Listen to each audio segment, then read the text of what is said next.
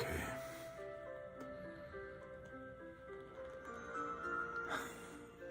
Eddie, you always get it. I'm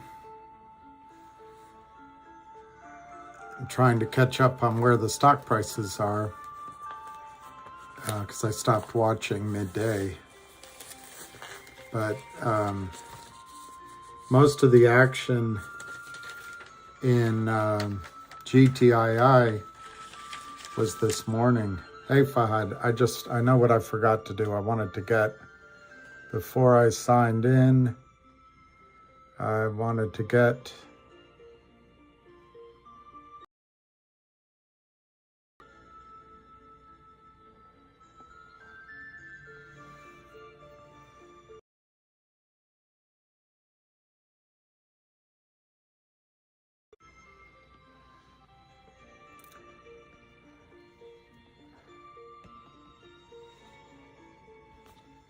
okay, so I wanted to, there's something I want to show you guys.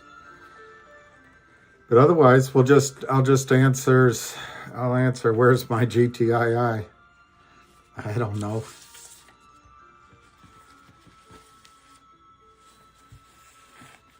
I'm not going to talk about it today, but maybe on a different call, but one of the things that Dr. Susan Trimblath points out is that the system allows for, I've got to get the wording correctly stated, but it's basically that the system allows for the delivery of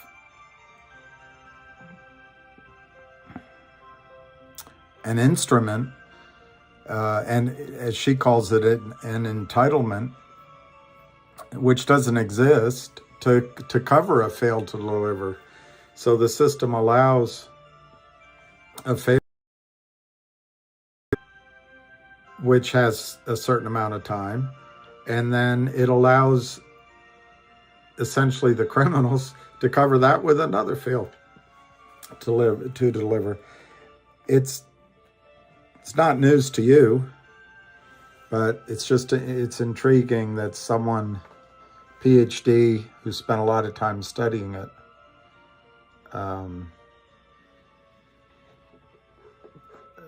came to that realization that we all have come to ourselves. We'll talk about it on a different time when I organize my thoughts and I can quote her directly. Yeah, that's Kitaro. Yo, I should turn it down. I didn't realize it was so loud. It's a long time ago. I would say it was the early 80s when I bought a couple of his albums, tapes. I bought cassette tapes. We used to be able to put a cassette tape in our cars.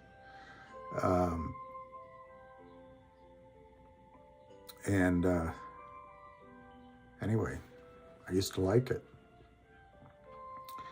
Hey, I'm Casey. Hey, Lion. Patrick, it's amazing how people know so much. I can't honestly tell you which one's my favorite because I realize there's so many. I remember vividly the two albums I had in terms of what the cover looked like. But other than that, I couldn't tell you the exact name. Hey, I'm Casey. You got to go. Well, nothing so far today, but I think coming up soon will be a filing by West Christian regarding GTII, essentially a lawsuit, naming a lawsuit. So that's the thing that I expect next on GTII. Then I think Ham's idea of giving a distribution via Upstream of a piece of that lawsuit, the proceeds of that lawsuit, to everybody involved, i.e. you, e.g. you, or is it i.e. e.g.? I'm not sure either one of those is what I meant. But anyway, you. That I think will follow on shortly thereafter. So it could be a good week. But anyway, get to work. Don't lose your job over this.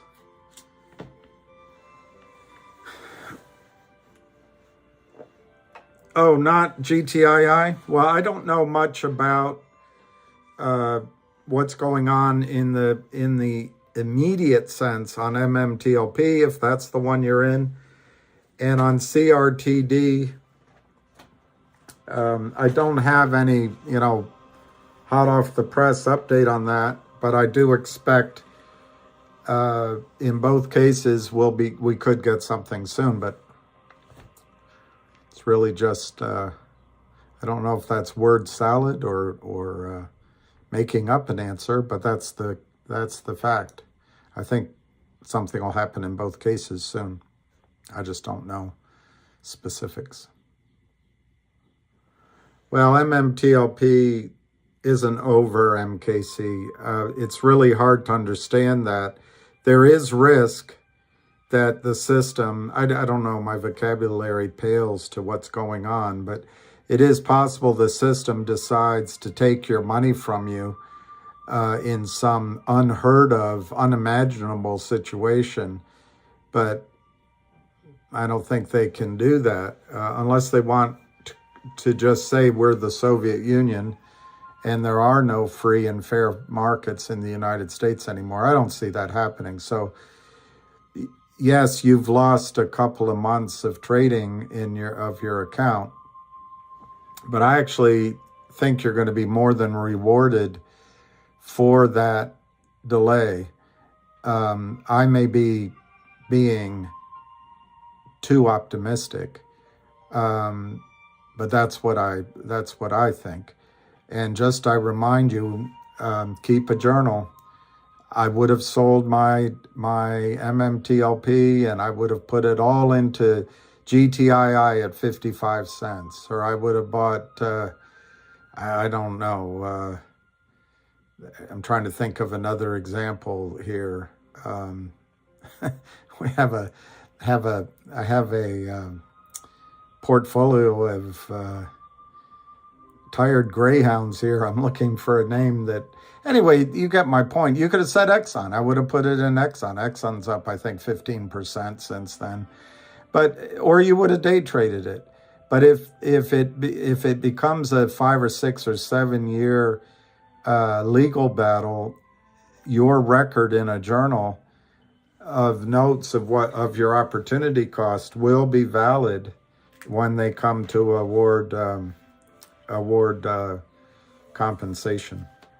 Anyway, I'm not as negative on I bought MMTLP. I'm sure I paid more than you did, but because I'm the idiot. But I'm optimistic about that property and the value of it. Hey Zizu. Hey Justice L. Blessings, Mr. Dugro. Let me see. Let's go around the couple of stocks there. I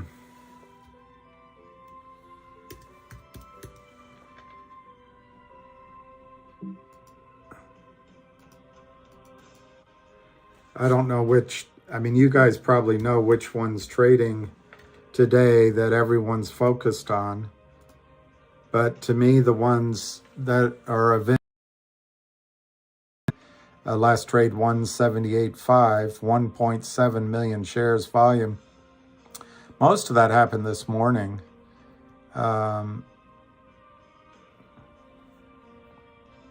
Dennis Sullivan, this is a key question. Dennis is wondering whatever happened to the rule that shorts have to cover. They diluted our shares. No kidding, they diluted your shares. That's why, I assume you're talking about MMTLP, but it's true in all the stocks. And I think it's a good question. I was giving it some thought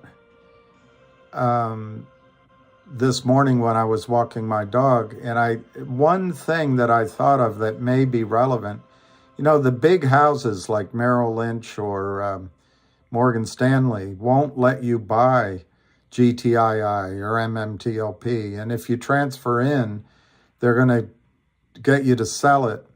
And I was thinking, I've always just thought that that's their way of joining in on Wall Street's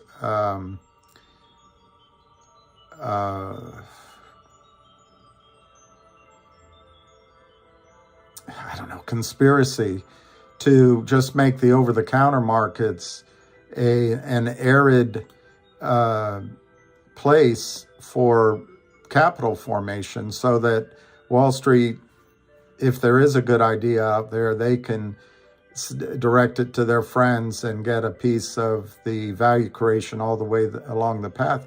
But I thought of something else this morning.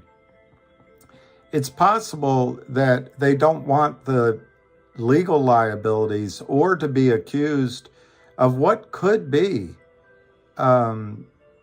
co-conspiracy in fraud, because what's in all of your accounts, as I saw Dr. Tremblath call it, is an entitlement, an IOU, a counterfeit share. But as long as the system accepts either a real share, counterfeit share, an entitlement, an IOU, in settlement of the immediate trade, so you can get your cash out at T+3, no one seems to care. But maybe the bigger firms just, they don't want to lose their franchises, so they don't want that legal risk. But my thought went further to think, that's where, in the Merrill Lynch, in the Morgan Stanley, in the Wells Fargo, A.G. Edwards, in these firms, is where the margin clerks are. That's where the sophisticated back offices are for retail investors. And maybe these other firms like Fidelity and E-Trade and whatever, I can't think of the other names right now. They're all created, Schwab, they're all created online. They're all created with computers running everything. So maybe the idea of a back office clerk catching the discrepancy or enforcing the rules doesn't really seem to apply. And when computers are running everything, the human eyeball is only going to catch it when it flashes red. Otherwise, they're not going to do anything. So as long as everyone in the system accepts that a facsimile of a share or a new failure to deliver is okay in a trade, I guess currency is whatever people want it to be. It's pretty depressing. The reason what happened with MMTLP is you got a trap for the system almost by accident, because it's going into a private company. The reason GTII and now CRTD have done certain things is to trap the system. It's not so much, it's nothing nefarious. It's just trying to cause a moment in time where everyone has to deliver the real shares all at once. So let me see. I can't even speculate what the future is for MMTL anymore because of all the corruption. The responsible parties for the corruption don't even know what to do. They jumped in the rabbit.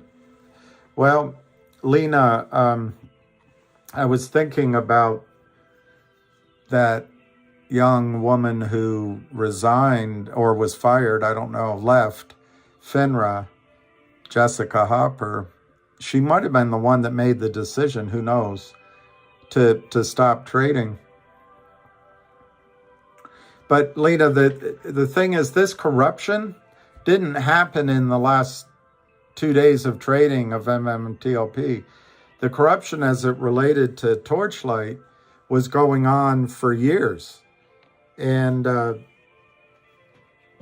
regardless of what you as people listening to me, right, as I'm saying this, might think about hydrocarbons, one of the great strengths of an economy is having access to hydrocarbons, at least so far, until we come up with a widely available, inexpensive alternative. It's still the case. Well, the markets, as they're structured, destroyed oil company after oil company after oil company. How do I know? Because I raised money for them. And I didn't fully understand the complete cancer going on. I understood it at the time of pricing and at the time of pipes and the time of offshore money coming in.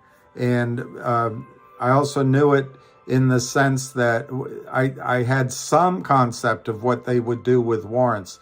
I also knew what toxic formulae meant in these financing contracts. So I had a big head start, but still I didn't know that the whole system was just set up to destroy companies. And I don't know how we intend as the United States of America to take on the rest of the world. I'd rather be friends, a strong partner with the rest of the world, when we can't even form capital anymore. So Lena, I think the corruption at FINRA as it relates to MMTLP is Torchlight got slaughtered. Of course, commodity prices didn't help there briefly, but I don't think our system is recoverable or redeemable or will survive. Even if they fix MMTLP, which they'll try to do, Lena. They're going to try to fix MMTLP. But where you stand right now, Lena, along with M, was it Matt or Michael M, is you missed out on a short squeeze on the Friday and on the Monday, Monday the 12th. That's what you missed out on. And then since then you've missed out on the potential, if you had gotten out in those short squeezes, if the short squeezes happened, you've missed out on future trades. But the billion shares, facsimile shares, counterfeit shares, created out of thin air, toilet paper shares, that didn't happen in the last week when FINRA made its boneheaded move. That literally took 5 or 6 years to create this greedy, blood-sucking position of counterfeit shares in first Torchlight, then MMAT, and then the criminals got MMTLP trading so they could continue to vampire the system. So FINRA is captured. It's dumber than anything. Not motivated to protect you, motivated to protect the broker-dealers and the big brokerage firms. But having said that, I'm just not sure. It's an accident that they found that they got caught with MMTLP. It's not that they set out to defraud you specifically in MMTLP. It's the criminals that did it. And I really have some sympathy for the young lawyer who's getting all the phone calls from broker-dealers. How do we handle this? We just got our run from DTCC that says we have 500,000 units of MMTLP partners, but in our books, we have 7.5 million. We can't reconcile this by the 12th. We're not going to be able to do it. And if we buy people in, are we doing the right thing? If we tell our customers they can't trade, are we doing the right thing?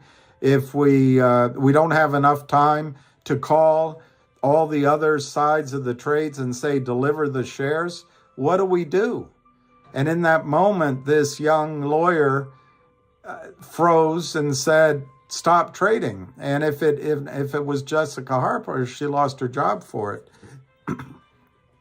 But I don't think she was sitting there thinking, oh, it's best for Goldman Sachs if I stop trading. I think there's a real good argument to be made. She just had no clue of what to do. I mean, what do I do?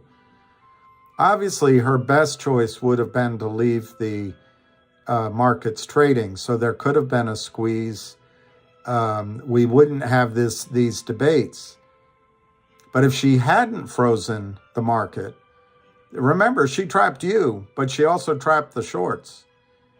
If she hadn't done it, the awareness of this egregious system that has been allowed, it, in my opinion, the roots of the problem come in human greed. No question about that. And the fact that, you get a hopped up young man trying to make his bones, and he has a lawyer behind him, he can do almost anything. He can push the boundaries. But in the recent time, and I'd have to, and I will do a little more research on it, but my memory of who made it United States government policy, the United States government decided that the best way to handle regulations of the United States securities markets, and I think the Secretary of Treasury at that time was Rubin, and that was Citibank. The best way to handle it was to allow the markets to regulate themselves. That's like telling the drug cartel down in Cartagena, why don't you guys take care, just follow the rules. It's like telling, it's like telling a class of high school, an English class, this semester I'm not going to be coming in, and maybe it's a high school down by the beach. Just you guys come in and do your work. Or it's like telling prisoners, we're going to leave the jail block open. Just follow the rules. Don't do anything I wouldn't do. So that president was Bill Clinton. And so it's been going on since that idiotic idea. I don't know how he, with his smooth tongue, he could have convinced anybody that made sense. But the markets have doubled, trebled, quadrupled since, much more. They've gone up 10 or 20 times since then. And people have made fortunes. But FINRA, the SEC, the SEC is a political body. FINRA is populated by people who come from Wall Street. And the DTCC is a cooperative private entity operated by the brokerage firms. And it's all voluntary. Enforcement is voluntary. There's this vague oversight by Congress. I hate to say it. When I look at Congress, I see people that are really young. But and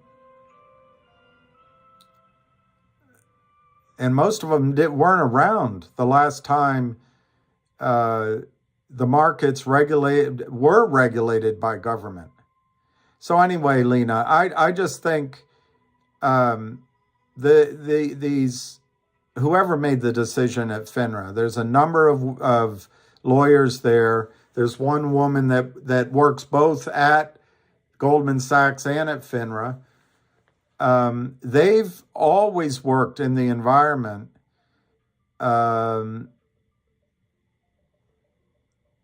that the markets will take care of themselves. The idea that Bill Clinton put forth was that why would a market run afoul of the rules? If they don't follow the rules, the whole system will go down. They'll hurt themselves. Well, all right, while I'm talking, the stock's down 8 cents, 166, no volume. This is all criminal. It's 100 shares, 100 shares, 300 shares, 100 shares, 626. Here's 127 shares. Get me out. Oh, sell 127 shares. I need that out now. 500, 100, 100, 1,000, 100, 100. It's all fraud.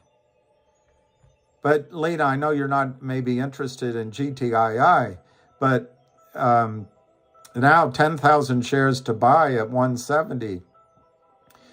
But what happened in MMTLP is a blessing in one way that they stopped trading, because now they have a problem that everyone is going to know what it is. Can they fix it? Well, when I asked that question, I was talking about the whole system, and now I realize maybe you're hearing it as fixing it about MMTLP. I think MMTLP will be fixed. And Lena, I've said it so many times, so I don't want to bore people, but I think there's only 4 or 5 paths forward now. One is to do nothing, which is what it feels like is going on. But that's just what it feels like. There's people, they're actively working. It's a huge problem. How do you come up with 1 billion shares of non-existent shares that are now a private company? I don't know. You might have better ideas than I do, but even lawyers can't concoct an answer to that. This has been a multi-year fraud, and it wasn't that FINRA made the decision at the last minute that's making you uncomfortable. Further, Lena, it's not clear, although I think it would be different because of the quality of men behind, and they are men that I'm talking about, behind MMTLP, NexBridge, and MMAT, the big investors. But it could have been a situation on that Friday, December 10th or 9th, and Monday the 12th. It could have been similar to COSM, where the CEO sold shares to the shorts. There's a FOMO managed in the middle of the day on Friday. TD Ameritrade, like they did with COSM, might have told you can't trade. And they run it up on Friday, and the CEO accepts half the price of the high, and he set himself up for a salary, set his company up to be a reasonably good company so he can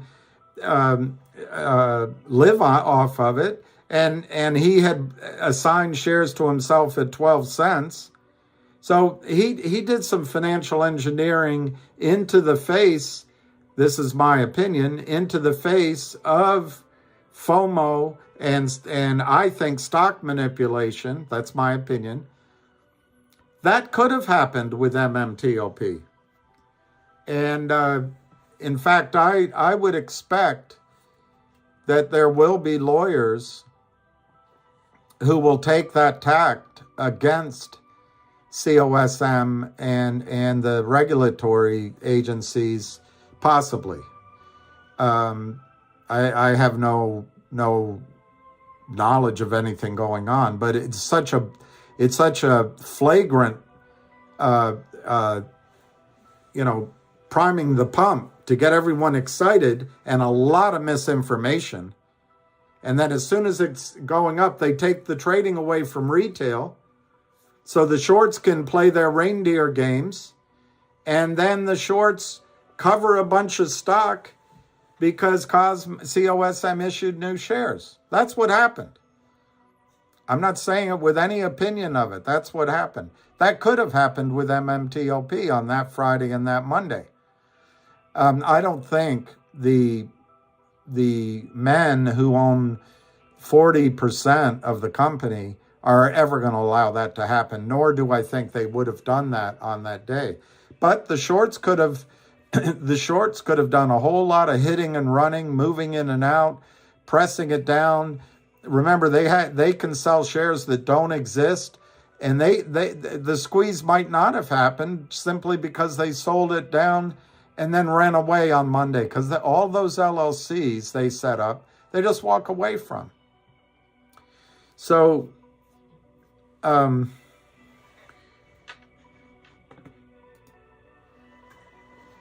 while I think it would have been a short squeeze on the Friday and on the Monday in MMTLP, and you could have made a lot of money in that, it's not 100% that that's what would have happened. And there are scenarios, like with COSM, where insiders and people close to the company and the CEO, in my judgment, just take advantage for themselves. Now, there's always an argument. Does the CEO have a responsibility to current shareholders or future shareholders? What's in his judgment the best thing? And you can debate all that.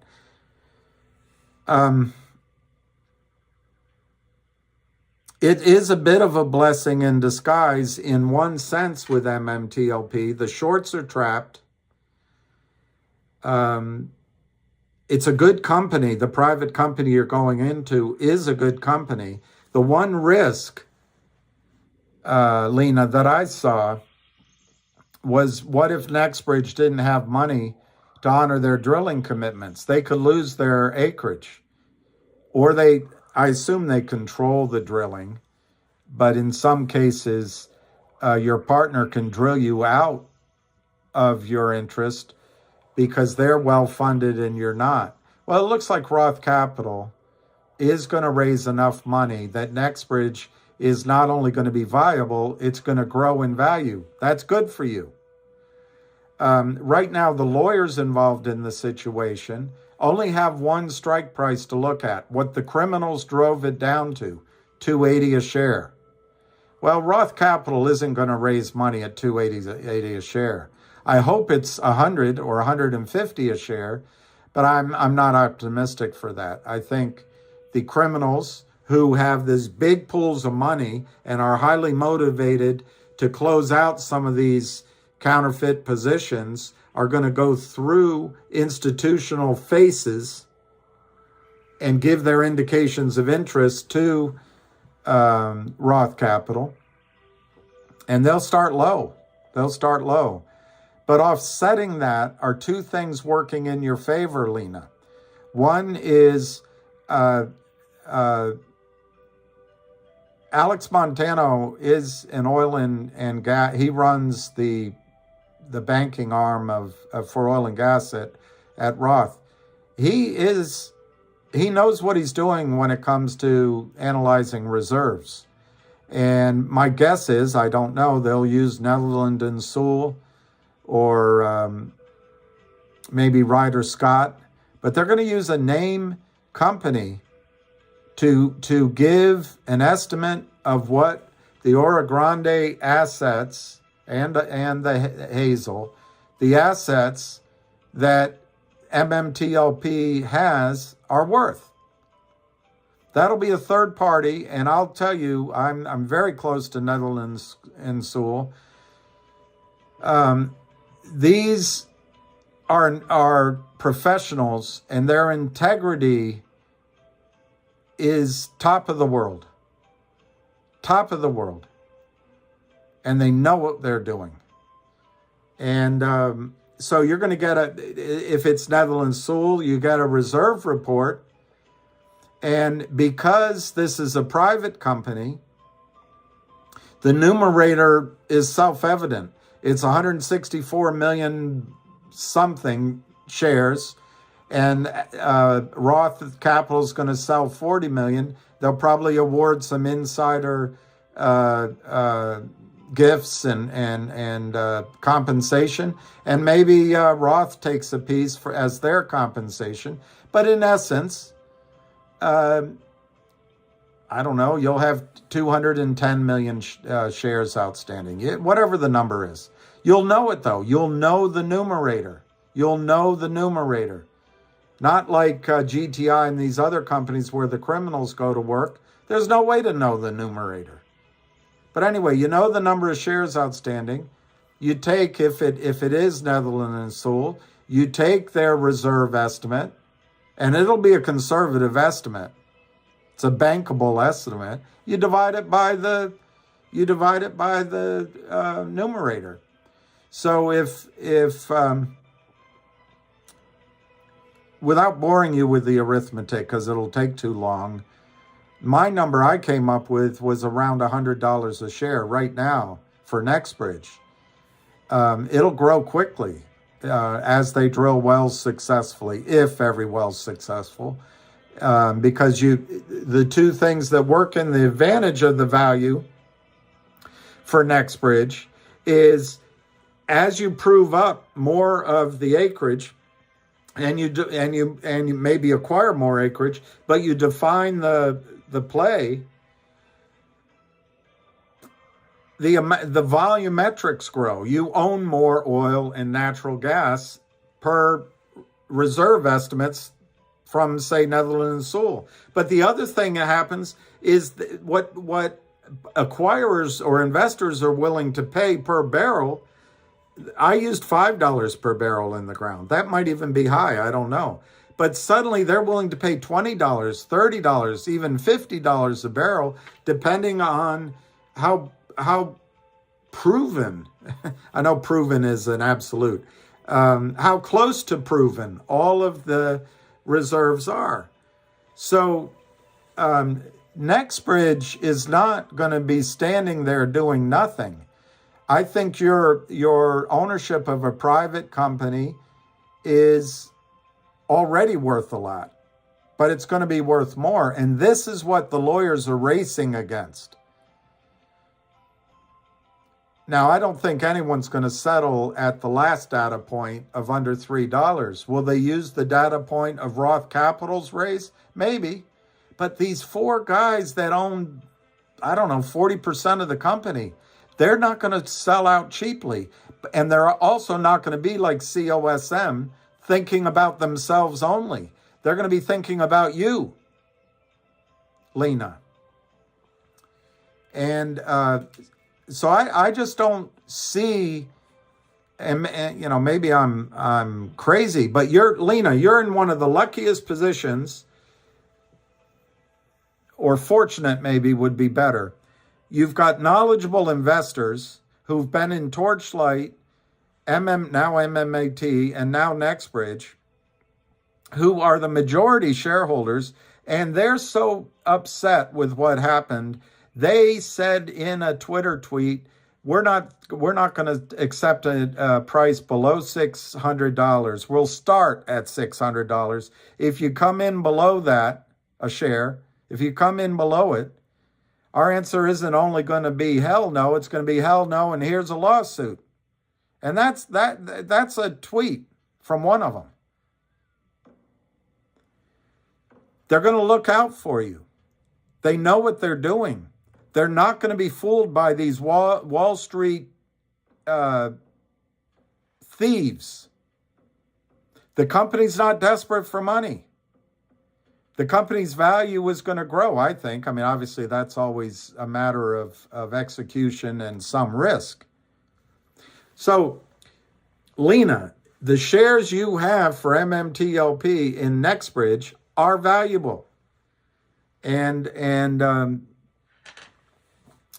so then the question is, well, I missed out on the short squeeze. Fair enough. I can't replace that for you. Then the question is, how are they going to make it good to me?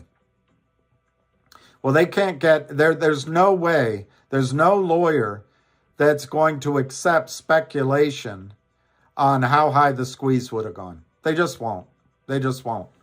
Lawyers only, they line up facts, and the facts have to be entered into evidence. If they're not, they don't exist.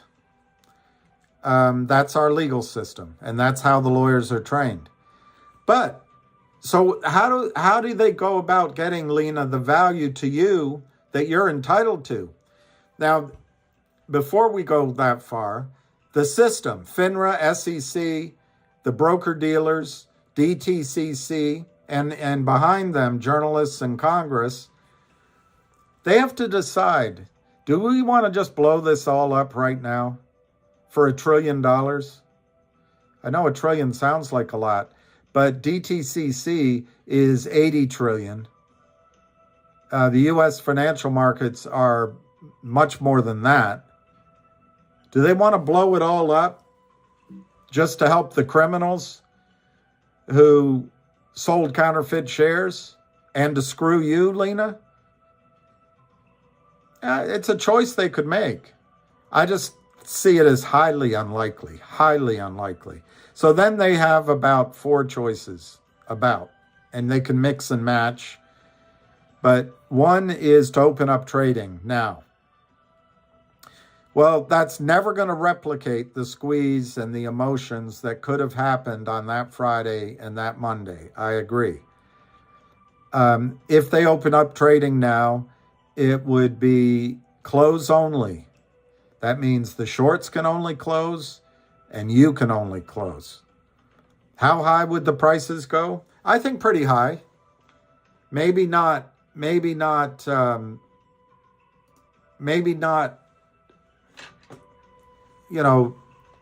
to the stratosphere that it would have on those first 2 days. But a lot will depend on what are the rules. If it's closing only, is it 1 day or is it a week?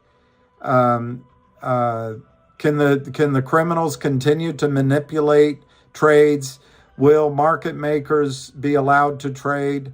Will orders be accepted without location of shares? It'd be a lot of things. The rule book would have to be designed for it, which helps explain, Lena, why it might be taking this long. And we're still only from December 15th, tomorrow's February 15th.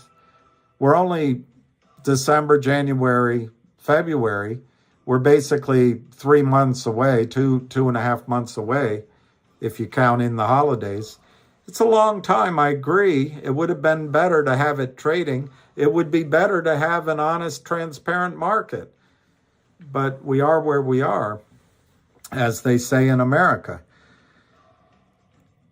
I put the likelihood of opening up trading at very low. I'd say 10% to 30%. The reason I'm skeptical about it is there's too many lawyers involved. And these are lawyers all over the place.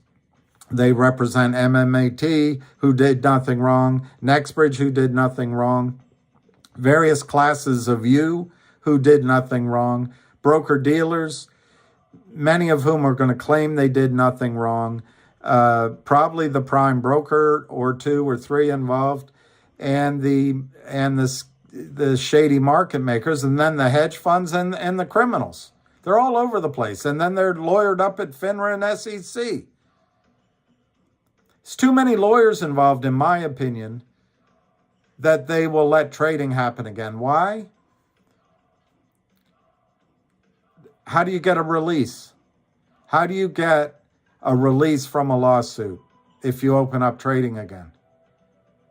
And to open up trading, you're going to have to get approval, I think, from all the lawyers, or at least the majority of them. And there's going to be a few that say, my clients refuse, we don't agree, unless we get a release from lawsuit. And I'm not a lawyer. I cannot comprehend how they can do that. Possibly that one of the rules they put before it opens trading is, if you trade in this market for this week in this QSIP number, by definition, you're giving up your right to sue. Maybe that happens. Anyway, I give it low odds that they open trading again, Lena, 10 to 30%. The other choice they have is a gray market. Now, you have that choice too. One of the lawyers out there could probably make a lot of money for herself if she came up with a standardized contract that was accepted by all you all, whereby you could start an informal market amongst yourselves, selling shares and buying shares. That's a gray market. The other gray market that everyone's actually talking about is if Davenport Securities, a really good firm based out of either Richmond or Charlottesville, Virginia, high integrity, if they had maybe 250,000 shares on their books, they just want to get rid of it. They don't want to be in any of this. They don't want to protect the criminals. They don't want to be part of a lawsuit. They call up FINRA and say, FINRA, we're hereby notifying you under such and such and such that we're going to close out our positions, and we're going to do it. Well, then they may either do it themselves, or they may, just buy those positions from you, and then they'll put it in the error account, and then they don't have to worry. They get a release from you. They don't have to worry about a lawsuit. It sits in the error account. They write it off to zero. It might come back, it might not. Or they'll call another trader to trade them out of that position and take their losses that way. But it'll be phone calls. It'll be gray market means, hi, we have Mrs. Smith, we have a buyer for your 10,000 shares of MMTLP at $7.75. Do you have an interest? Well, no, I'm sorry. If you're not interested, go on to the next one. Mr. Jones, we have a buyer for your 5,000 shares at $7.75 click. Mrs. Melton, we have a buyer for your 50,000 shares of MMTLP at $7.75. Really? I'll take it. Okay, you're done. Boom. We'll send you an email confirming our conversation. That's the gray market. That, to me, the gray market has a high odds of happening because it could happen with or without. It could happen on Craigslist. So I would give that 60 to 80% odds that that's going to happen anyway. The third thing they could do is just follow this, and lawyers will recommend it. Just follow this legal path that goes down Nightmare City of 7 or 8 or 9 or 10 years of legal pleadings and filings, and lawyers will ascertain what the facts are, and the judges will make rulings, and there'll be appeals, and it'll just go on and on and on. The criminals will fight discovery. People will die. People will leave the business. NexBridge will go on and become a huge company, but at some point, a judge will say, well, we're not talking about NexBridge anymore. We're just talking about what it was worth at that time. And this is where the lawyers will want it to go because they make money. I give that 50% odds, 70% odds that that's the way it's headed, is down this nightmare. Everyone wants justice in the courts. Let's sue them. It's idiotic from a businessman's standpoint. It's just simply idiotic. Lawyers are not businessmen. Look at Angelos when he took over the Orioles. Look what he's done to it. He has no clue how to run a business. He's a good lawyer, doesn't know how to run a business. So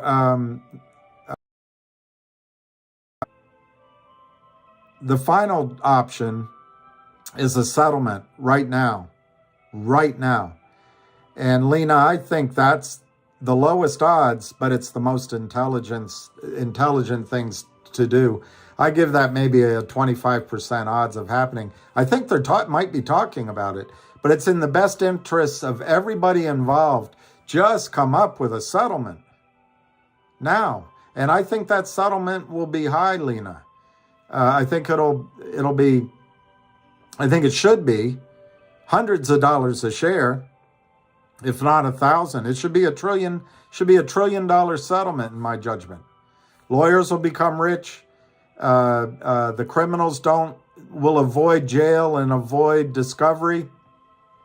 NexBridge would be massively financed. Imagine if NexBridge issued, after the Roth capital financing, imagine if NexBridge issued a billion shares to the criminals at $1,000 a share. I'm going to extremes. It'll probably never be that much, but it should be, to pay you for the dilution you're going to experience.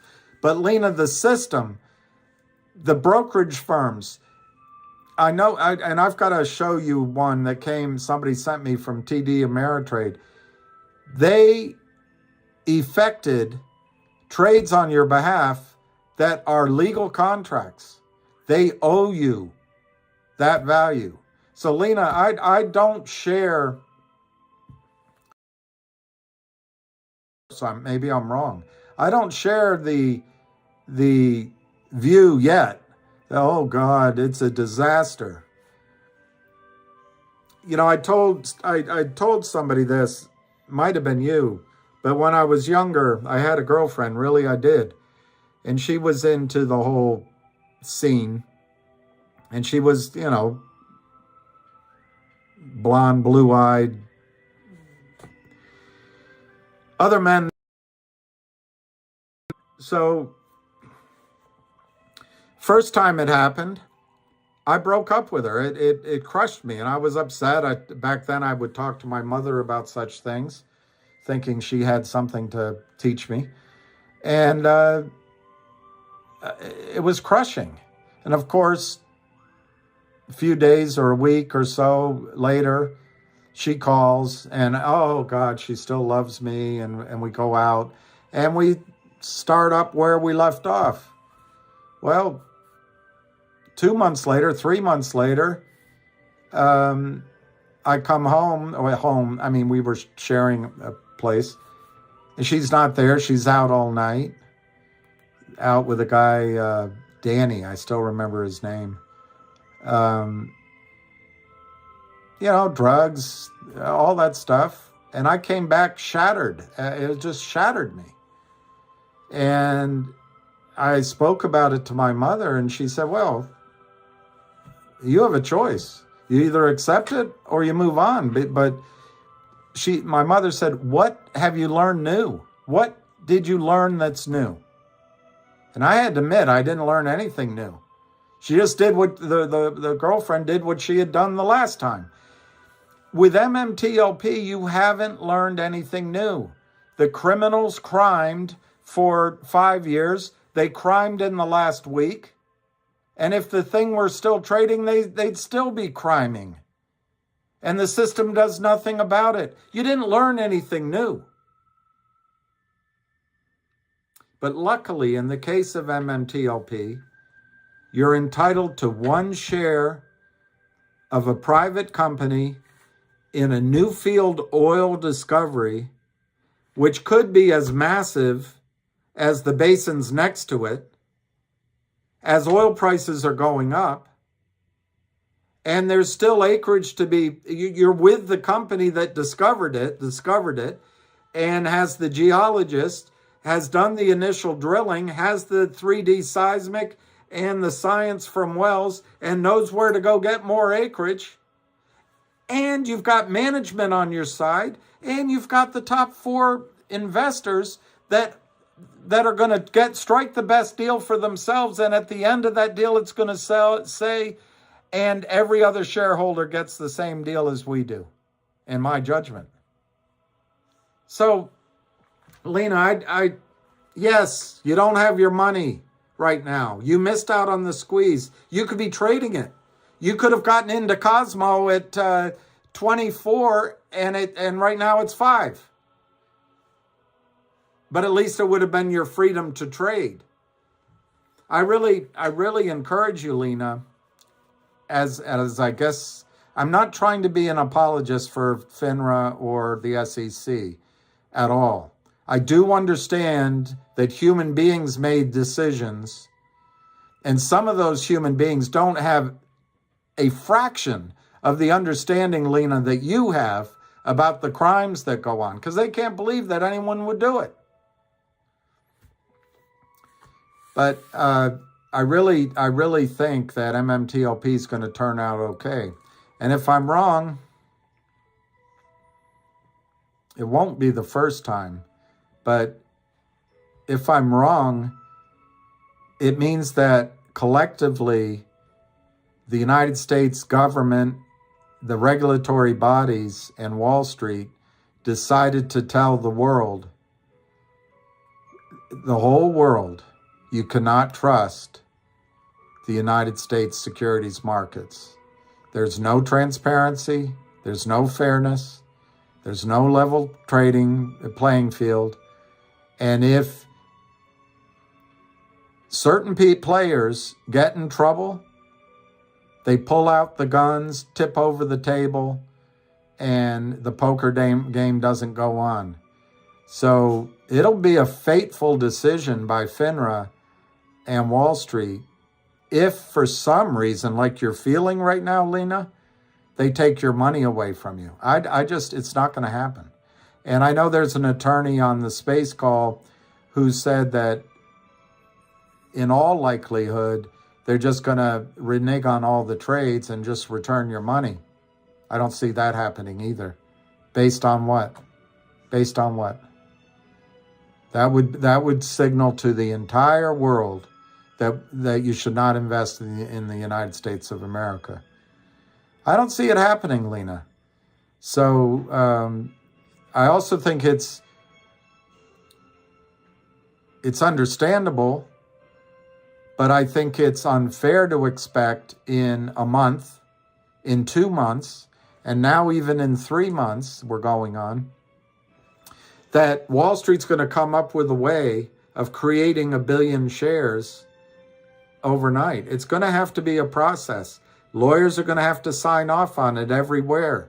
And as you know, because lawyers are smarter and better human beings than the rest of them, they get paid while they go to the bathroom or while they drive to work or while they're having dinner. They get to bill those hours somewhere.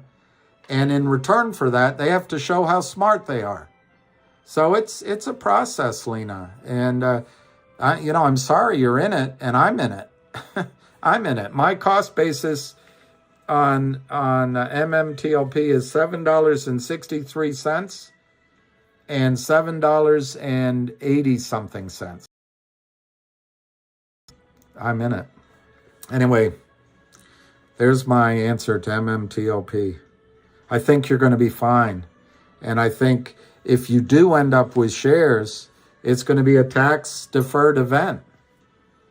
Imagine if you took your $5 you invested, I don't know, I gave you my number, and it's suddenly worth $100 a share and you don't have to pay the taxes for the uplift, and you're in an oil and gas company that can go kick butt.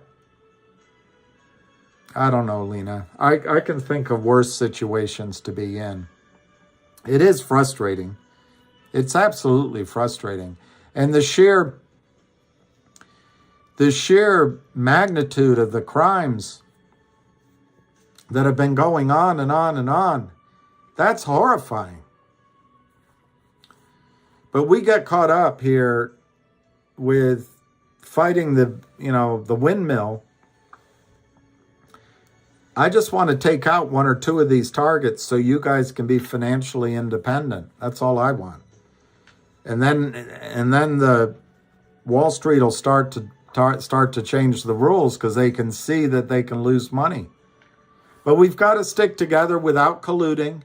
We've got to stick together without signaling each other like the market makers criminally do. And we can't get, an investment encouraging somebody else to direct us elsewhere. We got to stay. Now, I'm not saying you have to do GTII. There's a dozen companies here. But what can you do about MMTLP? It's nothing you can really do. Have you written your senator? Have you called your congresswoman? Have you written a letter to the editor? Have you called the SEC? Have you called FINRA? You've probably called your broker. They don't know anything. What else can you do? Nothing. You got to wait. The reason you have to wait is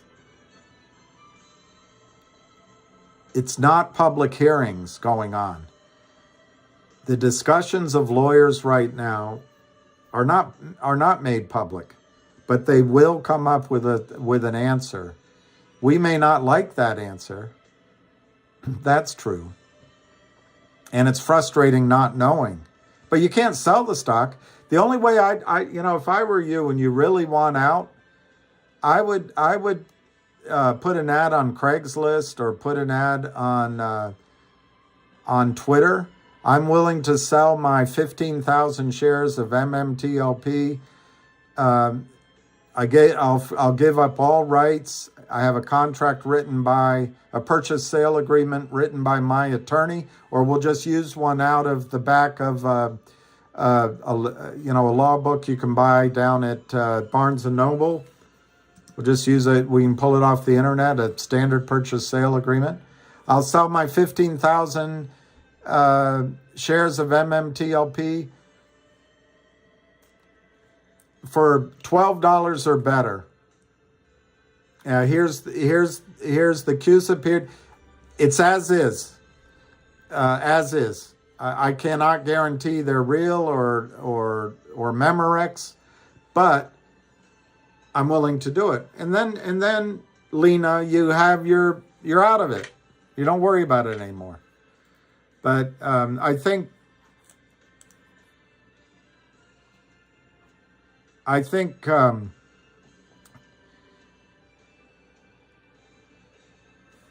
placing all of our angst in the decision one person made in the heat of the moment, even though I think she made the wrong decision, that's just a symptom of the problem. That isn't the problem. And then to expect somehow who is they? Who would you go to? Gensler, he's captured. Biden, he's senile. Kamala Harris, she doesn't know what she's doing. Trump, he's not president, and even when he was, he didn't do anything about it. Would you go to the guy that runs FINRA? He doesn't do anything. Would you go to one of the lawyers at FINRA? They all work at Goldman and other places. They're just proud of their job. They don't do much. Would you go to the over-the-counter market? They don't know what they're doing. Would you go to Congress? I mean, I would think Elizabeth Warren, if she understood the situation, might be a logical place to go. But a lot of Congress is bought off by Goldman Sachs and J.P. Morgan. Would you go to the Treasury Secretary? She earned money from fees from Goldman Sachs. I don't know where you go. Do you call up the Treasury Department and say this is an Al Capone situation? These criminals have been sucking money out of the system and they don't pay taxes? Maybe. That's a lot of work for the IRS. And maybe with not a lot of, and besides, our president wants the IRS to go after waitresses now. They're tied up.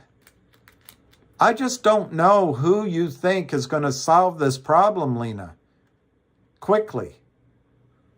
And I'm not picking on you. I'm just saying, who's going to do it? Who's the adult? I don't see a single person on Wall Street that cares about this. I don't see a single person. And most of Congress gets as befuddled by financial terms as anybody else. That's why brokers make so much money. It's not that hard. It's just the language. It's like learning another language. Anyway, I really think 90 days, if it's been that long, is not a long time when you're trying to come up with a settlement of $1 trillion problem. Where do I get $1 trillion from? If it's 1 billion shares and they're each worth $100, it's $1 trillion problem. So anyway, I didn't mean to make this call all about MMTLP. All right, let's see where everything closed. GTII closed at 173, 1.8 million shares almost. CRTD closed at 58 cents, 450,000 shares. Finger closed down 312. AMC 469, GME 1969. MULN was up a little bit at 37.99. And Chewy, I know you're keenly interested in Chewy. No, I'm just kidding you.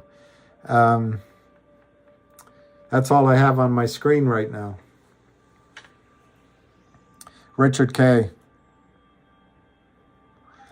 William, doesn't FINRA want a MMTLP settlement before a judge forces trading to open?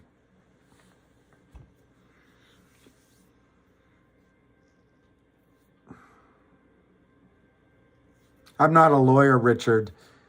I don't think a judge can force trading to open unless you get to the right judge.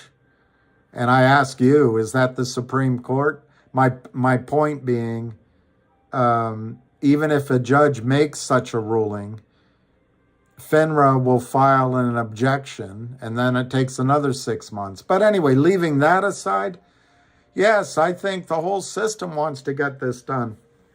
They have, unless they give up on the United States security system, they have to buy back every piece of crap they stuck in your accounts. They have to do it. And as unpleasant as it is, do they want to take their own medicine or take a risk that a court's going to, you make a great point. Once it gets into court, you don't know the ending, particularly if it's a jury involved. So that's why I think the most sensible thing is a settlement. I think settlement is 25% odds. I think gray market overlaps them all at 75% odds. I think starting trading again, I think's low, 25% at the most, 10 to 25%. And then,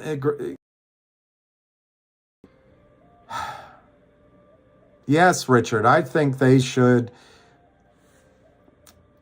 The parties that are involved, Richard, are FINRA, SEC. But now that there's lawsuits, once there's lawsuits, lawyers tend to lob, I don't even have the vocabulary, but they lob these big, thick documents at all the parties involved and get everyone hooked in, particularly the ones with money. And once they start doing it, you've got to get releases. You got them to get them to stand down. I don't know. I don't know.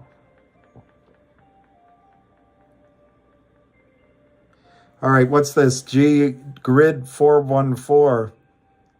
Hey, Brendan and Ellis, I'm glad you're here. Don't care. FINRA and SEC don't care. They are spending their time getting crypto banned and hurting the retail guys. And that, yeah, I think you're right. I think Gensler is fighting crypto because it's actually a threat to the banking system. If you can call it a system. These guys are used to living the large life. And just remember what Jimmy Rogers said. In the future, stockbrokers will be driving taxi cabs. Farmers will be driving Maseratis. And, you know, I'm not a conspiracy theorist, but I can recognize patterns. This explosion in Ohio might be damaging some of the best farmland we have. The war in Ukraine is certainly going to ruin the breadbasket of the Soviet Union, now of other parts of the world, for forever, because that's what radioactive waste does in human terms. Could we be could we be coming up on a period of time where food is scarce? Tony Martinez, I think the bank system really is in crisis. And going back to what Richard Kay just said, it would make a heck of a lot of sense for FINRA and the SEC to resolve this quickly, because they would like the system to survive a little bit longer.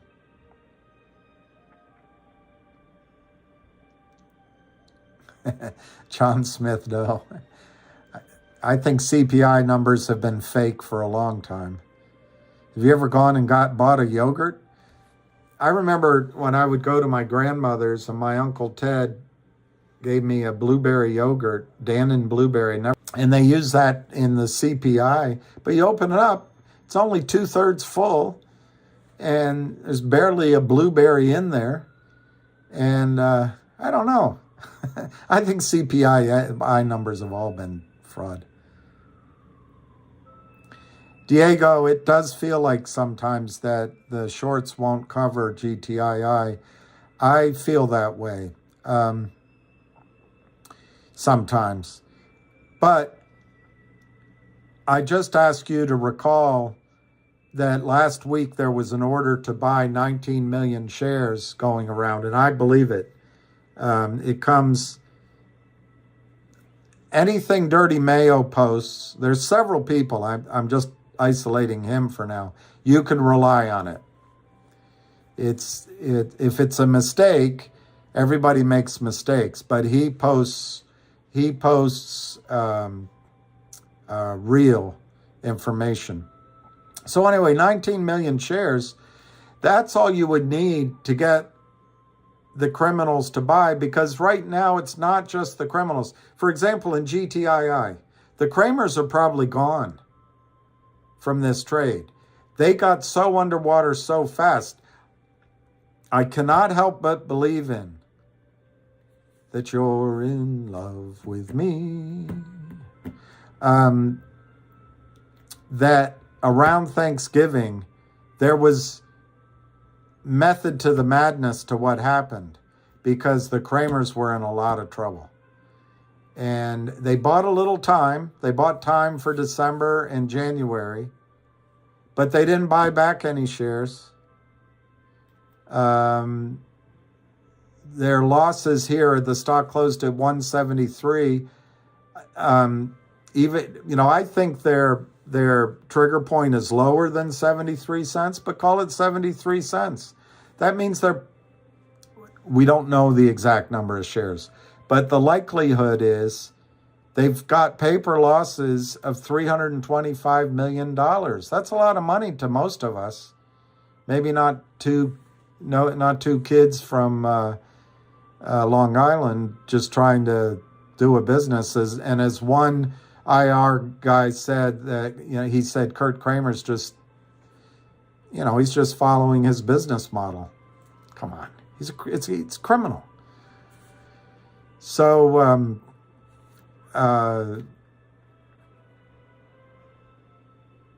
but what I wanted to say is the Alpine, it's in public papers. Alpine's in trouble because of the counterfeit concentrated position in GTII.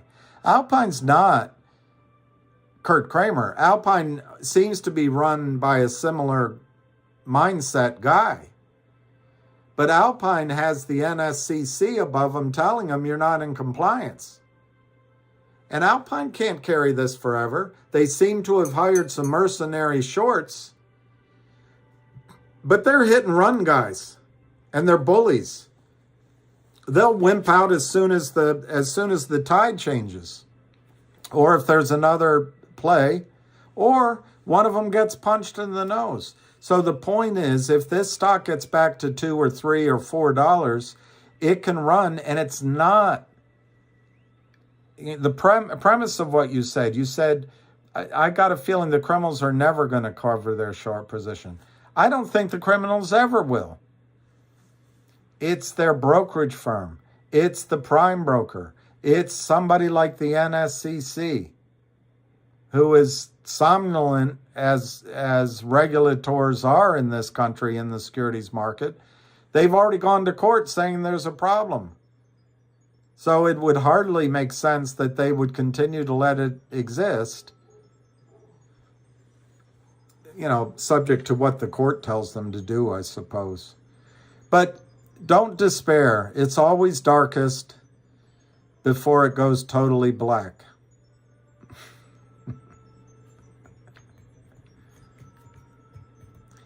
I'm in Sarsour.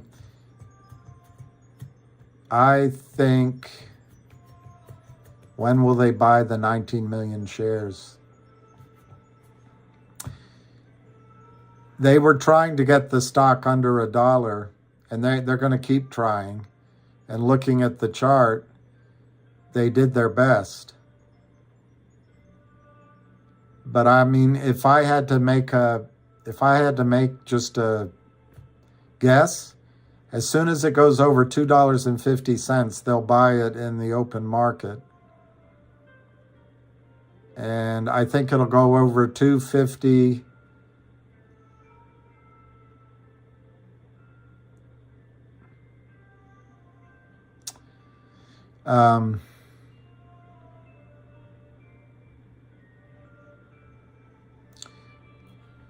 I think it has a chance to getting to $2.50 before the end of this week. Any feedback, progress from MMTLP Friday meeting? I don't know of any, and I just talked about it. Twisted game logistics.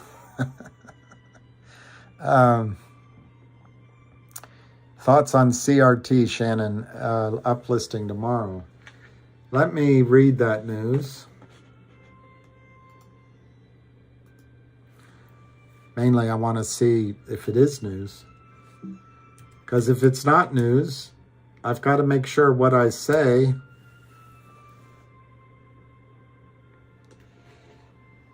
on the off chance I know something I'm not supposed to know, which I don't think is likely, but it's possible.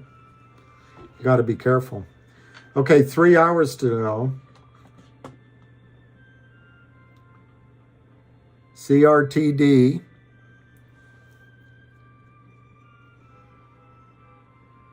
It's great to be able to enhance both. Oh no, let's see what it says. Enhance our human-led curation capabilities, both by creating efficiencies and reducing overhead.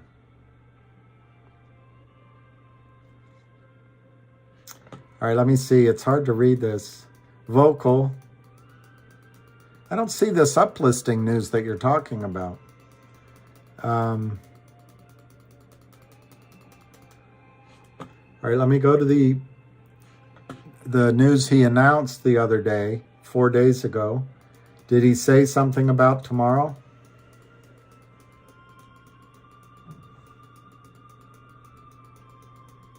Yeah, I don't see.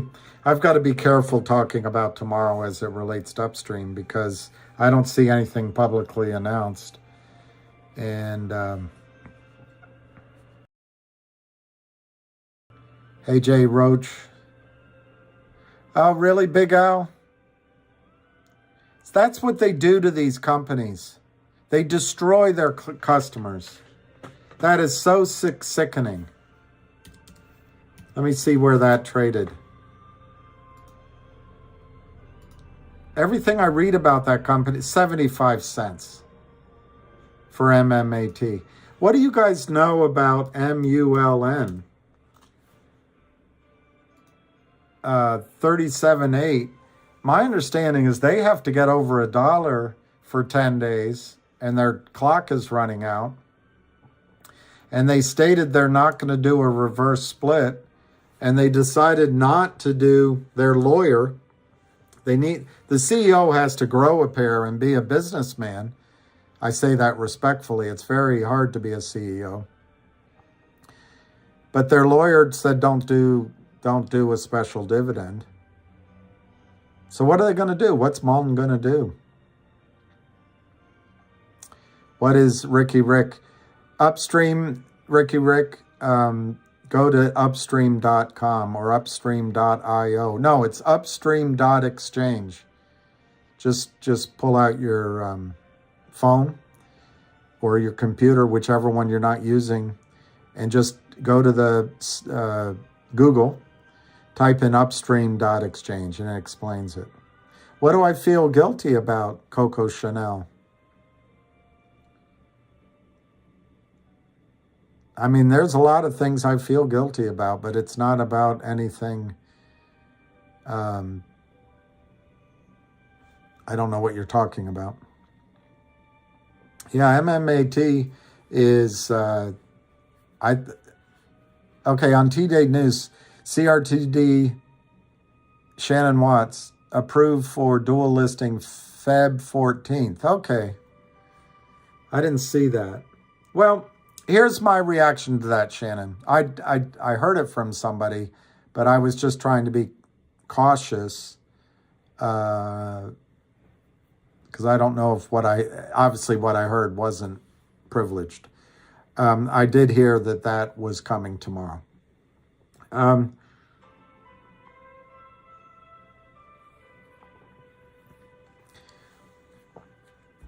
Until Wall Street knows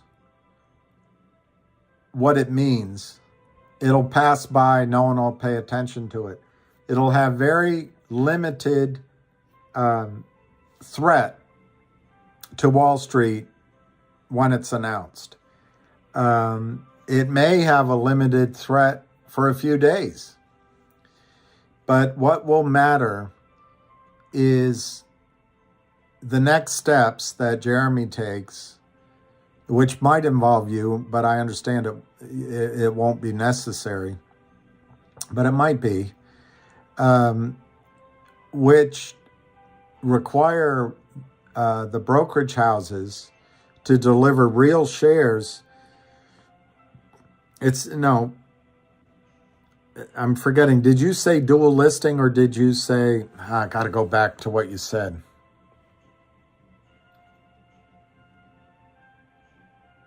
Okay, you did say dual listing. There's two other companies on Upstream that dual listed, and it hasn't had much of an impact yet. I think it's all going to be in the process, and if anybody knows how to make the process cause a run on the bank, so to speak, run on the shares, it's Jeremy. Secondly, as I understand it, U.S. companies aren't completely approved for trading on Upstream yet. It's a month or two away. Depends on how true that is. thirdly, and I can't get it out of my head, Shannon, if I'm a criminal selling non-existent shares in a company on the OTCQB, just because they list on Upstream, how does that affect what I'm doing? I'm just selling crap, and I can keep selling crap as long as the system allows me to counterfeit. I'll keep counterfeiting. So I don't expect that you're going to get instantaneous price movement to the upside initially. Now, as Wall Street starts to understand the magnitude of what goes on because of these dual listings, because of these special dividends, it'll start discounting the effect immediately. But I don't think we're quite there yet. Do I think it's good news? I think it's great news. And I think you've got a guy in Jeremy that will know how to make it bite on Wall Street. And so I see that as all positive. But call me confused when it comes to, use the example of, I don't know, what would be a good example? There's only two other companies in this one right now. I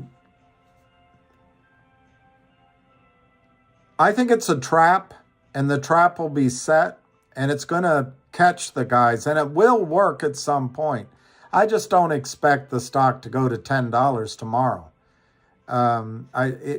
Could it finally get above $1 to $1.20, $1.50? Sure, that could happen. Absolutely. It's a positive, Shannon. It's a real positive. I personally think when he announces the effective date of the OG collection distribution on Upstream, I think that's the one that will trigger it. To deliver real shares for you. It's not so much whatever entity that he creates, if it's a special dividend to give you that distribution, Wall Street's going to have to deliver to you real distributions. Otherwise, you don't get it. And the only way to do that is if you have real shares, or if the criminals pay that distribution to you. And that'll set up the squeeze. So I would be more excited the next, unless I'm misreading this. And by the way, I just read a sentence, Shannon. Approval to be listed on Upstream is subject to acceptance by merge. So it's not 100% there. It's good to be on Upstream, but then it's acceptance by merge.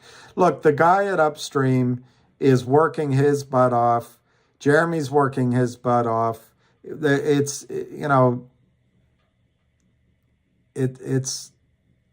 new ground. So I think it's all great news. It's excellent news. But do I think, Shannon, it's going to make the stock go to 20 tomorrow? No. Could it make it go to 2? Sure, because it's going to be taken over at 2.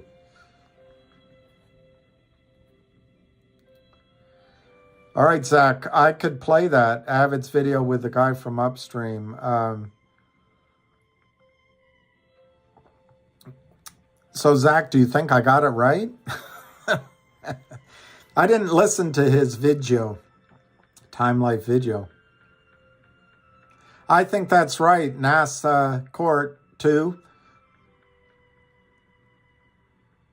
What will be my first purchase when I get MMTLP money? Well, let's see. I know how to pick up chicks. Oh, I made a lot of money. I bought lumber at 11 cents a ton. Sold it at 13. I bought 2 tons. Well, you figure it out. Anyway,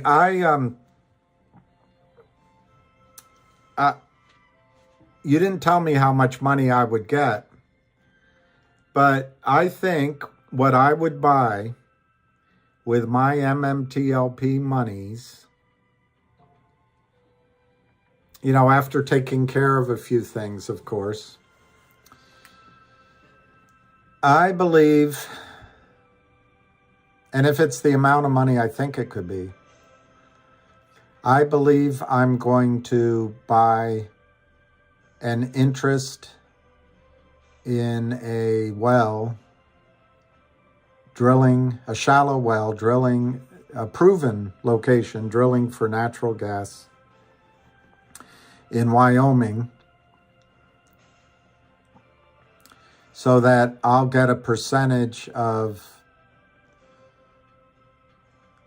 $100,000 a month in income. And then after I've done that, then I'll spend that monthly income on something. And I don't know the answer.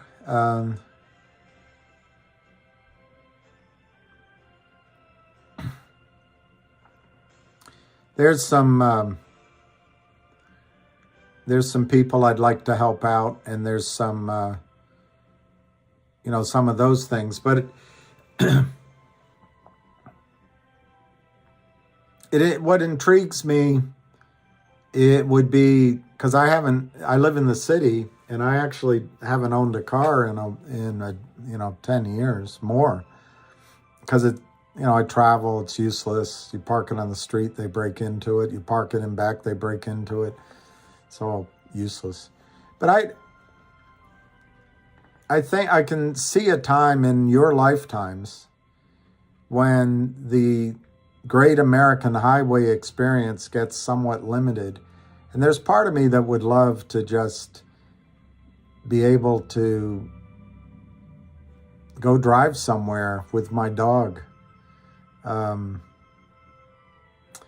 I mean, that's a stupid idea. I wouldn't mind going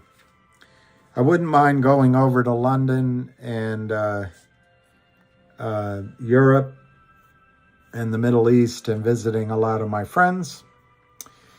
And I probably would look at precious metals and things like that too.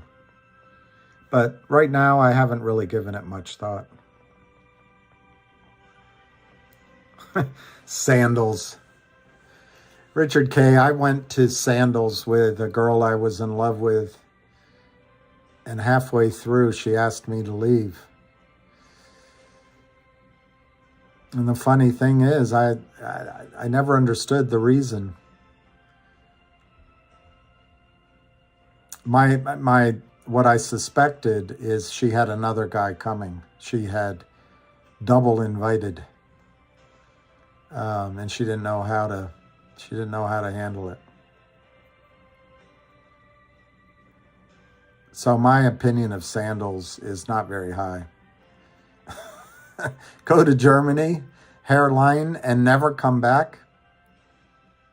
I would love, Paul Kovalek, I would love, and maybe there's some people in this audience, I would love, if we hit it big, I would love to go, if it happens soon enough, I'd love to go as a group for the 2 weeks, go to Roland Garros, go to Paris and watch tennis. And then go to Wimbledon, London, York, and then go to Australia. That would be the most fun thing I could even imagine, is having a group of friends and going around the world following the bouncing ball, so to speak, following tennis. I think that would be great. Pickleball, that's what Ham plays. Marry a German girl. I like German girls. David Lee, I think a goal of paying off your car would be awesome, and owning a home, awesome. Just getting out of the debt-based system should be the #1 goal. All right, Nick, we'll do it. Cryptic Trader. I have 3 cars and 2 homes, and I want to retire now at 35. And what does it all mean? What does it all mean? I'm just kidding you. Spain, yeah. My friend, brother lives in Huelva, Spain, and I'd like to go there, Luis. Never marry an Italian girl. Victim 4200. Were all the other victims, had they all married the same girl? Colombian girls, yeah. Bed and breakfast in the mountains sounds great.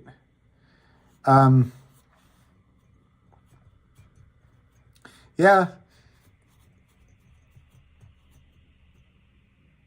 I don't think, that's what they made the Wurlitzers for. They made jukeboxes for, because men never understand women. Yeah, I think Italian women would be great. Jared, I went to Berlin twice in my life, but more recently, and Berlin is amazing.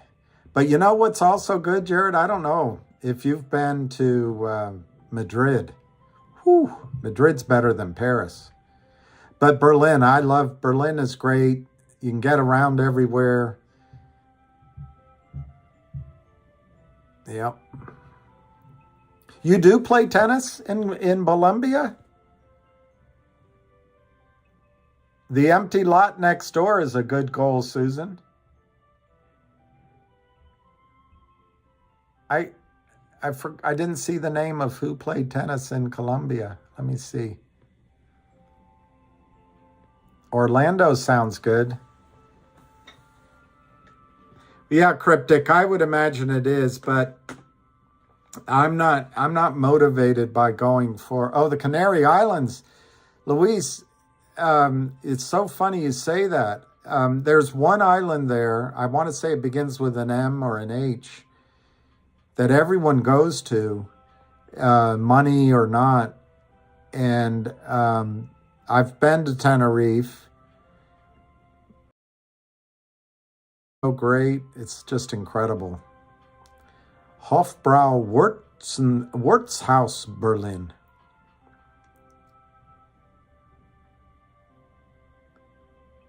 That would be great, David. I like this dream. My dream was to have a boat and hunt for sunken treasure. Now it's to buy a farm and teach my boys how to survive and hopefully look down one day watching one of them dive. I love that dream.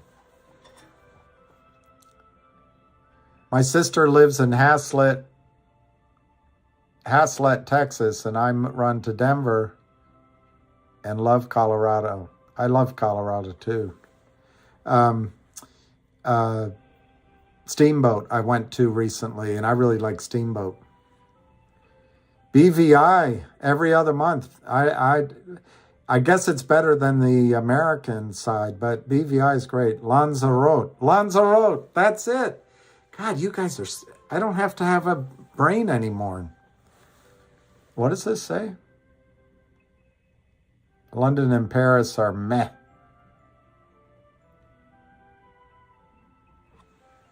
Yeah, I know it's near Africa.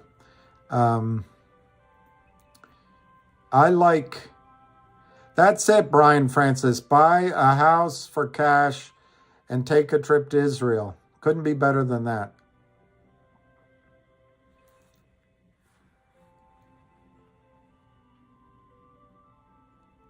Sinbas, I love that. Ham wants everyone to contribute to elephants, tigers, all these poor animals.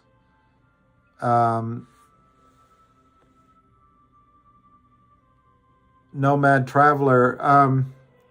I don't know the answer. I think there's been several triggers on GTII.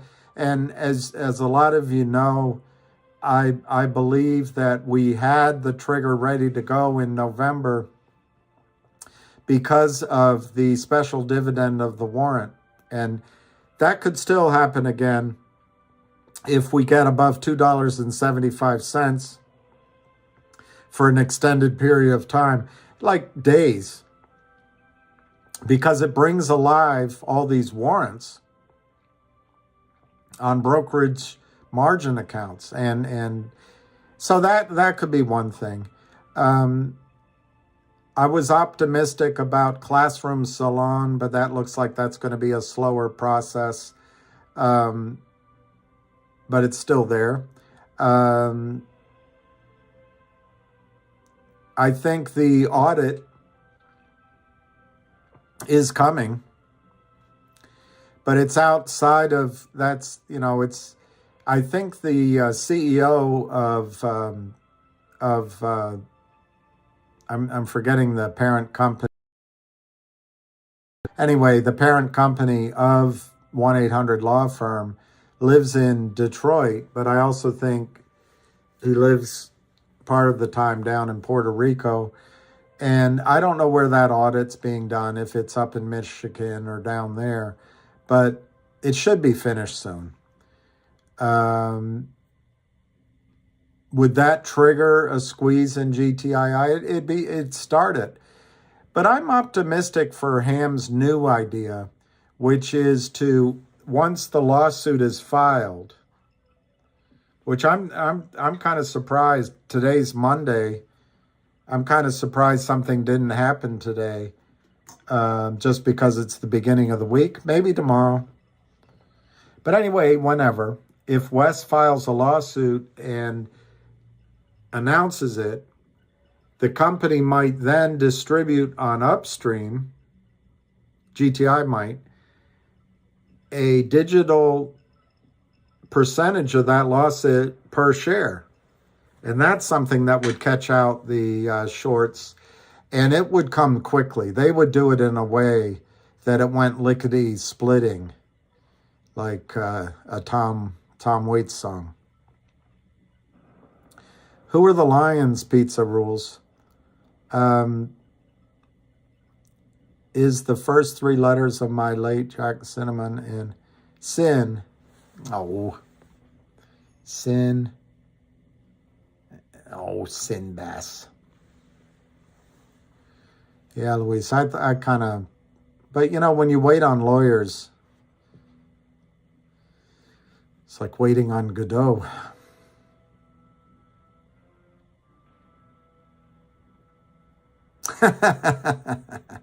Dominican Republic. I want to see the warrants. Arrest warrants.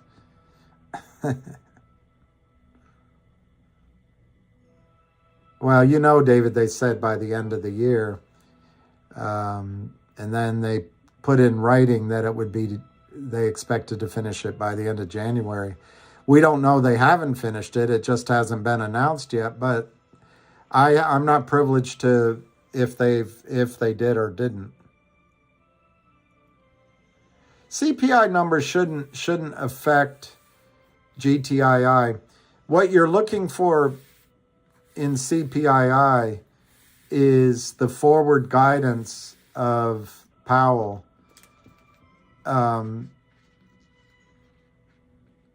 It's not so much whatever the next interest rate rise is or not, it's the forward guidance. And if they can say that Joe Biden has brought down inflation, they can start lowering interest rates. But I remember a time, barely remember it, but I remember a time when the Fed couldn't control interest rates. And I'm always amazed how people expect the Fed to control rates now. We've gone through many years really spoiled. And the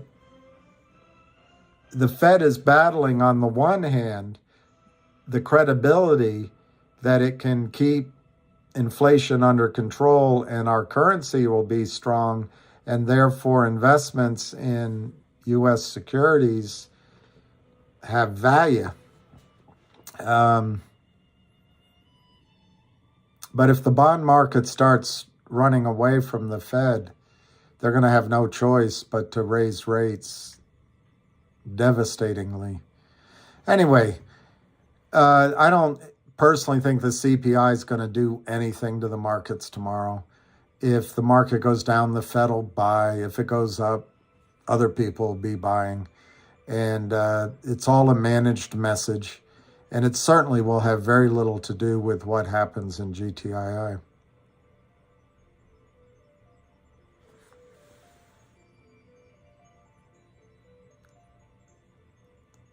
Was there a newer date for warrants for later holds? There hasn't been another warrant. Trying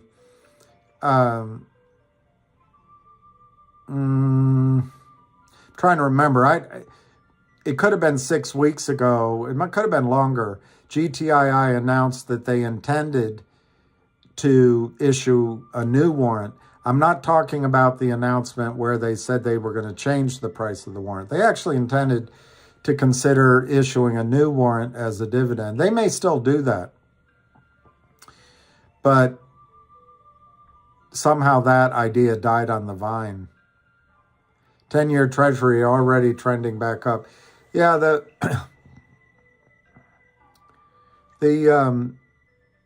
it's a weird thing the Fed's doing. They're raising rates, but somebody's buying bonds.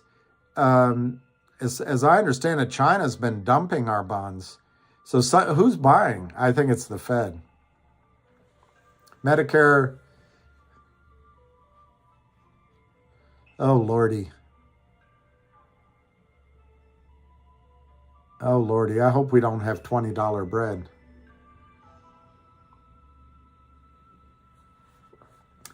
I'd love to. I would probably end up donating to all the dog pounds and cat pounds and all of those places everywhere I went. Sorry, pizza rules. Are you only allowed to purchase as much as you hold for the warrant purchases? Well, yeah, so far, I don't think they're transferable. But there's, other companies, they make their warrants, they trade them. That hasn't been something that GTII has done yet. And, I've suggested, and I'm not taking credit for it, the next time they do a warrant as a dividend, just do it on blockchain and then make it tradable. So you could buy more than your fair share of warrants. But yeah, all you're allowed to do is exercise. For example, 3, and I didn't exercise my warrants. I didn't act quickly enough. I was doing this, and frankly, I didn't expect the attack on the stock and the absolutely ill-advised strategy of going over with what I consider a charlatan. I'm not saying I'm actually not anybody I don't think. Well, maybe you do. But anyway, I didn't like the idea. But it happened. The stock price came under 275. So right now, I have no incentive to exercise the warrants at 275. Because if I had money, I'd go buy it at 173. And that's what you can do in GTII. You don't have to exercise the warrants. You can just buy shares in the open market. Or you can find somebody that would sell them to you, their warrants to you. I'm not sure if they're transferable, though. I think GTII will create another warrant. I do think they will. Yeah, it still has warrants at 275, Josh Moore. My opinion of that number is exactly that. It's my opinion. I think they issued something like just over 30 million warrants. No. That wasn't right. It was 1 per 10 shares. No, that wasn't right either. It was, yeah, I think that was right. 1 for 10 shares. So I think they issued 3.5 million warrants, something like that. 3.5 million, approximately. And to my knowledge, only about 1 million were ever exercised. So there's still 2 million or so out there. But every number I just gave you is by memory, and I think you could confirm it by checking. You could confirm it by checking the press release, sort of mid November, where they announced what the proceeds were from the warrants.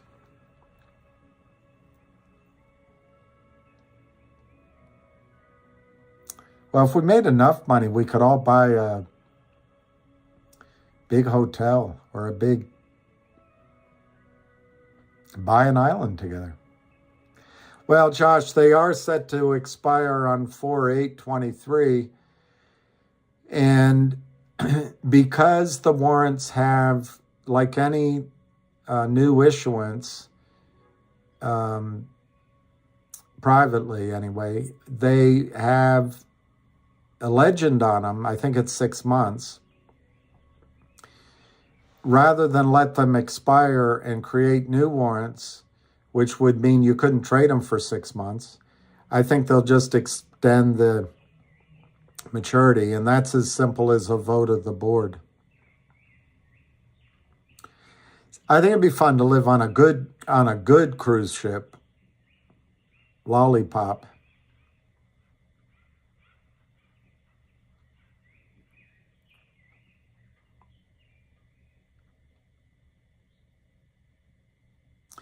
Well, Jack Wolf, I've discussed it with one dear friend of mine.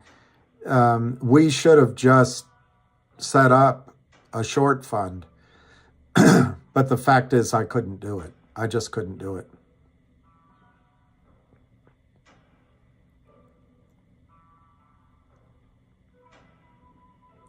Yes, I'm lonely.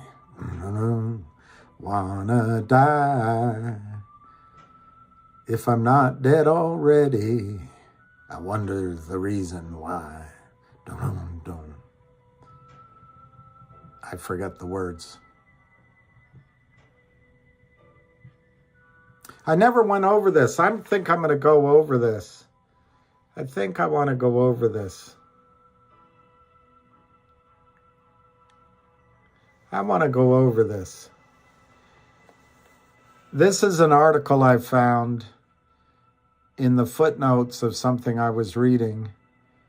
The stock market is patently unfair. No one talks about it, but there are 3 serious issues undermining the equity of the market. This is by Arne Aslin, April 26, 2006. 2006. Can you imagine? 2006.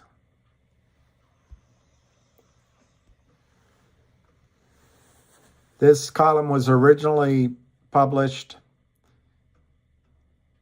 in April. Anyway, in a fair market, the property of investors is secure and protected. The playing field is level, and rules are uniformly enforced. Unfortunately, that does not describe the current condition of the stock market. The core issues are: a share may or may not be a share. A vote may or may not be a vote. A trade may or may not be a trade. Can half a be said to be or half not be semi-carnally? Anyway, share, votes, and trades. These involve basic fundamental market functions that should not be at issue, but they are. A fix is needed. It should be a given that brokers fully disclose exactly what sort of an asset the investor owns. Full disclosure does not serve the financial interests of the brokers. However,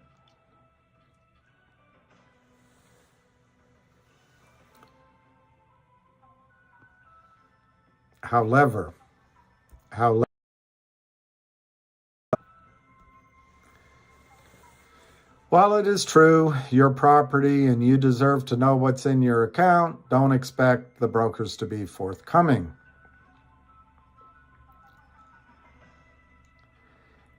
To disclose to investors might put a crimp in their massively profitable stock lending businesses. Remember what Pat Burns said about Goldman Sachs. Brokers often generate annual yields of 10 to 15% or more when they lend out your property, your shares, and rates of 25% or more are not unusual for hard-to-borrow stocks, and we saw it can go up to 1,000%. If there were full disclosure, investors might demand a share of those lending profits. But here's the reason I saved this article. Taxes are one obvious reason to mandate full disclosure. He gives the example of Commerce Bank. It's in a margin account. Instead of getting the benefit of the 15% tax rate on Commerce Bank dividends, last year he had to pay ordinary tax rates, which are more than double, on a big portion of his dividend. Why? Because the special 15% dividend tax rate was unavailable to him because his broker had lent out his shares.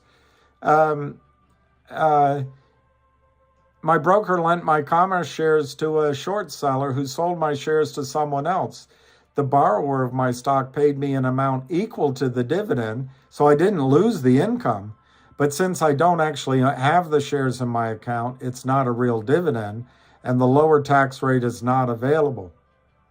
Because of the lack of disclosure, taxpayers with dividend-paying stocks in their margin accounts have to wait till after the year to see whether or not they have this surprise waiting for them on the Form 1099. Obviously, if you do a legitimate short sale, if you loan your stock out, you know in advance.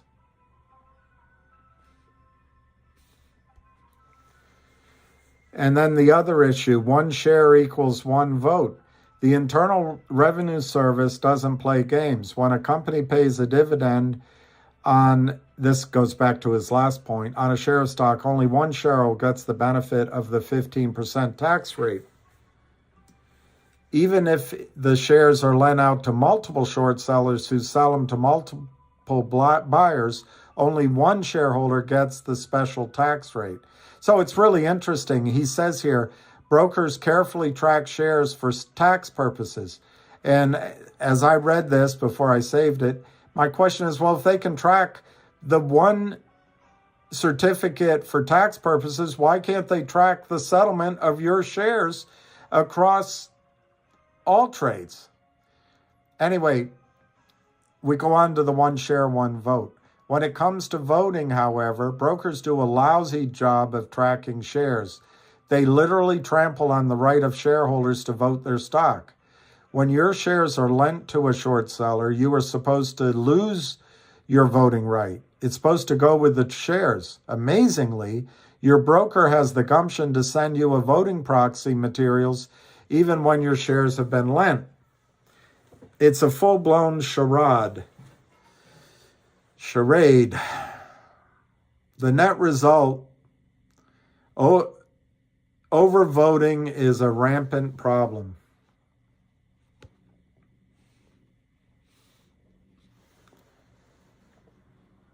Some brokers just vote the shares the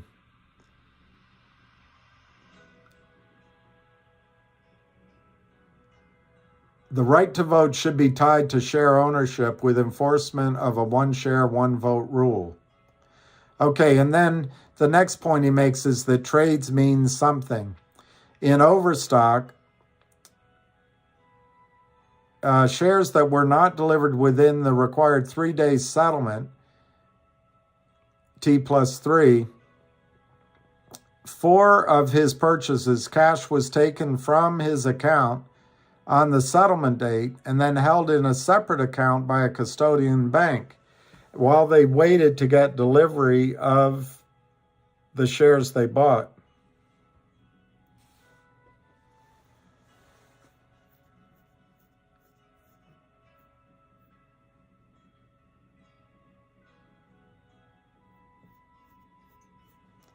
This seems so pedestrian. The problem, he says, the T+3 rule is frequently violated and the violators go unpunished. That's an understatement. Legislators need to get involved.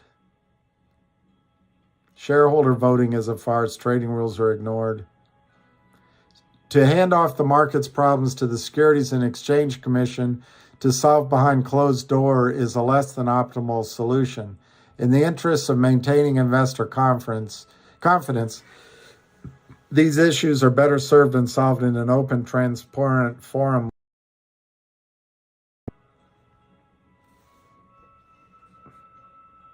All that is needed is a member of Congress with enough courage and foresight to tackle these problems before they develop into a crisis. It seems so 2006. Yeah, I'd like to find a legislator.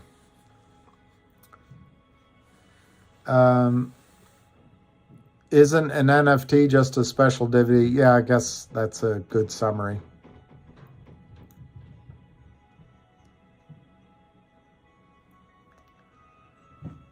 All right, let's stop. Let's stop bickering.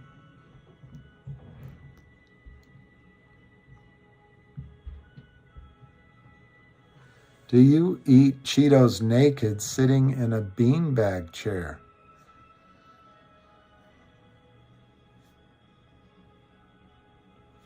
Well, I do eat naked Cheetos. I don't like them flavored.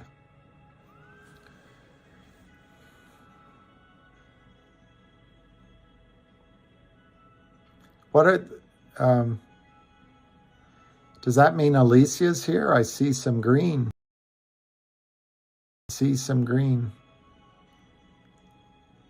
A Harmony cruise sounds fun. I went on 2 or 3 cruises, and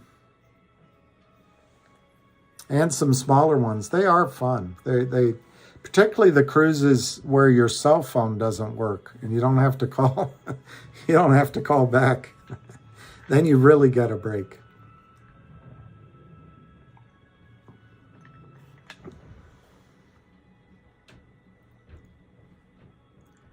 I don't know. Hey, Abdu. I don't see Alicia, but people are talking to her. Oh, well. If you're there, hello, Alicia. I hear there's a mod in here with a small piano. Perry Cooper, I think that's great. A CRT and GTII. I'm looking at a flat chart on GTII as I'm talking to you, and I think we're headed to 210 as soon as tomorrow. And I don't see a whole heck of a lot of resistance. Let me look at a 6-month chart instead of, yeah, I don't see much resistance. And in fact, I don't see a lot of resistance to 250.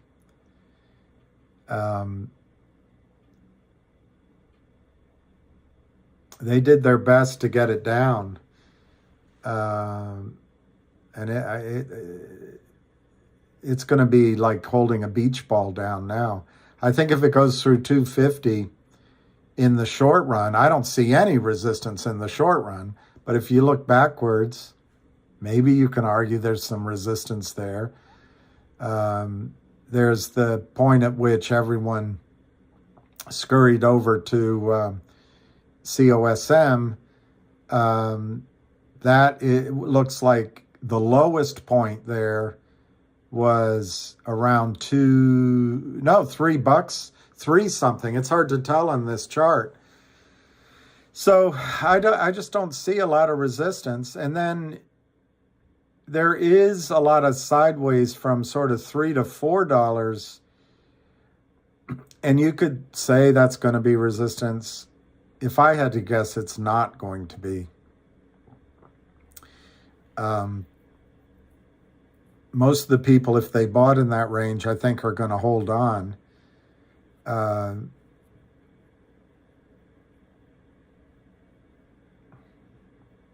But some computers might sell there. Who knows? Anyway, then we go to 5. And, wow, there's a line there.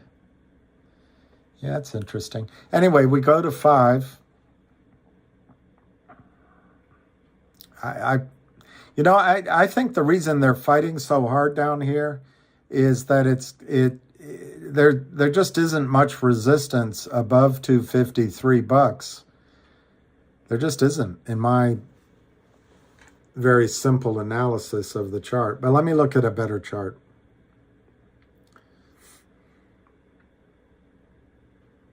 This is a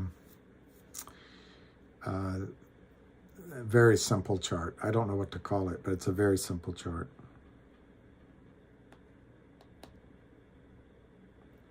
Maybe it's a bar graph chart. Maybe that's what you call it. All right, so when you look at this one, wow. See how today we closed above? Is it going to focus? Can I get a focus?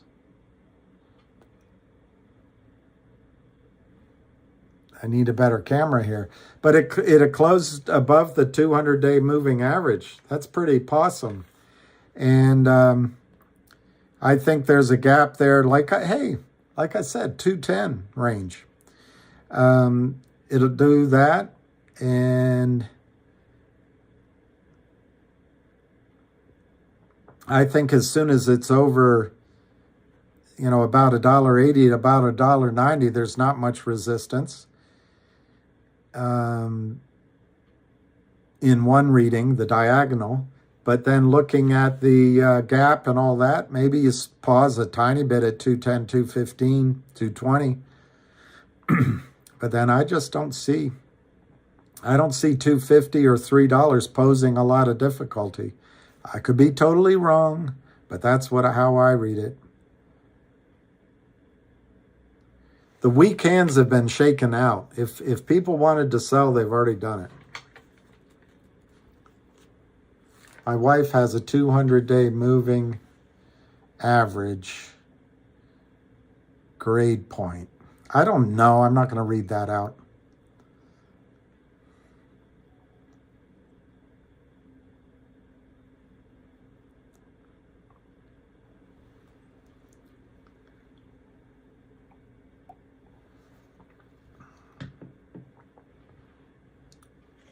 I know what I would say if I knew you, but since I don't know you, I won't say it. But I was going to say you bring the average down. Don't get mad. It's just what popped into my head.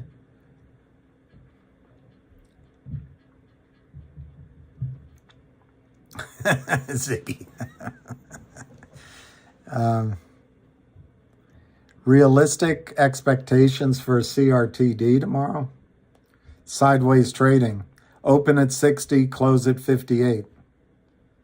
That's what it's been doing. That's what it's been doing for a long time. But let me look at the chart. Yeah.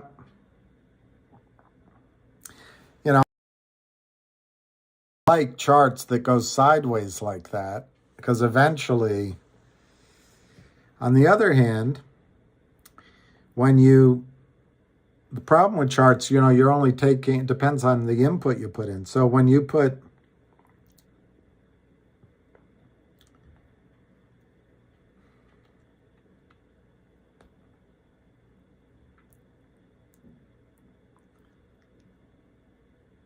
like if you do a 3-year chart, That doesn't look that bad at all, you know.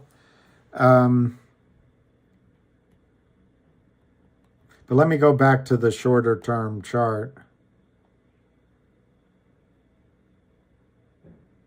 And I'll try to guess how it's going to trade tomorrow.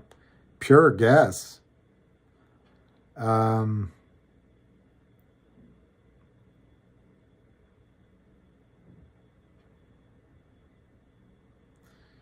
It's, you know, there's a negative in that the 50-day moving average has come down, and now it's trading.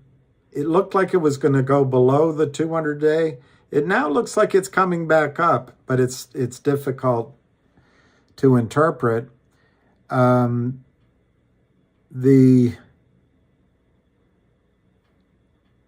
trend lines are neutral. The volume,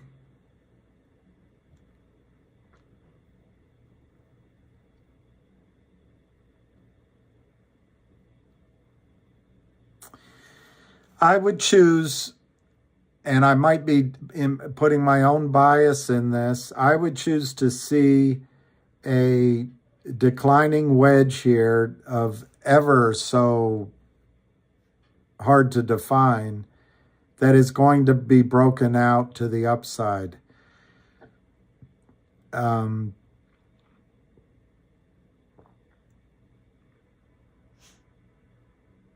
But if you want my best guess for tomorrow, it'll be a repeat of today. They'll open it around 60 or so. They'll try to drive it down to 58, and it'll close 59 to 60 tomorrow.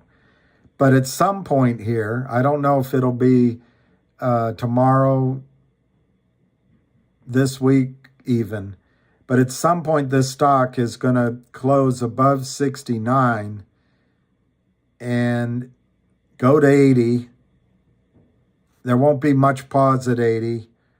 It'll go to 90. I don't think there'll be much pause at 90. And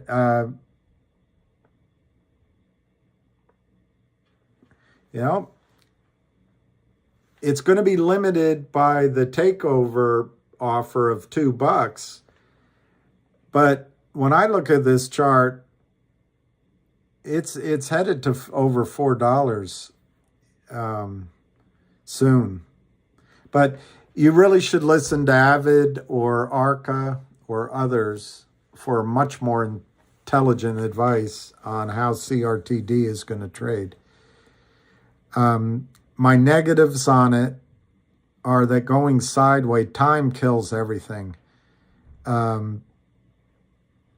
also time sets up moves too. So, you know, time is one of those things you can choose to look at it negatively or positively. I think there's no question that the criminals have been trying to drive this stock down, and they haven't had much success.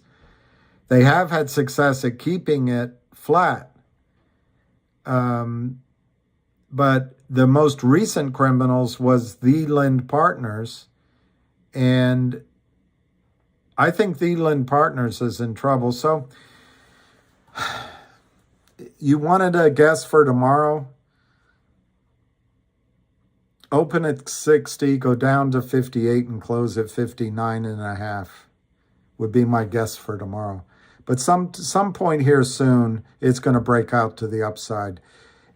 To me, it's not an exciting chart that just glares at you that, oh, it's about to go like GTII is to me. On the other hand, you know, I rely on the story as well as the chart.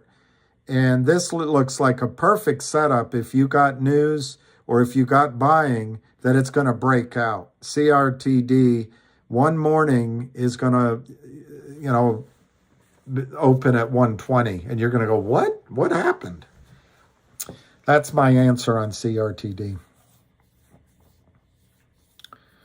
On GTII, if we break $2, well, maybe that's why they tried to sell it off today at $2. Let me look.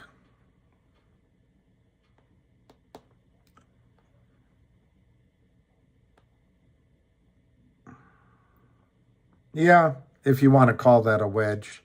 And I can see where you see the wedge, but I think I actually think $2 isn't the issue. It's filling that gap.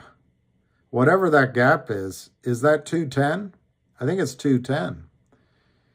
And then there's a resistance line that by definition, as you go toward 2, you're going to cross this declining line. But, we're trying to read tea leaves here.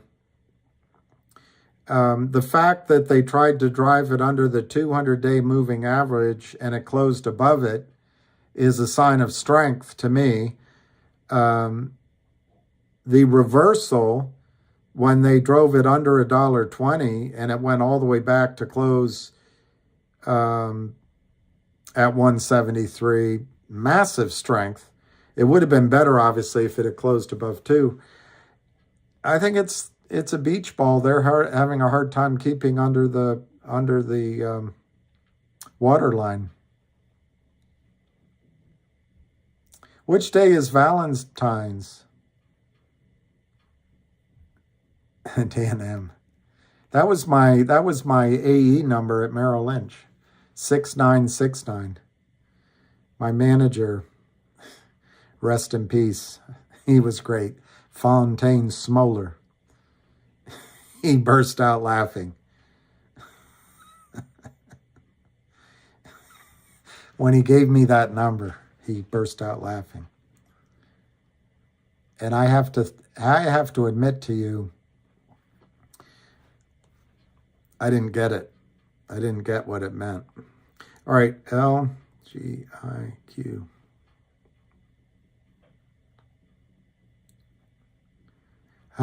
I got an ad. I got to cancel the ad. LGIQ.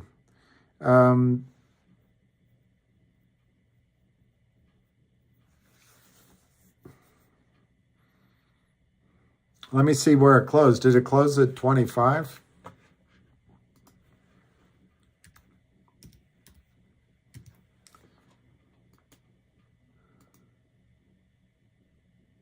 $28. Closed at 28. Low volume, 15,000 shares.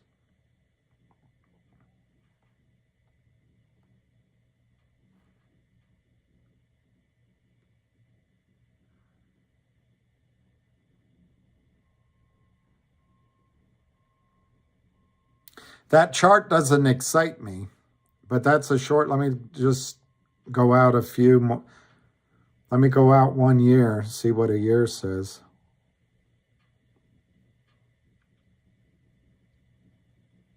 It's taking a while to upload. Lost connection. Okay. Yeah, that's not a particularly... Here's the logic chart for a year. It's not a particularly pretty picture. I would say there's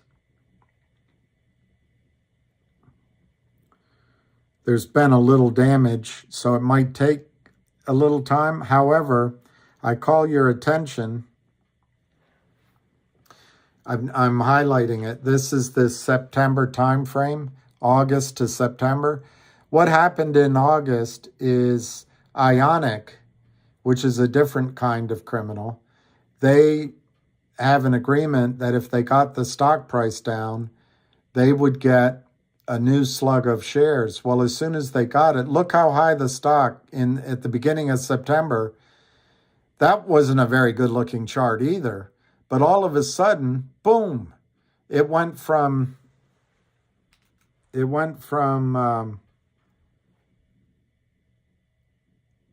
roughly where it is now, 25, 28 cents, to almost 90 cents in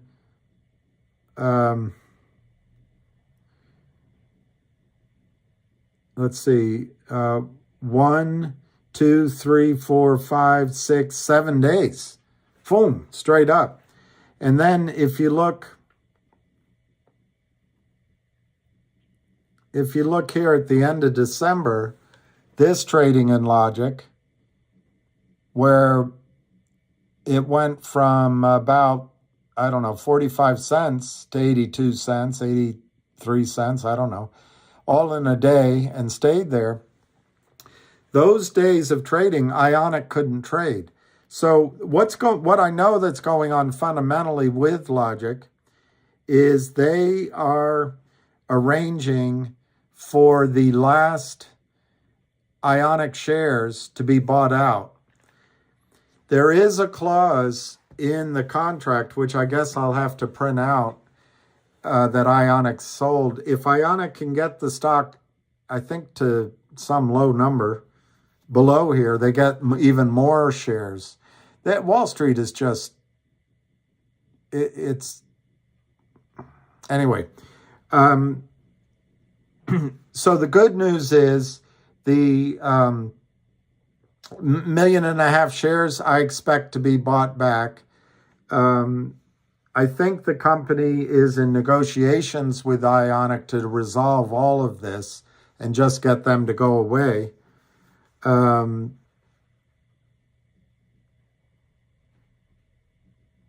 But the chart doesn't tell me anything. What I expect to happen is one of these sharp reversals in the stock price. Now, let's look at, quickly, let's look at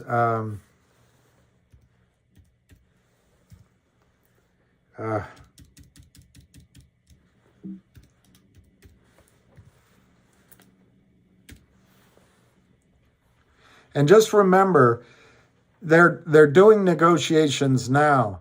So it's in Ionic's best interest to have the stock go down so they can argue, well, we want more. It's all manipulated, but it'll be over soon. And each time that Ionic stopped selling, the stock dramatically went up. So I expect that to happen again. What I want to tell you, and I noticed there's news, is GoLogic, 10 hours ago, they've started an advisory board.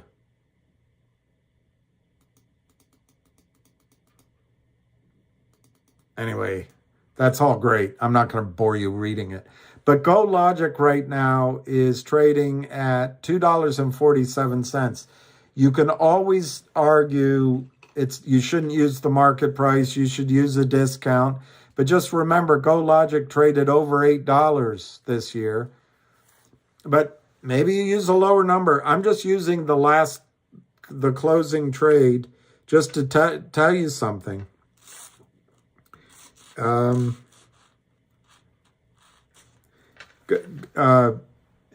Logic owns 4.5 million shares of GoLogic. Simple as that. They own it outright. So 5 times 247,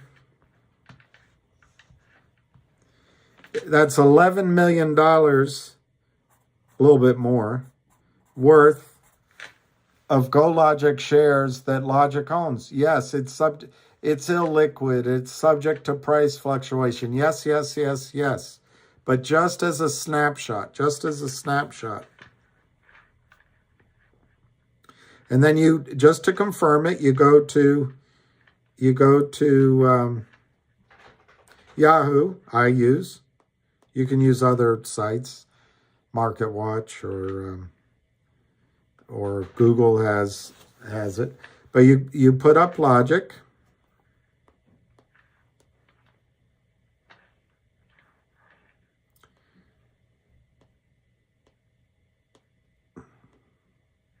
And you hit statistics. And you go down in the middle. And you see the shares outstanding for Logic, 47,360. So you take that number of shares can change, but right now that's what's being reported. You got 11,115 value of GoLogic. You divide it by 47,360. It's 23 cents, 23.47. So you've got basically 23.5 cents value in Logic of GoLogic shares. So the stock is trading right now for the value of its holdings in GoLogic.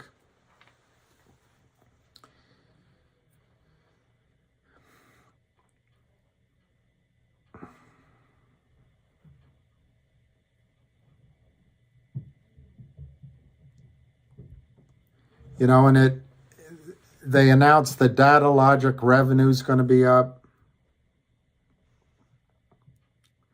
Okay, so here, fintech leaders GoLogic and Gamma Ray are combining. That's the GoLogic story, but it's announced under Logic as well.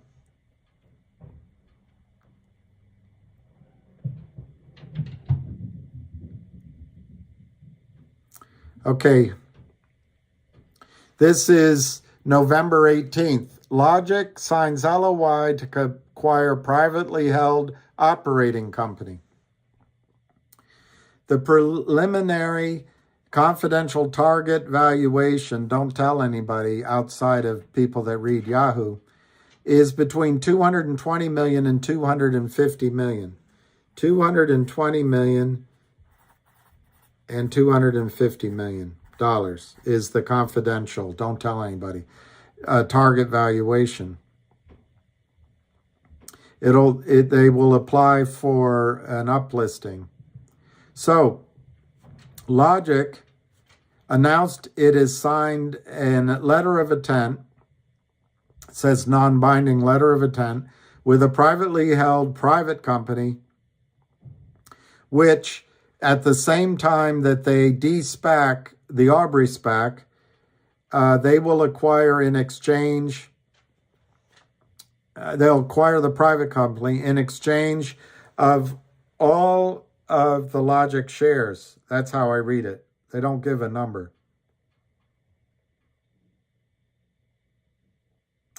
And then it restates 220 to 250. So I'm going to use 250 million as the valuation, acknowledging to you that they said 220 to 250. Why am I doing that? Just, it's simpler arithmetic, that's all. All right, I won't do it. I'll use 220. 220 million, the low end of the valuation, divided by 47,360,000. Oh, my computer, it froze. That's weird. All right, 220 47,360. Okay, so I'm doing something wrong. I came up with $4. It's not $4. Let me read this back. Let me read this again.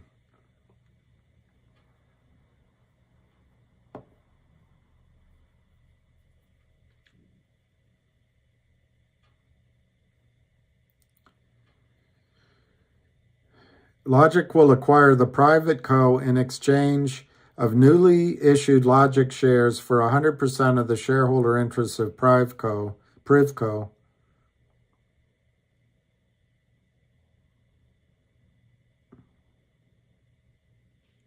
I think I'm using the wrong numerator. Anyway, this is supposed to be about 50 cents in valuation.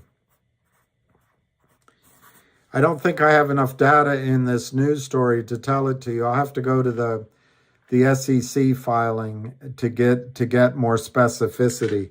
But the point is, when shortly Logic is going to be acquired by this SPAC, they're going to take Data Logic, they're going to spin Logic out as a shell. Instantaneously, that shell is going to buy this private company with a valuation of $250 million. What I was told, it's worth 50 cents a share out of the gate on a conservative basis. So there's something I'm missing in these numbers. So I apologize for that. All right, now let's go back. Let's look at one more thing.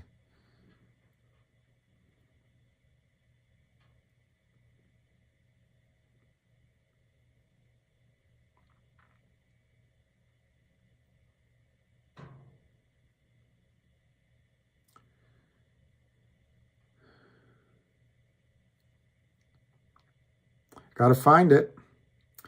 There's a lot of news. All right, let's see here. Maybe this is it. Okay. DLQ announces plans to list on NASDAQ via merger with Aubrey SPAC. That's Data Logic. That's a subsidiary of, it's wholly owned by Logic.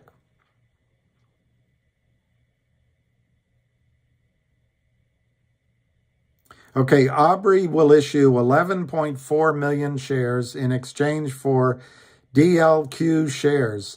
At a $10 per Aubrey share, the valuation is $114 million.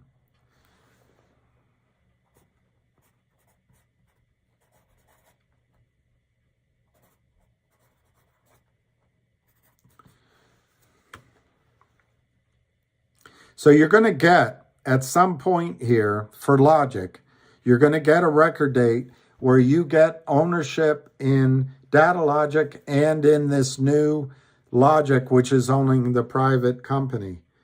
And I can already tell you I'm going to be confused with this calculation too, because these news announcements I don't think have enough data. Let me just see.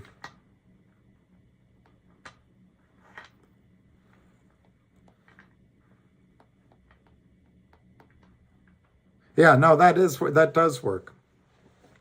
So you take the 114 million of the acquisition, you divide it by the 47 million shares, you get $2.40 a share. So the Data Logic portion is anticipated to start life around $2.40, $2.50 a share. This Logic spinoff is supposed to start life around 50 cents. Both are roughly conservative because the combined company expects to have really large increases of revenue over the next 10 months. I'll try to point I'm trying to do it with press releases, and that didn't, for me, it didn't work. I couldn't make the numbers on the Logic side work out.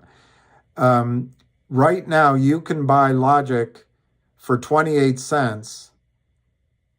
That represents 23 cents worth of Go Logic, 50 cents worth, plus 50 cents worth of the distribution, which will, I don't know what it'll be called, but it'll be the shell of Logic, which will happen simultaneously with the Aubrey SPAC deal, which will be de-SPACed, if that's a word, into Data Logic at $2.40 a share. So you've got, just to round it out, you've got 23 cents plus 50 cents, call it 75, plus 240, call that 250. So that's $3.25 of value that, and I know I rounded it up a little bit, that's selling at 28 cents right now. It's not going to stay at 28 cents. It's at 28 cents because of this false selling by Ionic, because Ionic, I think, one is trying to trigger in their greed getting more shares, but also I think perhaps Ionic is trying to get a better deal in negotiation with the company because the company is trying to buy Ionic out of the deal. If that makes sense to you, as they drive the stock price down, they can create more shares under contract. It's counterintuitive. Anyway, it's all artificial right now, and that'll end. What's coming up at some point, and I know the company's busy, they're hiring people, they've got deal flow like gangbusters. Right now they're trying to neutralize Ionic. And that's how I see it right now. You can buy over $3 worth of stock for under 30 cents worth of shares. I'll try to get a fuller video out, and maybe I can get that done tonight. I haven't been very good on getting my videos uploaded quickly. I did a long one yesterday and then a short one. I gave up on uploading the long one. The short one took 15 hours to upload. But I'll try to get one out on Logic so you know about it before market opening tomorrow. And thanks for pointing it out. I didn't know it closed at 28. But I think the future's bright for Logic. And I think these prices are manipulated. But you can say that about all these stocks. Where's your wrench?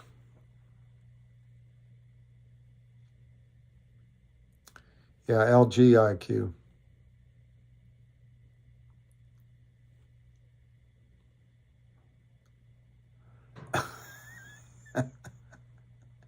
If you... Oh, Lordy.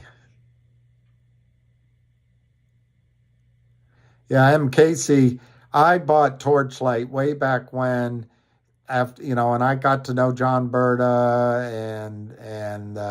anyway. Nick, Jeff, I think I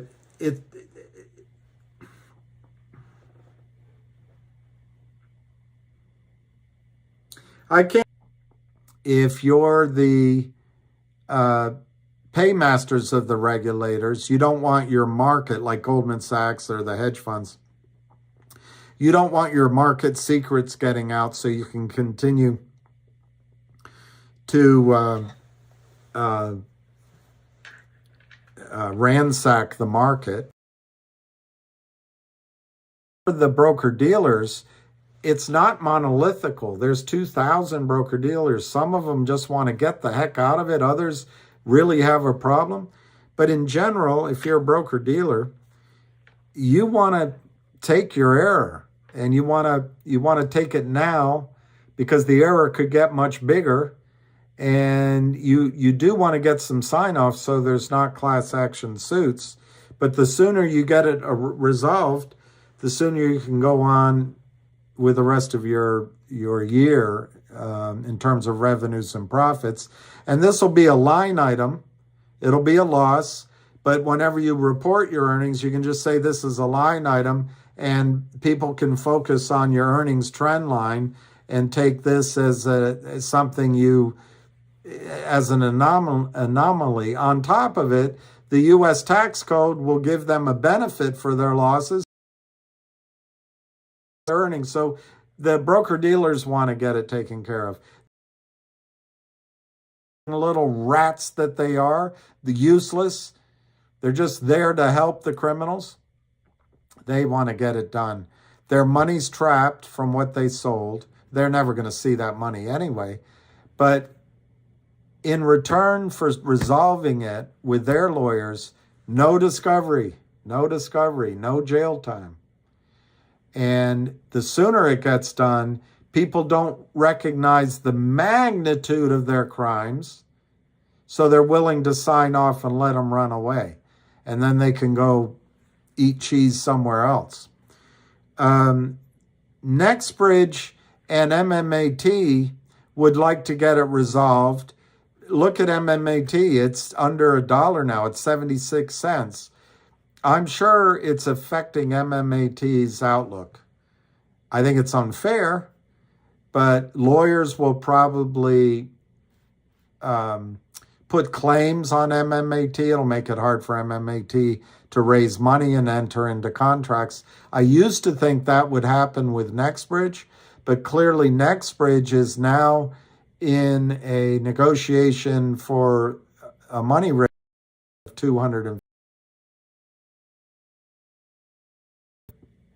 MMAT has every desire to get this done quickly. The prime broker, one of them might even go out of business, and the hedge funds, they too would like to just resolve this as quickly as possible because they'd like to rip the Band-Aid off the scab or the scab, whatever the saying is, and just get on with it. To the extent that the prime broker and the hedge funds committed crimes, they'll get a waiver from that in a settlement. And NexBridge, I would think, but I'm not sure they're thinking this way because they're going to Roth Capital. And I guarantee you the guys at Roth Capital do not fully understand the magnitude of this shorting problem. They can't believe their luck that there's institutions on the other side that are going to do a pipe or whatever this is going to be done as. I guess by definition, it's a pipe. And Alex Montano's very good at doing pipes. So, but to me, if the insiders of MMTLP realized it, this is a great time where they could take maybe, at $100 a share, they could take $1 trillion from the marketplace, pay some to the lawyers, and pay you all some as a big amount as cash dividend, and then just be one of the best financed oil companies in the United States, the world even. I think there's a lot of reasons to do a settlement and do it quickly, but it's just too logical for it ever to happen.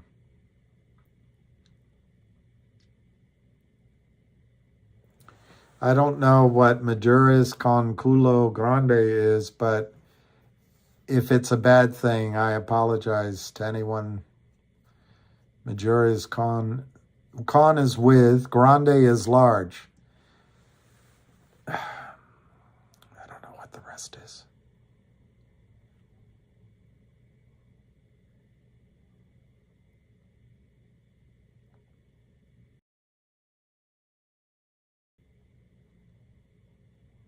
Well, MKC,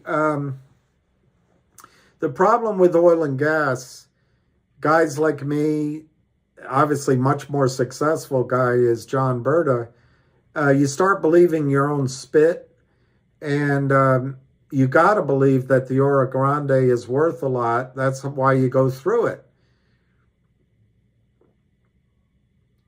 I think it was 8 years ago that I got involved in Torchlight, but my sense of time is all off.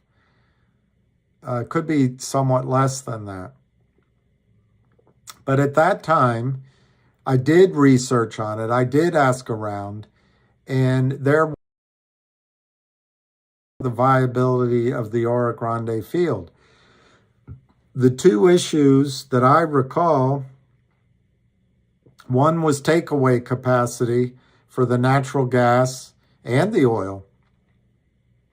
And the other was whether or not, in fact, the same geologist who had made the discovery of what I recall was the Delaware Basin, it was his ideas. And we're not talking about discovering that there's oil there. It's discovering at a geologic time, and in this case, going horizontally, fracking.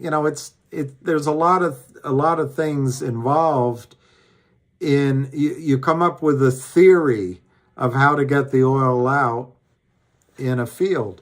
Well, there was a lot of negativity on it because lots of people had gone into the Oro Grande over the years and just got water or just didn't get much. Well, what's changed my mind is, one, years have gone by. Two, they have drilled wells. When I first got involved, they hadn't drilled a well yet. They have drilled wells. Three, just like you say, John Berta has stated publicly that, and I heard him do it on one of the calls, that I'm trying to remember, it's like 3.2 billion to 4 billion barrels of oil and 7 trillion cubic feet of natural gas in their 140,000 acres. Well, that's 140,000 acres isn't the entirety of the Oro Grande. That's why I think NexBridge should be falling all over itself to do a deal with the criminals at a high price. What Cosmo did, what COSM did, it fell all over itself to do a deal with the criminals who had FOMO'd the stock up.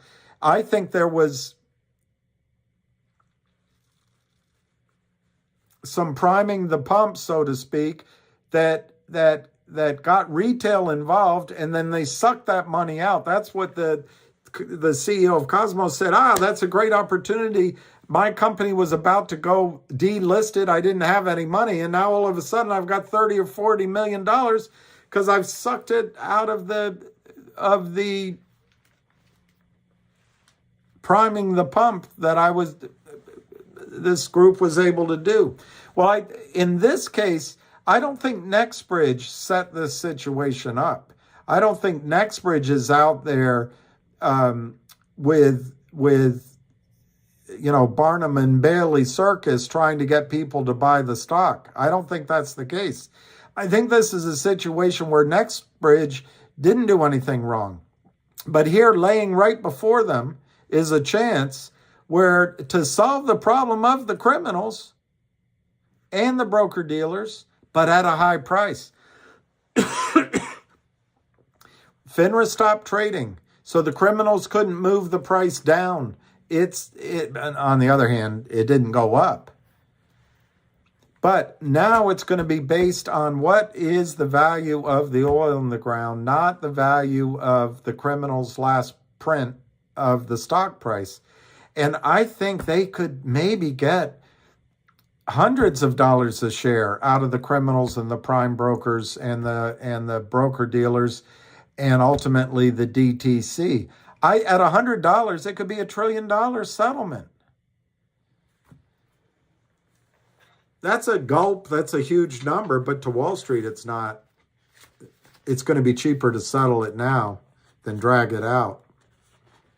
Remember, if these criminals can, a lot of you guys are in AMC and GME, and the press focused on how much money the Reddit boys, the Bernie bros, made because, they didn't deserve to. But the fact is, guys like Ken Griffin have more than made all of his losses back in GME for that run.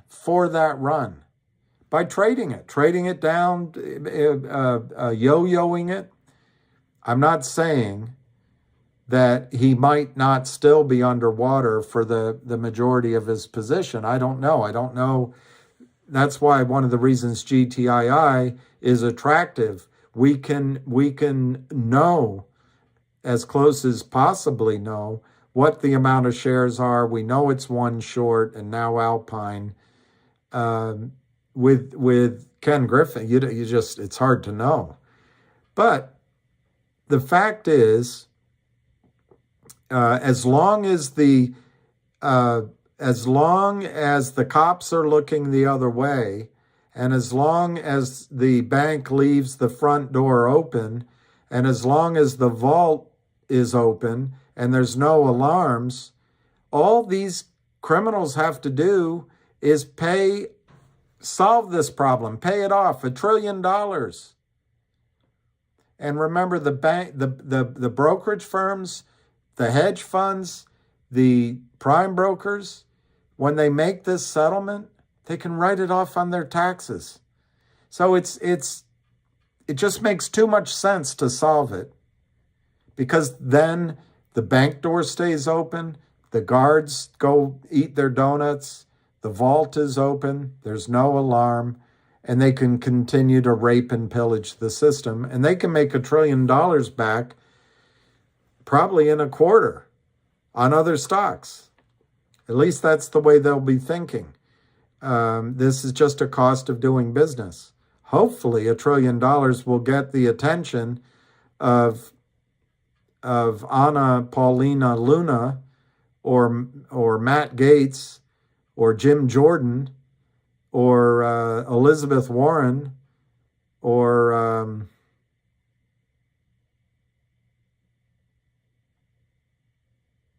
I can't think of another honest, honest and courageous legislator. But hopefully it'll get the attention of somebody and they'll change the rules. But this is a long answer now. Yes, I think everyone has the incentive to settle MMTLP quickly. And I can't believe they haven't done it yet. The problem is you get lawyers involved. Hey, well, you've done this and that, and you can go after them. They've got a 429 problem, and we can get them with it. Oh, well, no. Well, no, you can't say that. Don't you put that out in public. You can't write that. That opens your... It's a nightmare. You got lawyers involved.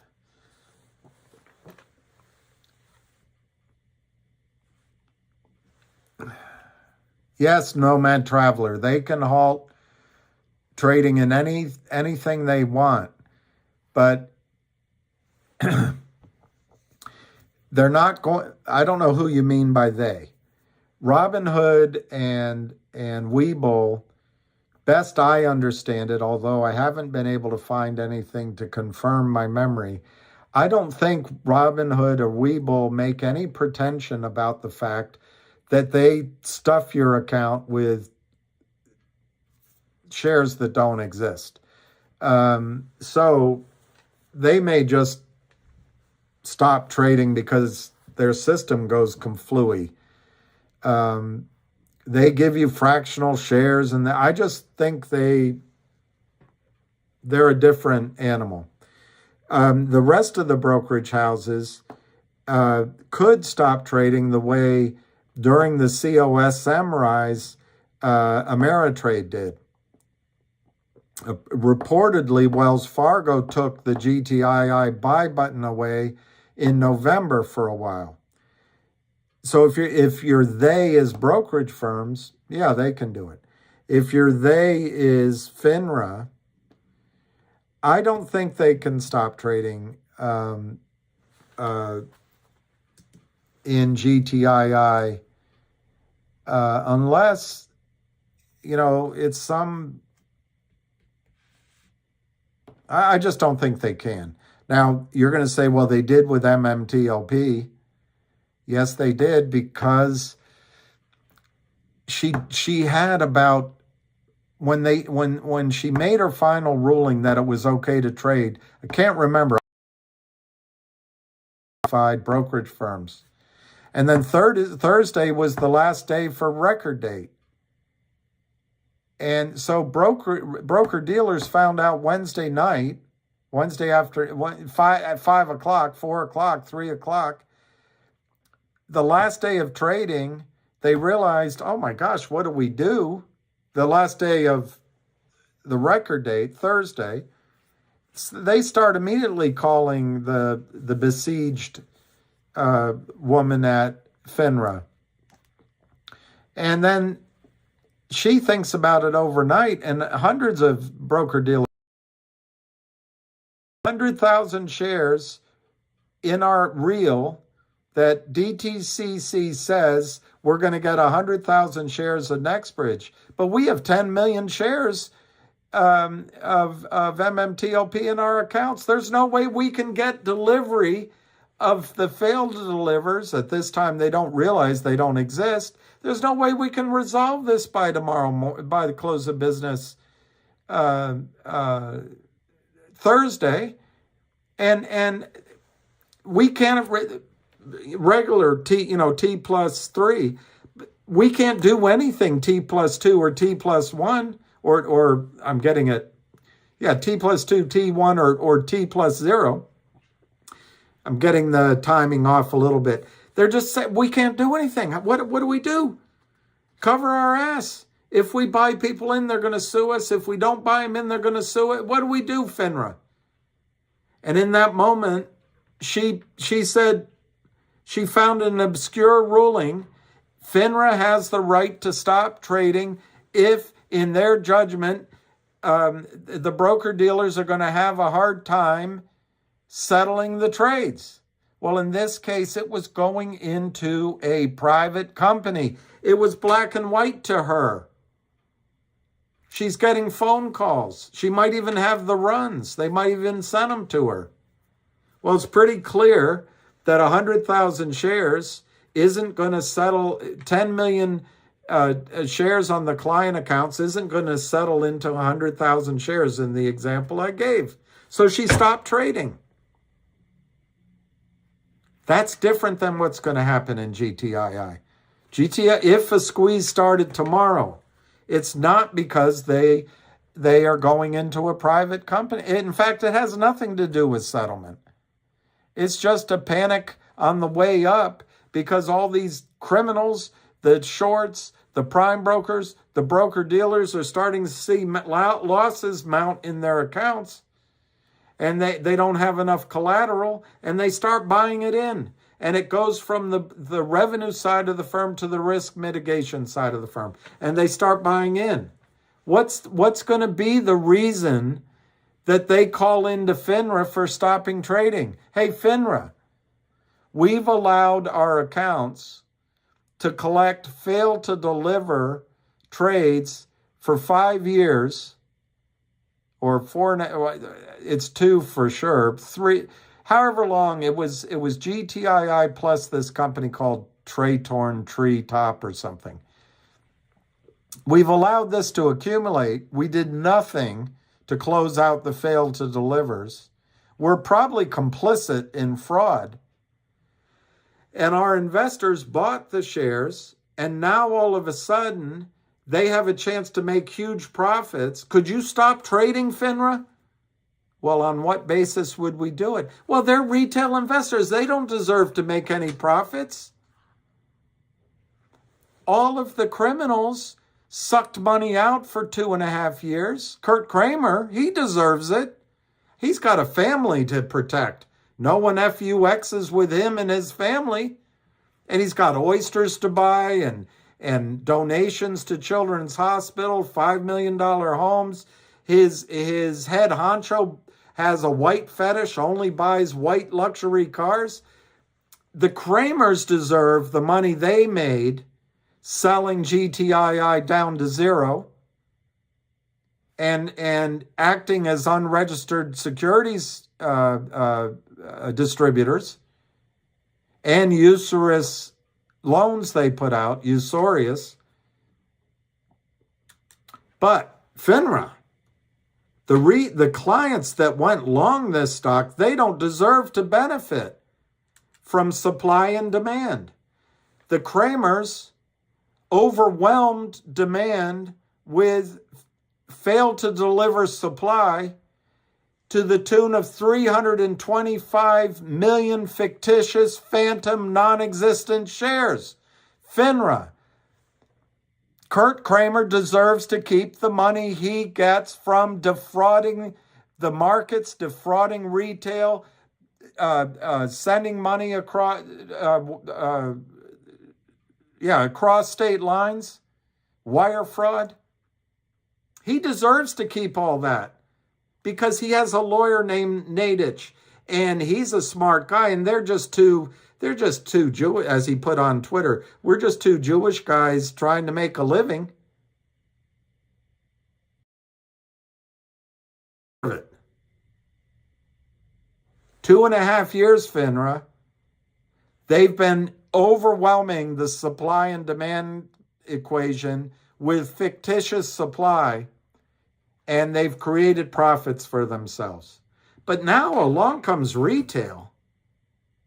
And I mean, the research department at Power Up Lending did a full analysis of GTII, their client. First, they made the analysis that GTII was a valuable proposition that they would lend money to. But after they lent the money, every time news came out, every time they made the determination, Power Up Lending guys, research, that it's a worthless company.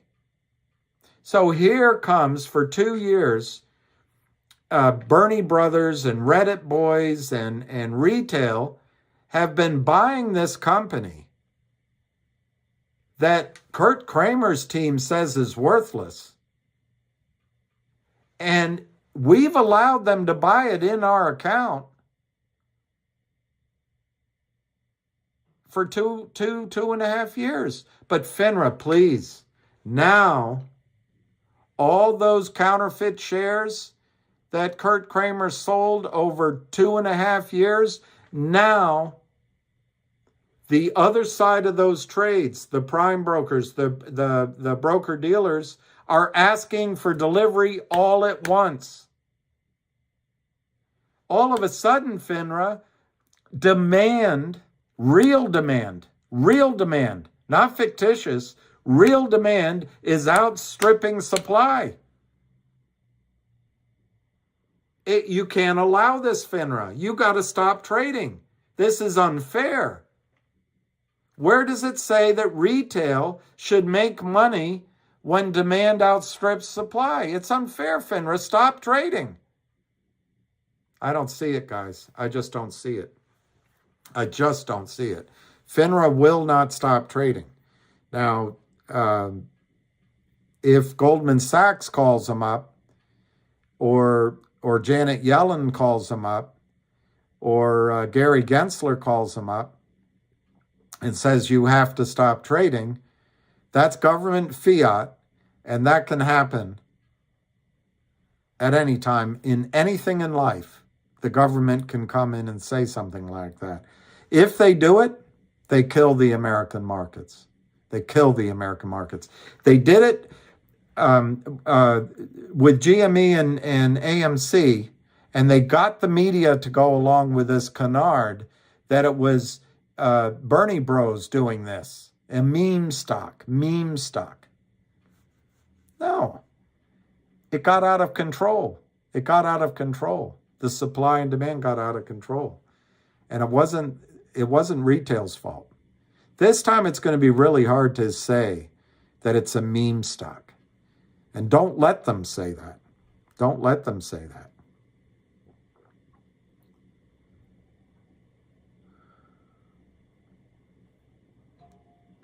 I'm going to show you something if I have it. I'm going to show it if I have it. If I don't, I apologize.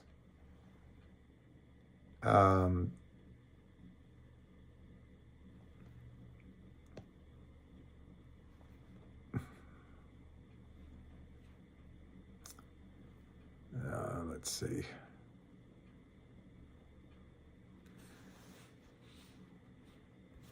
All right, it's not there. Let me see if it's here.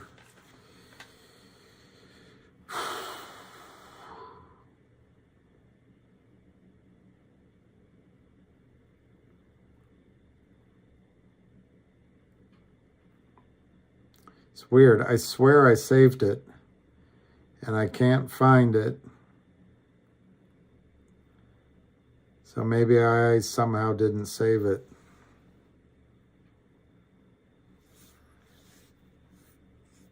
I could have sworn I saved it.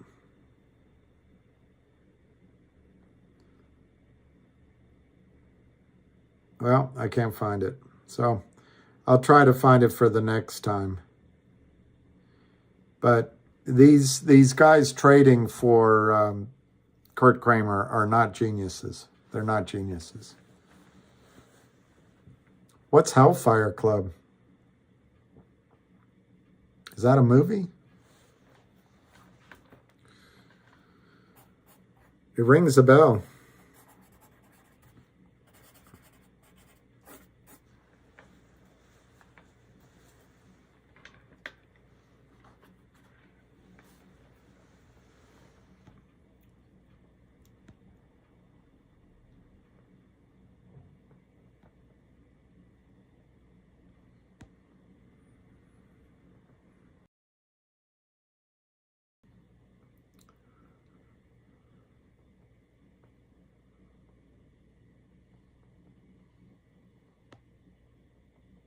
It is Tuck T. It is insanity.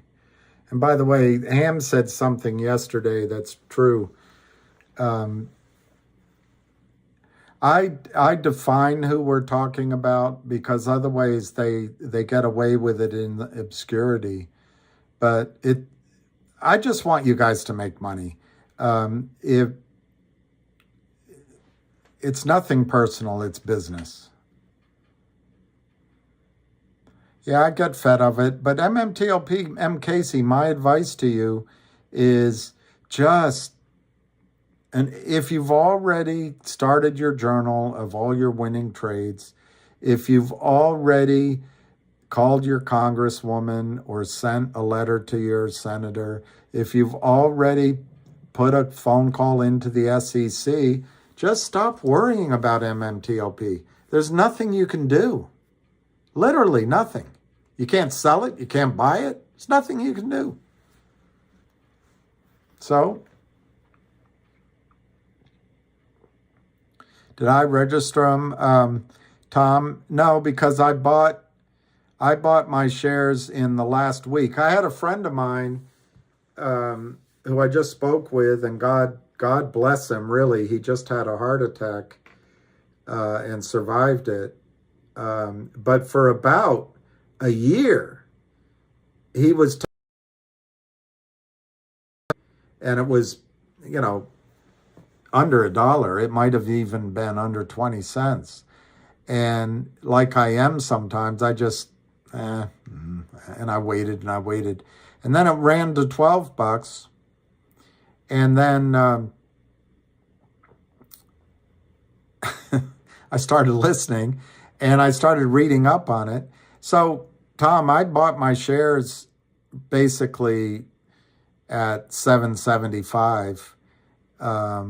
And I didn't register them. I don't think I would have been in time anyway. I think it was sold out at the at AST. But having said that, I'm not sure I would have done it because I wanted to participate in a short squeeze. I wanted to see what the squeeze did. And my backstop was that if I didn't get in the squeeze, I'd get the shares. Well, they took away the squeeze.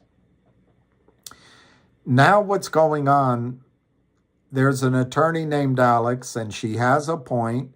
She at least presented as one possibility. I'm not saying that's what she thinks now, but as one of her possibilities is they'll unwind all the trades and just give you your money back. Personally, I don't think they can do that, but that's one possibility. Two is,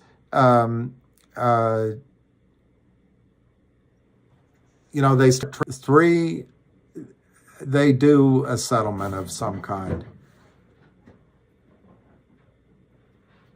4, it just goes to lawyers forever. Just goes to lawyers forever. Those are the alternatives now. But I think the company has gotten more valuable.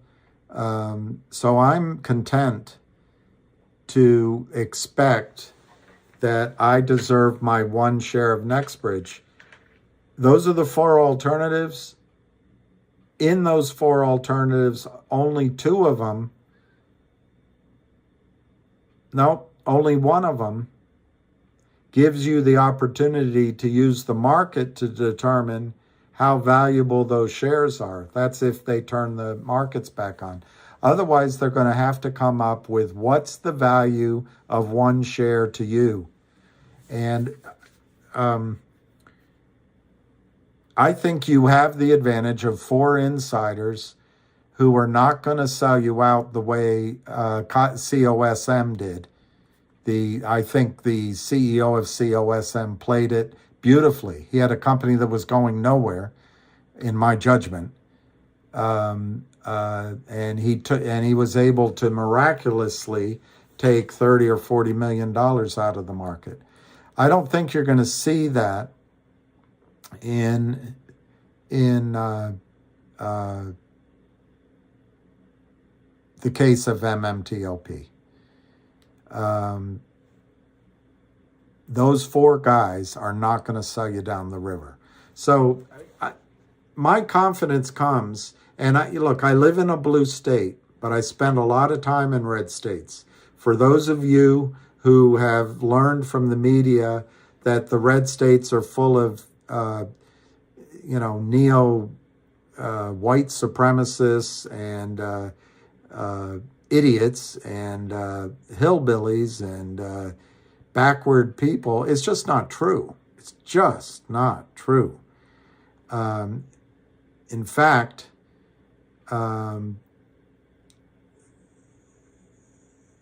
the oil business specifically, I find many of the people you'll deal with have a lot of honor. And these four guys, I believe, do. So, Tom, I'm not particularly worried yet. I wish it were already resolved. My worries, Tom, to be clear, while I dismiss it, you've always got to be aware that maybe they could come do something to just unwind everything. But I don't think that's going to happen. My other worry is they'll come up with a cash settlement figure that's way too low. Then I'll have a choice. Bad trade, move on. Or do I join some kind of lawsuit? I don't know. I don't give high odds for it to be unwound. It makes no sense to me. I do not give it high odds of a low price. By low, I mean $3 or 0 or 1 or 10. When you get up into the whatever price Roth Capital issues 40 million shares for, and remember Roth Capital, they're going to go out for their indications of interest. And they'll probably set up a data room of some kind and make a proposal, but they're going to go out for indications of interest. They're going to, whatever number you pick, it's going to be a big number. So there will be some insiders that want to buy, but it won't cover the whole thing. So then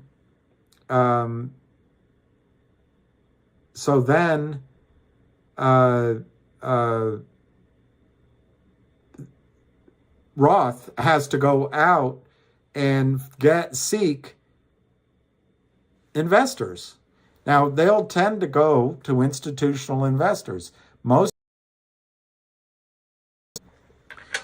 will, whether they realize it or not, be representing money that has come from the criminal shorting, the criminal counterfeiting of MMTLP shares, Torchlight shares. It doesn't mean that there might be a fund that then goes to another fund. Each of the people involved may not know where the money comes from. They're just excited. They're like every other commission-driven person. They're like, wow, I've got a guy on the phone that's going to give me $50 million to buy into this deal. Well, the $50 million probably came in many of I would guess the majority of the cases from the criminal selling. So my point on that is when Roth Capital goes out to get their indications of interest, these sources of cash are going to lowball their numbers. And then it becomes sort of a Dutch auction. If there's enough new money, real money, because there is real money out there too, that wants to pay higher prices, Alex, that's the guy that runs it, he'll walk that price up. And when they get to a price where he's confident that he's got the entire deal placed and he might have a green shoe in it, so there's a little bit of overage in demand, which allows him to maintain some stability in the market if it goes public, which it doesn't seem like it's going to here, but I don't know. I haven't seen the final proposal. I don't know. Point is, that's the most likely data point, Tom. whatever Roth capital comes up, I think, is what most of the lawyers are going to use in their settlement figures. That disappoints me because it's possible Roth Capital will raise 40 million shares at $100. I'd be okay with 100 or 120. It's low, but I'd be okay with it. But if they come in at $25 or $40,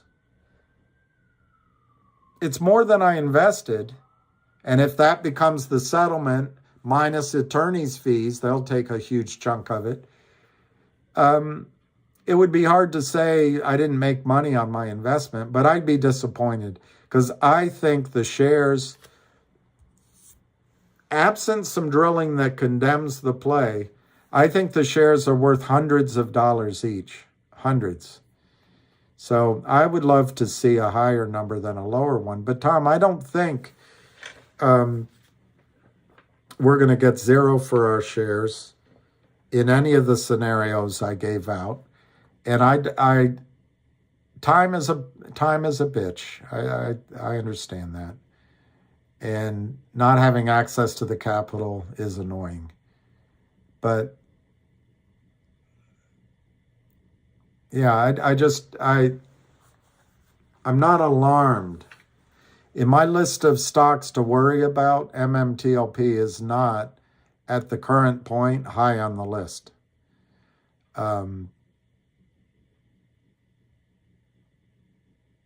It just isn't. I would go to NexBridge. Hey, William, Wish is showing love right now. Still time to jump in. What is WIS? Is that a stock?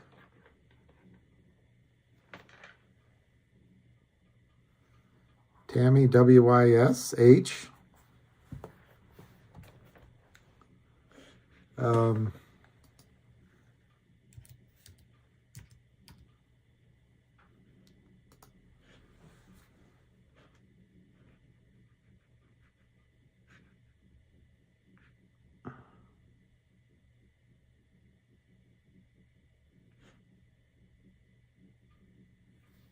$103. I'll look at it. 103. It's up 39 cents. 170 million? I don't know anything about it. What's the news?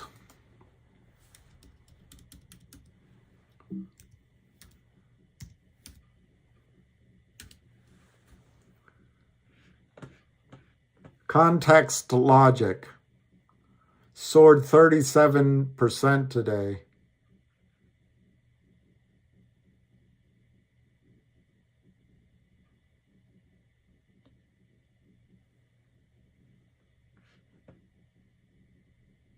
I don't know. I don't know. All right, I'll look into it. It's a nice day. Yeah, I think hey, son, I think they drive all these stocks down. Partly they're trapped in them. Partly they experience CEOs like COSM all the time, where if they drive it down, manipulate it, they can make a deal. And they ultimately, they're just hoping for that with MMAT and MMTLP.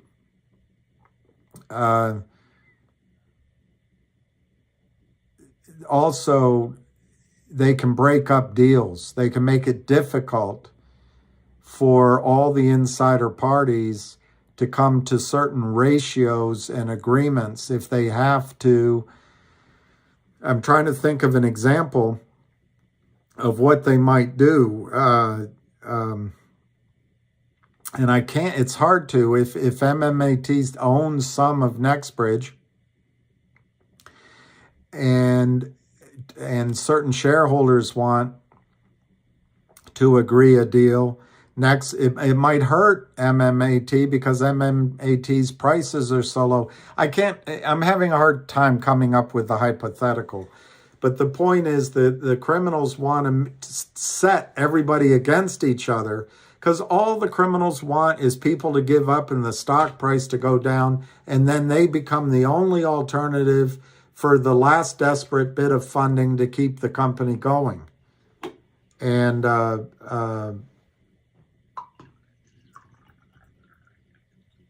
that's just how it is.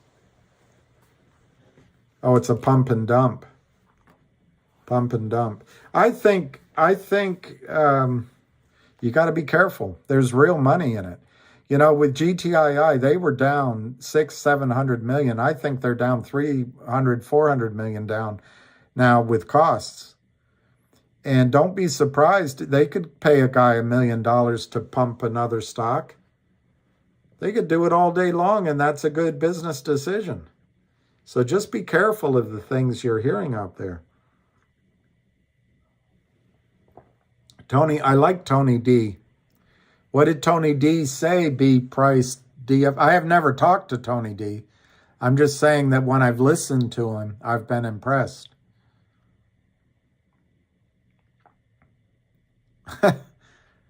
Wish was offered $10 billion and they turned it down, and then they're in the shark pool, getting crushed and shorted and destroyed. CEOs, see, I don't, as I've said before, you cannot ascribe motives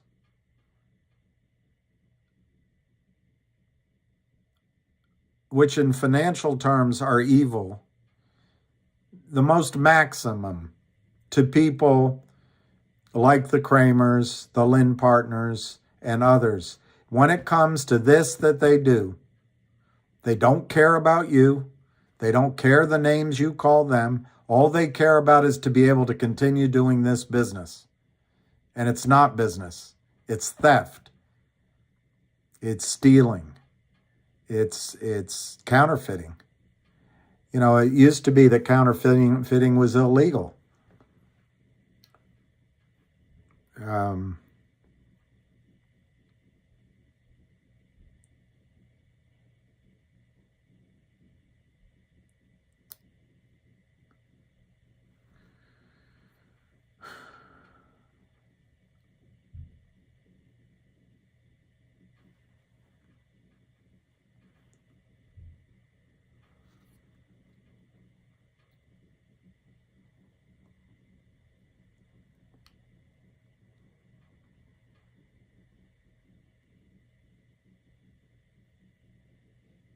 It's pretty interesting about Wish, though.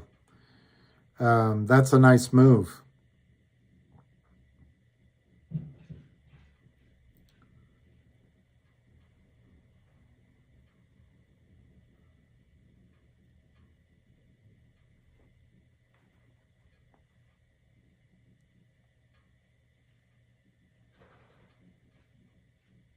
Trying to find this. I can't. What do I think? What's trading again, Simon? I don't think MMTLP is going to trade again. But when I say that, you know, there's people talking about it opening up for trading again. So, you know, you're asking my opinion. I'm giving it, but that's like saying, you know, whatever, the Kansas City Eagles, are they going to win?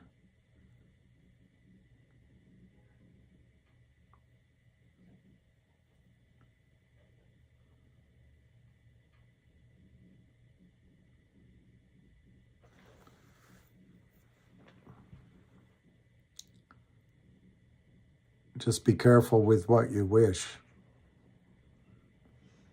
Wow, it's 21,000 again.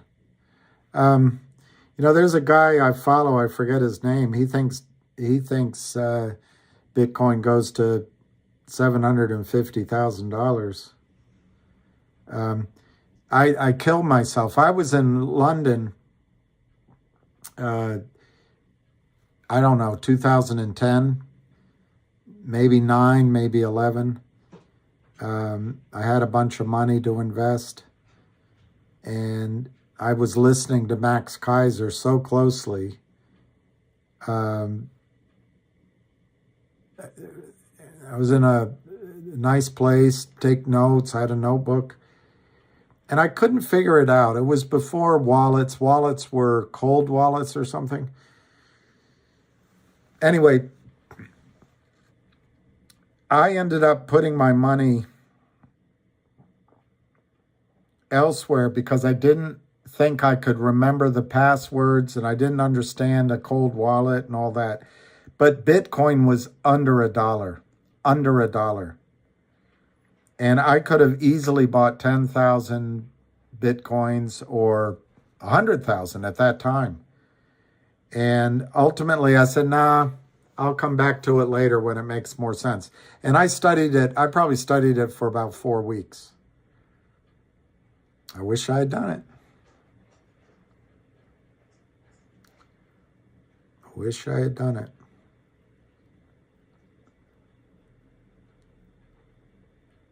I'm trying to find this thing. I swear I thought I had downloaded it for you. And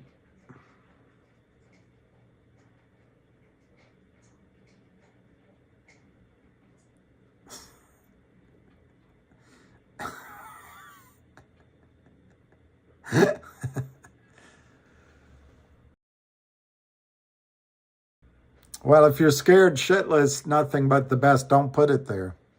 But I think DBMM, and maybe I should call her, I think DBMM has a great CEO. Her title of her job is something different. It's like premier partner or something, but she's the CEO. I think she's done a good job. She signed a deal with the Kramers, Kurt Kramer, and as you know, once they get a company signed out, they set about destroying their client. I don't know if the entire note was bought back for sure, but it's my understanding that it was. In other words, that means that Kurt Kramer cannot exchange his situation into shares of DBMM. I don't know I don't understand the business. It doesn't really matter what the business is. It is my understanding that the short position, the counterfeit position is over 8 billion shares. 8 billion. 8 billion. And there's only 700 and something million, 800 million shares that exist. Now, I forget her name. Is it Linda Perry? That's not right. Anyway, she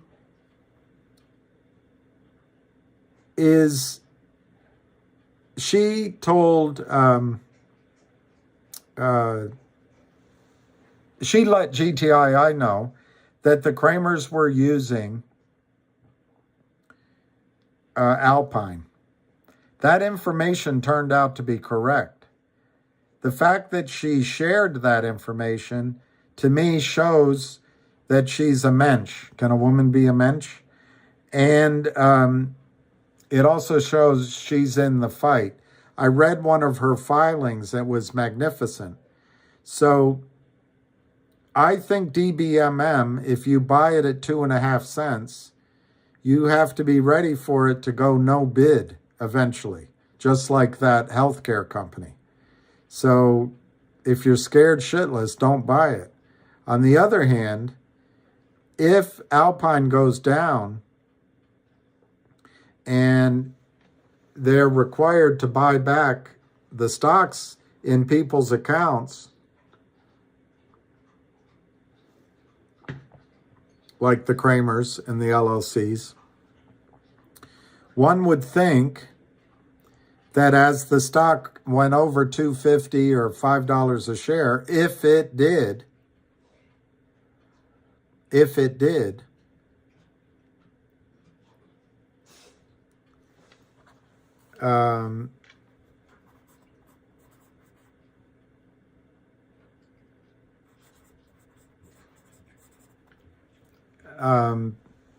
that it could go quite high.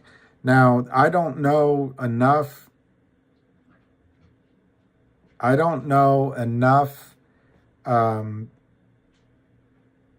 Information to give you a target on it. But my initial feeling is don't have $100 targets on it. It's 2.5 cents. But the more it trades higher, and if it trades up and were to trade in the 10 cents, 20 cents, 30 cents range for a while, I might dramatically raise my target. But my point is, it would be a hit and run trade. I don't feel like I have enough information even to make a sensible recommendation to you, other than it's a trapped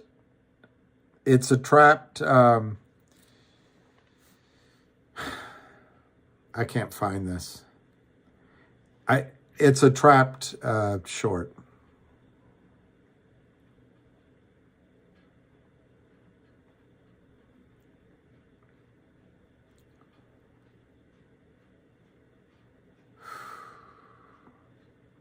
I can't find it.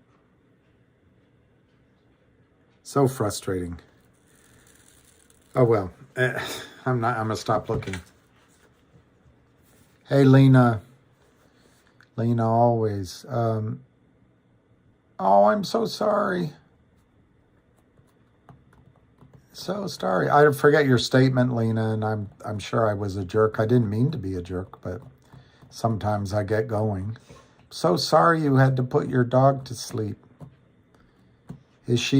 What kind of girl was she? My dog's a senior dog. Here he comes down the stairs. Here he comes. But I can't imagine how I'm going to feel, Lena, when I have to put him down.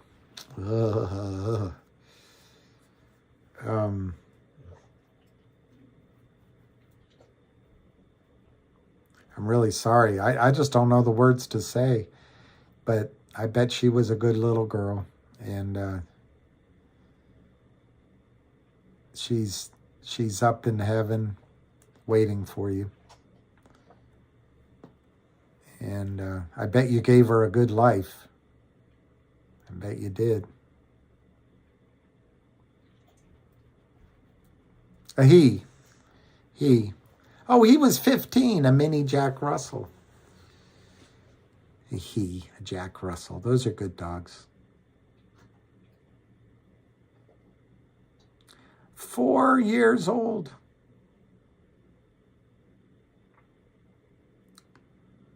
I know you loved him. But that love doesn't go away. That love doesn't go away. It's stored up in heaven. I'm sure of it. And he's very grateful. He's very grateful to you. You have 14 years, but then it's still tough when it's over.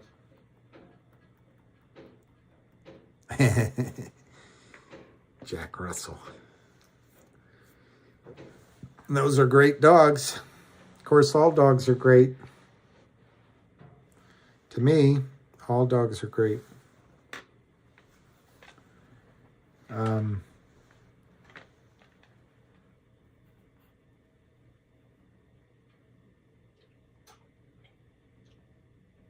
Lucy. Lucy is such a great name for a dog.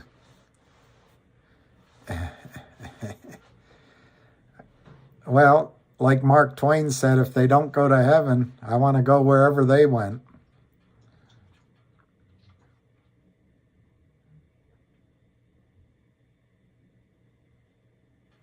Irish setter gave him to Rod Serling. Is that a real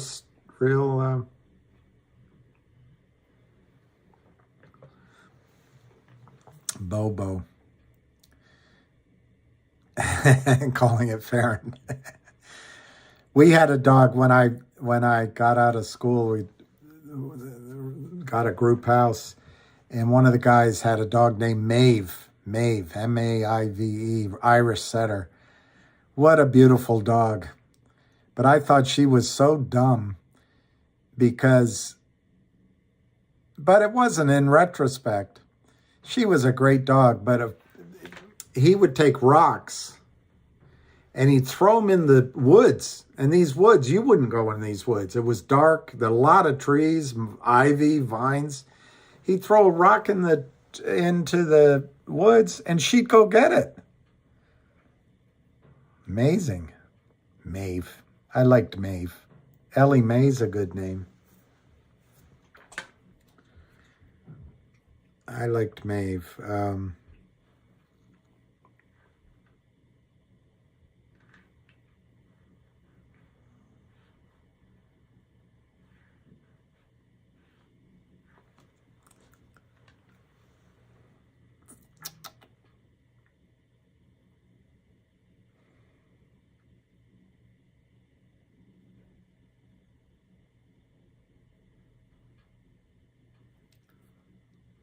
All right, 6:41. I might just go to 6:45 because I got to go walk my dog. He's sitting right here. But he's asleep, so if there's something to talk about, we can talk about it. I wish I could find this picture.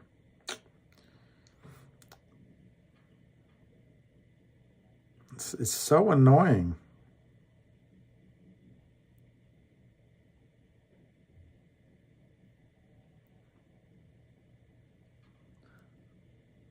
I like this picture.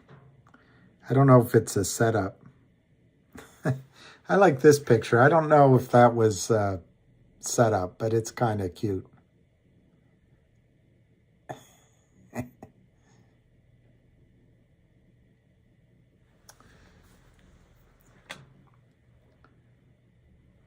Simon, I can't believe sometimes when I get so worked up, I feel like I don't know why anyone would listen to me. But I don't know if you've ever tried doing something like this. I've got a dog, a cup of coffee, a cuppa. I got a cuppa. And, a few odds and ends, a computer. And February 14th. Well, son, I have to. Hey, Lena. Yeah, she was a little cutie pie when I saw that. If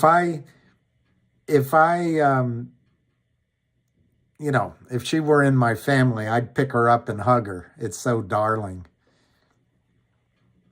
What do I think about Adam Aron? I don't know him as a person. And as a name, I don't think it's the greatest name. But I think, in fairness to some CEOs, I think Adam Aron looked out for himself. And I think the insiders at COSM looked out for themselves.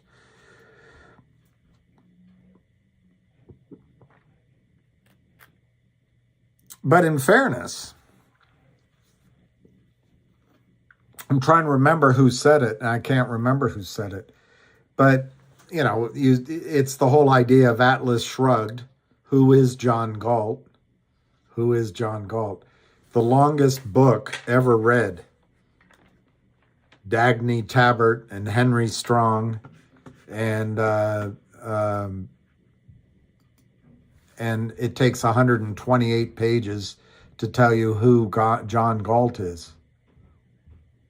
But anyway, the whole idea that Wall Street, Greed is Good, the movie, so if you're everybody's looking out for their own interest, I guess in a free and fair market, and it, Well, it's a level playing field. But I think Adam Aaron, Wall Street took advantage of you guys. I think COSM and some of the close people took advantage of you guys. Now, it doesn't mean that trades can still work out even if you're taken advantage of. And it doesn't mean that if somebody isn't taking advantage of you and is trying to do their best job, doesn't mean that the trade is going to work. So it's a tough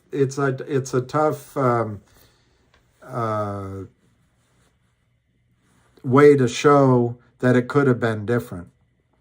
But I think the idea of making movie theaters charging different prices, making them into places for meetings, it's idiotic. But what do I know? I've never run a movie theater or a movie theater chain. I don't know, a CEO has to look out for the long term for the company, but it's also the long term for himself. He gets his health benefits, and her, if it's a her, but his health benefits, his insurance paid, he gets his salary, he gets stock options, he gets warrants if there's a situation for it, and then he gets awarded shares, and it's a nice life. So you go from having a company going bankrupt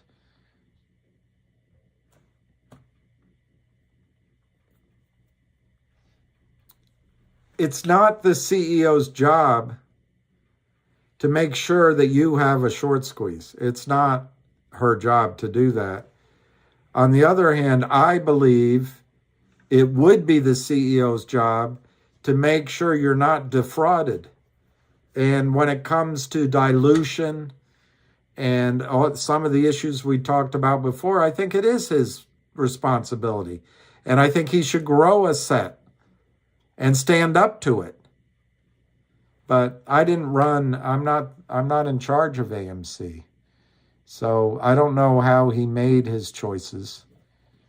But it certainly hurt you.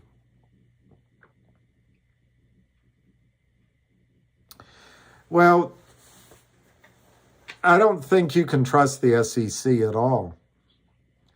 Gary Gensler he's full of it. He's full of himself. He's gifted in his talk, and he ran Hillary Clinton's campaign. He made $100 million because of his alliance with Goldman Sachs. And the reason I say he's full of it is his last big body of effort where he's single-handedly changing the markets for the better. He did nothing about stock settlement. Nothing. He knows. But he's just deflecting. He's patting himself on the back. He wants, I think, the big job at the big directorships and the big speeches and the wealth that none of us can even dream of, that the Obamas and the Clintons, the Pelosi's, Biden's go into office broke. Well, Pelosi's father, I think, had something. But they come out as rich as Croesus. And he wants that, I think. He doesn't want to go against Goldman Sachs and the rest. But if he truly wanted to make a difference in the rules of the SEC, he'd address stock settlement. There's only one question that needs to be answered. What is in my account? It's the only question that needs to be answered. What's in my account? I gave you cash. What did I get?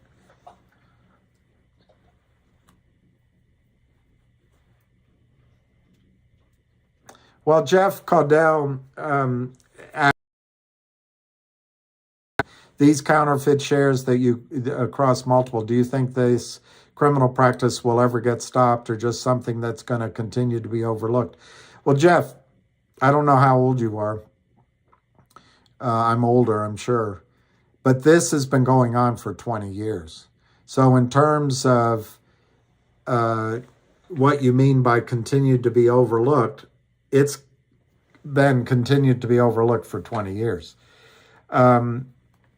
At least, probably longer. I think it's going to continue to be overlooked. I think it's not going to be stopped. Basically, the way they see it, we have electronic shares. It's failed to deliver, but if we can cover that trade with another fail to deliver and another fail to deliver, it's turtles all the way down. And what's the big deal? We're giving you bring cash, we're giving you an entry in your statement that says 10,000 shares of Wish, and it goes to 3, you sell it, we're giving you $30,000. What's the big deal? That's how I think everyone on the street just figures it's not a big deal. So I think it's going to continue. Now, the reason that I have aligned myself with GTI, CRTD, and a few other stocks, is I trust the management behind them. It might be that management made the mistake in the past of accepting a crappy deal, but these managements realize that they can't do it again. But until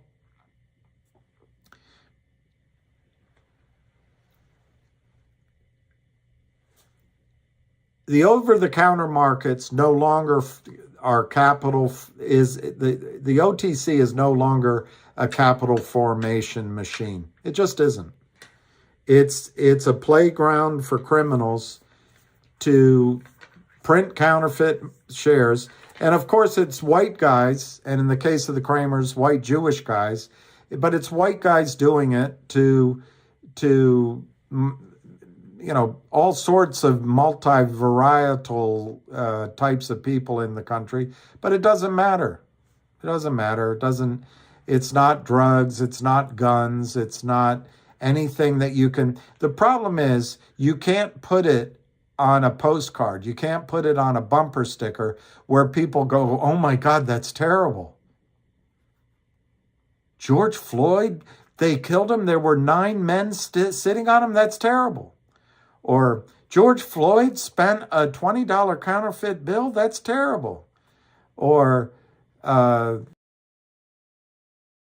planes into the building. That's terrible. Little baby children aren't getting food in Africa. That's terrible. How do you put that? How do you say that in a sentence?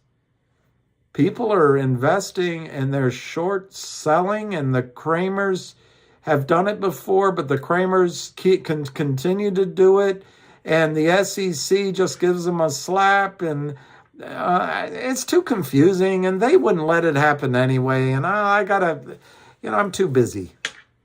It's hard to get it defined in an actionable item. It's the same problem with climate change or peak oil. How do you put it in the context of a busy person instantly getting the context and realizing that's bad?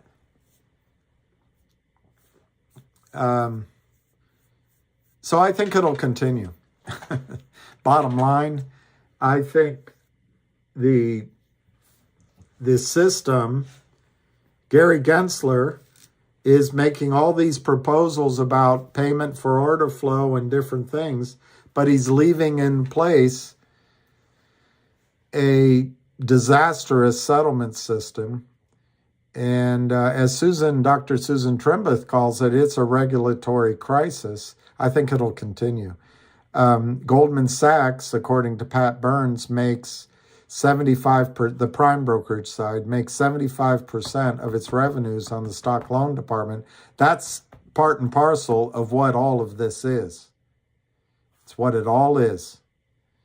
And by allowing what she calls entitlements, what Ham calls IOUs, what I sometimes call toilet paper, what we all agree is counterfeit shares, fail to deliver into people's accounts, Wall Street, without doing any work, if you can conceptualize this for a second, if I went out and started a private equity firm and I raised $100 million, and I know a guy that did this years ago, and he worked on a yacht. You get 2% a year off of the $100 million to manage it. 2%. You can do the arithmetic better than I can. $2 million a year. He was one guy. He got a secretary. He lived in Dubai and London. Cocaine, girls, yachts, everything. Drink, heavy drinking. Of course, I would sit at the table. Smart guy. I liked him. Smart guy. But $2 million is a lot of money when you're 35 years old. Okay, you get $2 million. 2%. Then you get 20% of the profits every single year. So you turn the $100 million, if you're somebody like Kathy Wood and you just follow the trend, you just buy all the same stuff that's going up. It used to be the S&P 6. It was easy. The Fed was buying the S&P 6. Everyone with red socks was buying the S&P 6. Everyone that wore a ring on their pinky was buying the S&P 6. Everyone that was in London and they went to the proper schools, everyone that went to the schools in Boston or California, and in the proper fraternities, they were buying the S&P 6. And the Fed was buying it. So the Amazons, the Googles, the Alphabets, the Disneys, the Netflixes. I think I double counted. Anyway, they go up for 10 straight years. So you get 2% on your private equity, $100 million you raised, 2%, $2 million a year for 10 years. That's $20 million. What'd you do? What'd you do? Now, if you just like an idiot put the money in the S&P 6 over that decade, it might have tripled if you had done it. But the way they do it, each year it goes up. Let's say the 100 million goes to 110 million. They get 20% of that. So you get 108 minus the 2 million for expenses and the 2 million of the profit. Well, they got 4 million that year. The next year, let's say the 106, and there's all sorts of definitions in there. So they're getting paid on the performance the best way possible, net of fees, basically. They don't adjust it for the fact that you're not getting as much. Anyway, let's say the next year goes to 126. That's 20 million. So they get 2 million that year, and on the 20 million, they get 20%, they get 4 million. That's 6 million. For doing what? Well, that's on $100 million. That's on $100 million. So Tom, I think it was Tom that asked me. So imagine if abracadabra, hey presto, you came up with a way of turning the 100 million. I'm just using the example of this one guy, but pretend you're a hedge fund or a Goldman Sachs or other pool of money. You got 100 million under management. But hey, presto, instead of having real shares in there, and I'm not talking so much about one guy with money under management, I'm talking about a firm with assets under management now. I'm just trying to make the leap. If all of a sudden at Goldman Sachs, there's $1 trillion worth of assets, how do you grow it? You've reached your limit. Counterfeit shares. So just as an example, what if it's 1-for-1? You allow counterfeit shares in a time of easy money to enter into the system. All of a sudden, 1-for-1. All of a sudden you have 2 trillion under management. Not 1 trillion. You have 2 trillion. And the firms charge those same kind of fees. The broker you work with gets, anywhere, if she's a good broker, anywhere from 3/8 to maybe 1%, but a lot of brokers charge up to 3% to manage your money. Well, if the brokerage firm can suddenly have assets double or treble simply by looking the other way when counterfeits come into the system, why would they stop it? Why would they stop it? They get to charge annual fees and get a percentage of your fees. Everyone gets a good salary. Their daughters can all go to Yale, and everyone's happily ever after. And we all know that, Democrats aren't racists and Republicans are, and we can go on happily. That's why they don't change it. I'm sorry. That's just is too much money in it. I think the whole house of cards has to come down because, in essence, the greed will overtop the real shares at some point. You can't keep taking out of the system and again pretend that's that. If you're taking 2% 20 out every year, when it starts going down, they by the way, they have adjustments. They either close the fund or restart it. So they never have to make up the losses before they can start getting their well-deserved fees back. But anyway, if just to keep it without all the complication, if it's 100 million and you're taking, I'm just going to use the number, 5 million a year off of it, and let's say it doesn't grow. Well, if you multiply it by 3 with counterfeit shares, all of a sudden you have 300 million. You're taking 15 million off because the magic of the Fed printing money, everything, we're all in la-la land. But that 15 million now is coming out of the original 100 million. It can't go on forever. It just can't go on forever. So there will be a day of reckoning. But what I want you guys to do is get out of this system. I want you to make your money and get out and be protected. I don't know, Ralph Fan.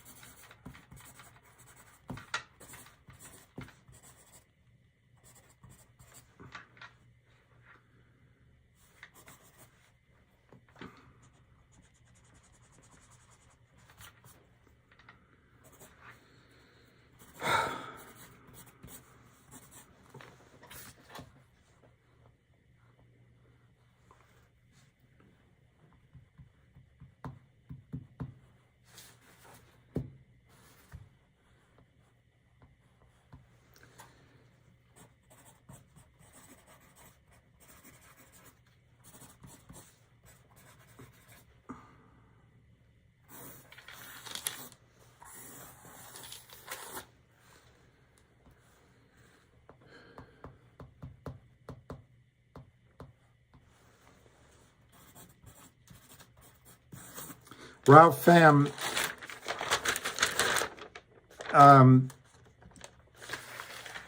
there's 164 million something shares of NexBridge right now. They're going to issue 40 million shares through an offering with Roth Capital. It hasn't happened yet. You asked me how much it's worth today. There's 106, call it 165 million shares.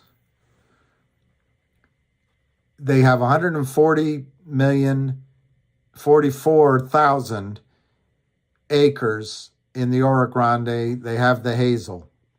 According to John Berta on Space Calls and in writing and other sources, they have between 3.2 and 4 billion barrels of oil in place.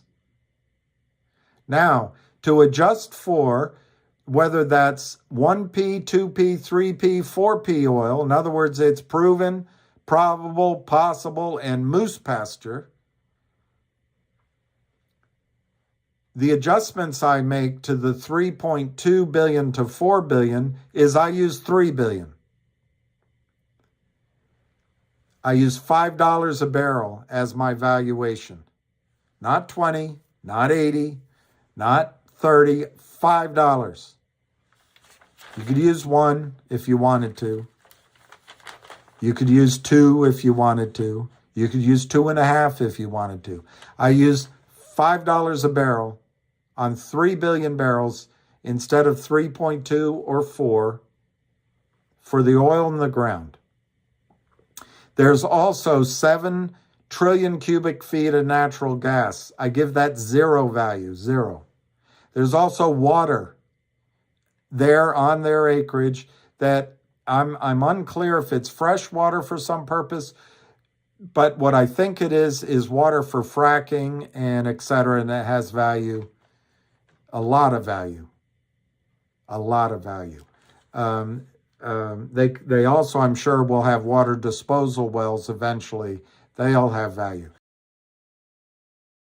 165 million shares, 3 billion barrels of oil at $5, $15 billion.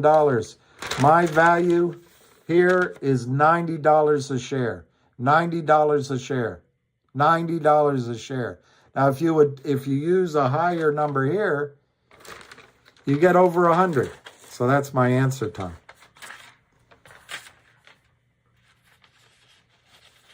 Herman, all we've done is talk about MMTLP, and there is no new news that I know of. Tuck T, NexBridge, are you sure the oil is extractable at a profit? No. Concern due to property on market for years? Yes. Why not partner to ExxonMobil? All good questions, Tuck T. At this point, all I can rely on is the insiders giving a value to it and saying that there are some wells that have worked.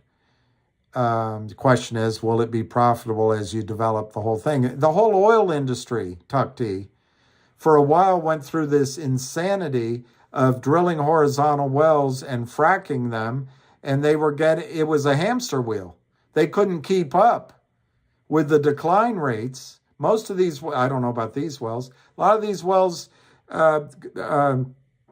declined 75, 80% of their production in the first 18 months. So they'd have to keep it on in Wall Street. And it's a valid point. I think in Texas, now that the rules have changed, where you can produce out of multiple zones at the same time, that has been ameliorated a bit. But I worry about takeaway at the Oro Grande. I worry about whether they can sell the natural gas. Yeah, sure. I worry about the extent of the field. So you say, well, you're saying it would pay $5 a barrel. Aren't you worried that it might not be profitable? Aren't you worried that Exxon hasn't bought into it? Aren't you worried it's been on the market and no one's bought it for years? Well, that shows, I think, a misunderstanding of the oil business. Oil went down to below zero, and there were banks were dumping properties all over the United States on the market. No one wanted to buy them. I tried to place them. No one wanted to buy it. Oh, oil's still, no, So There were plenty of projects out there, companies out there in trouble with the banks that could be bought that were producing. You could buy at PV20, PV25. I saw a project at PV 30% with locations on it. So why the hell would you go buy something that first, when it was torn as a stock that was getting crushed by the shorts, then when it's in the middle of a merger with this thing, MMAT, why would you get all involved in that when there's first-tier projects available at discounts you can't believe? Also, a lot of purchases are made with borrowed money, and they may or may not have been willing to lend on the Oro Grande. To put it in a different way, the oil business went through a massive down in the dumps. When it comes out, it's the first tier projects that go first, the second tier next, third tier. I think Oro Grande is probably in the fourth or fifth tier. However, they kept drilling, they kept drilling, they kept drilling, and they've had results. So you ask me, why would somebody pay $5 a barrel for they might not. They got to pay something. They're not going to get the company for zero. They're not going to get the assets for zero. But what I see is Roth Capital Partners is willing to raise money. I see the insiders not willing to take less than $600 a share. I see the company having drilled some wells over the last few years. And I see oil prices back up. And I see very few new field discoveries available in the world, and certainly in North America. So you say, aren't you worried that somebody hasn't already bought it? No, I'm not worried. I'm not worried at all. ExxonMobil digested a huge acquisition in XTO, and they bought it the wrong time. And ExxonMobil is all over the world. ExxonMobil would rather buy a company that's already proven up everything and pay more for it than take the risk of coming into something that could be an energy sink in terms of personnel and money for years. But could an independent buy it? Could Exxon buy it? A Chevron buy it? Phillips 66? Sure. Why would they do it? Because they can tell a story about the oil in the ground. Even if they don't get to it for 10 years, it helps them raise money on Wall Street. It's on their prospectus as perspective. In terms of producing it at a profit, of course that's important. So you're saying, I guess, that no company should be for sale until they're producing oil for a profit. Well, I think that's a broad, almost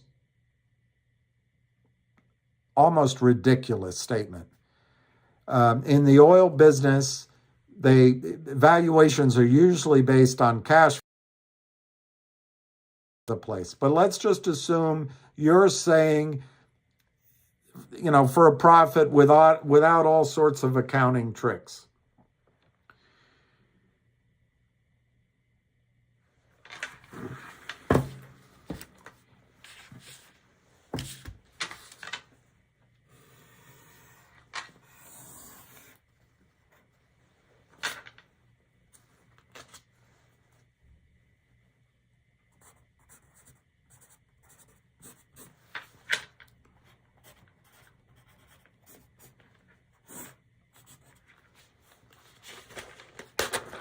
This is the path of an oil project. It goes from idea,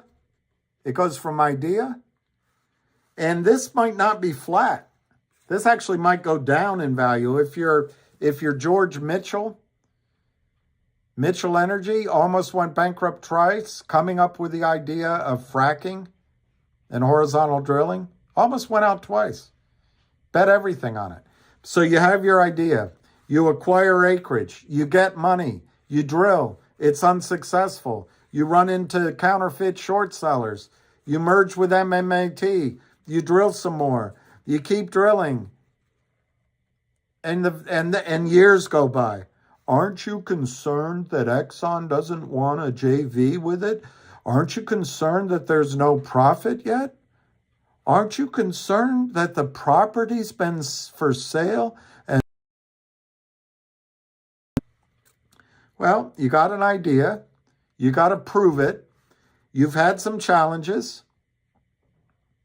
You've had a lot of skepticism. It's a new field after all. You've got to prove that the technology works in more than just honey spots. And you've got to make sure that that your idea extends over enough acreage that it can be profitable and you can deploy hundreds of millions of dollars at a profit. In the face of that, you have oil prices collapsing. You have the miracle, the so-called miracle of tight sands drilling coming back and biting bankers in the face. You have a flood of properties for sale because bankers have no imagination or patience. And then you have the short sellers, and you have the stock that everyone thought was going to go up. Oil goes below zero. Yeah, but aren't you worried that they haven't already sold it to Exxon? Well, let me ask you something. Would you sell the shares here? Would you sell your company to Exxon here? I'm not sure this was a serious question. But if you sell down when the stock is flat on its butt, you might get a joint venture. You might get a joint venture. We'll put up all the money. We take or profit even, and we'll give you 5% as we define profit. And we get our money back first. Or we get our money back 2 times if you sell it right there.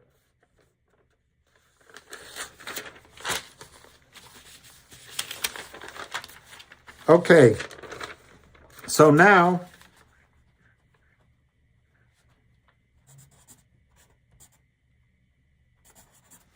here comes NexBridge.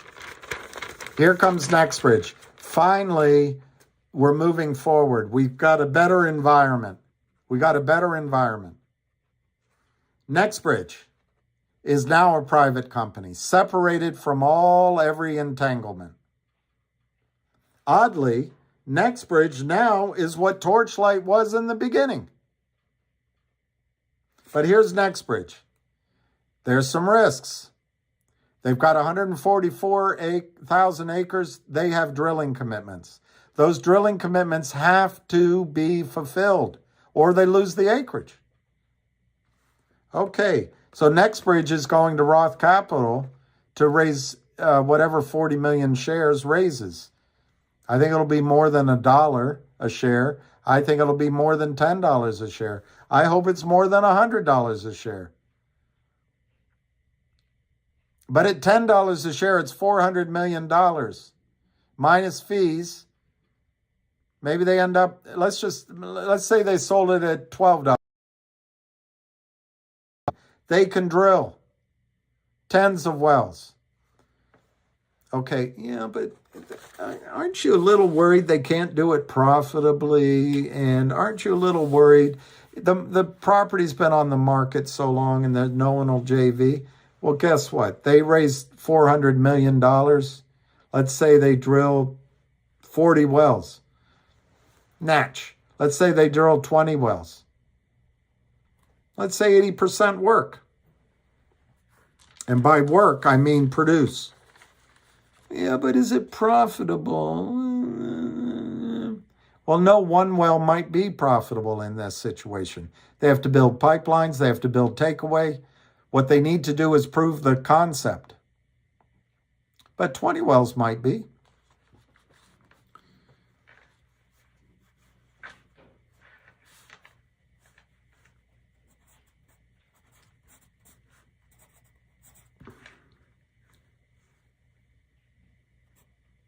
I don't know. I'm going to say $12 a share.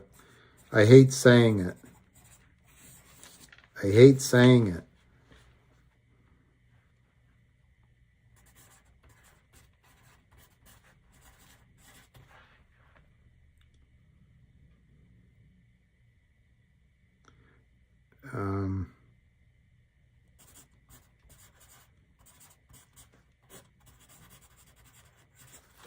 All right, so you drill those 20 wells.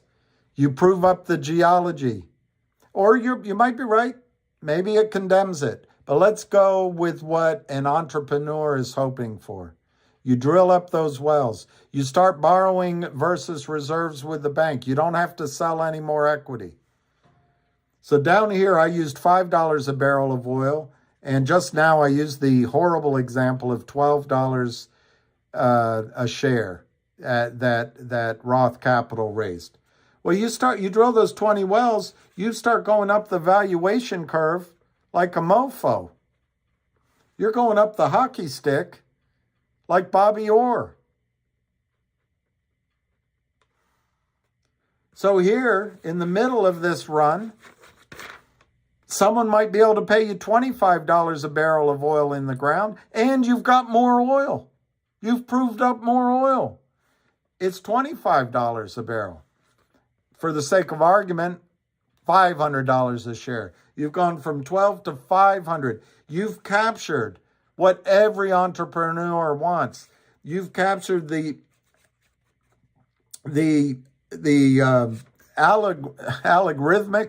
logarithmic movement in valuation. Unbelievable.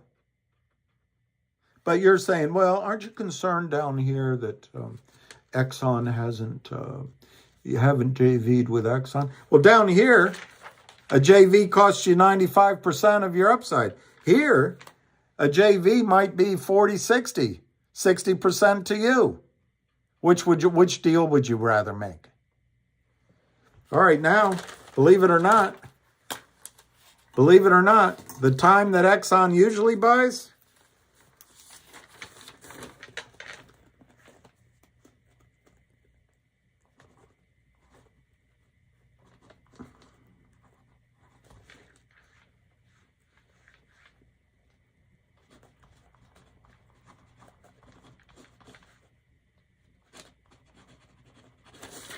I mean, I'm making these numbers up, but the time Exxon usually buys, look up XTO. They buy when the oil's fully proved most of places. There's still development wells to drill, but everything's proven, as you guys say. And they might pay $60 a barrel for the oil, assuming oil, where I don't know where oil's trading today, and $1,500 a share in cash and stock. They pay an arithmetic return. And pensions funds pay arithmetic return. And you as a retail investor, by the time Wall Street brings it to you, you pay an arithmetic return, not the hockey stick. So what I submit to you, aren't you concerned about profitability and that it's been on the market so long? I submit to you that I've adjusted it by using $5 a barrel of oil in the ground. And I also submit to you that someone that's buying here, and we're about to find out, if the Roth Capital deal goes bust, we found out. Of course, you could argue that the Roth Capital deal is saturated with criminal money, so you have to wait till the next raise, and you would have a legitimate point. But if I were Phillips 66, Chevron, Apache, Carrizo, Contango, I'm trying to think of other companies in the Eagleford. Anyway, if I'm a company looking to grow and raise money, I'm going to be willing to pay, either in stock or cash, I think, $5 a barrel. I don't know about in the acquisition, $12 a share. I don't know what it'd be. $5 a barrel Remember, when I used $5 a barrel, I got $100 a share, $90 a share. But I'd be willing to pay that in an acquisition. Why? I'm making it up. If I'm Contango, I'm Sentry Offshore, I can go to my investors. I've got the glossies, and I can say, this is the theory. These 5 wells are producing. A couple of these didn't work out. We want to buy acreage. And meanwhile, our assets. But I want to raise $1 billion in the market so I can expand my drilling in Egypt, in the case of Apache, and offshore. But I want to acquire this as part of my upside that I can offer to shareholders, pension and retail shareholders. So I'm willing to issue shares at $90 a share based on $5 oil on 3 billion barrels in the ground, because we're going to acquire more acreage. I can expand that 3 billion barrels possible to maybe 30 billion barrels by buying 1.5 million acres of leases. I don't know. I'm making the numbers up. So I'm going to establish this foothold in a new field discovery that's the most exciting thing in North America. It's predictable. It's Texas. It's oil. It's gas. And it's wide open. I'm going to establish my foothold here with the geologists that did the work, with the seismic and the science of the first wells, with the production. And guess what? I can tell a story about 30 billion barrels to institutional investors all day long. It's going to take us 10 years to develop it. We're going to give stock for this, but I need you, Goldman Sachs. I'll buy this for stock, but I need you to get $10 billion to me so I can expand my business in Egypt.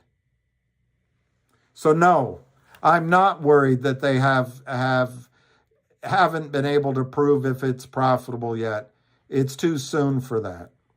No, it doesn't bother me at all that someone hasn't purchased it or JV'd yet, because that's price. And if you're the insider that's done all the work, you're not going to agree a 95% split when your stock's flat on the ass because the criminals have driven your stock into oblivion.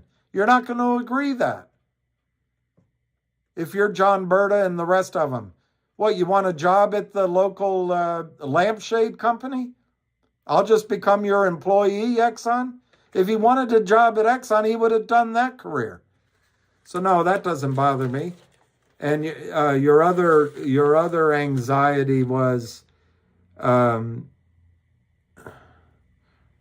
can't remember your other anxiety there. I can't remember it. Whether they discovered oil, I guess. Well, they have said that the wells they did worked, but your concerns are just the legitimate jerk concerns everybody gives in every new oil project. How do I know it's going to be profitable? Is the oil there? And how come no one else has done it? Okay, get out of the oil business. Get into the computer business. That always works. You never see computer companies go out of business. But if you're an oil man, and you have your network and you understand geology, and I'm not claiming I do, you know that there's a possibility this will work. It already has in some way.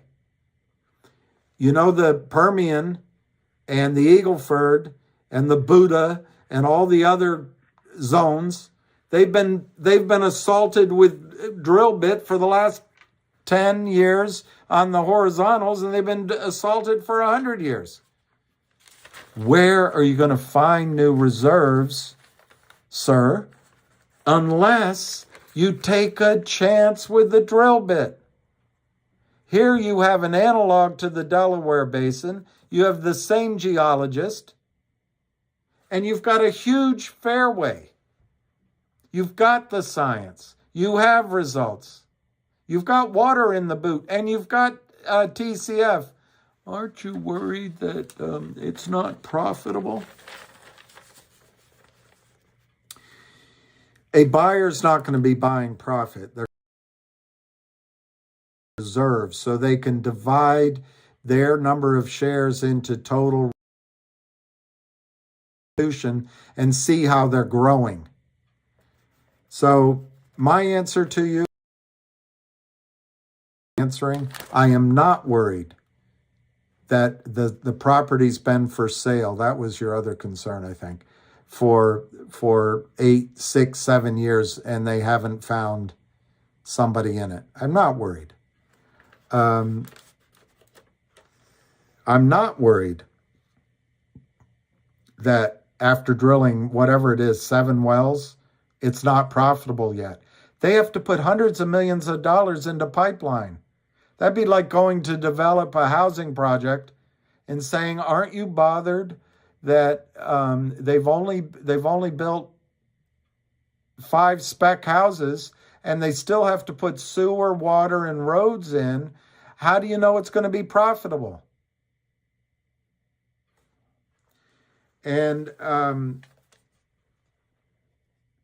I'm comfortable with my price of $5 a share, a barrel of oil in the ground, being what someone would pay if they were to acquire NexBridge right now.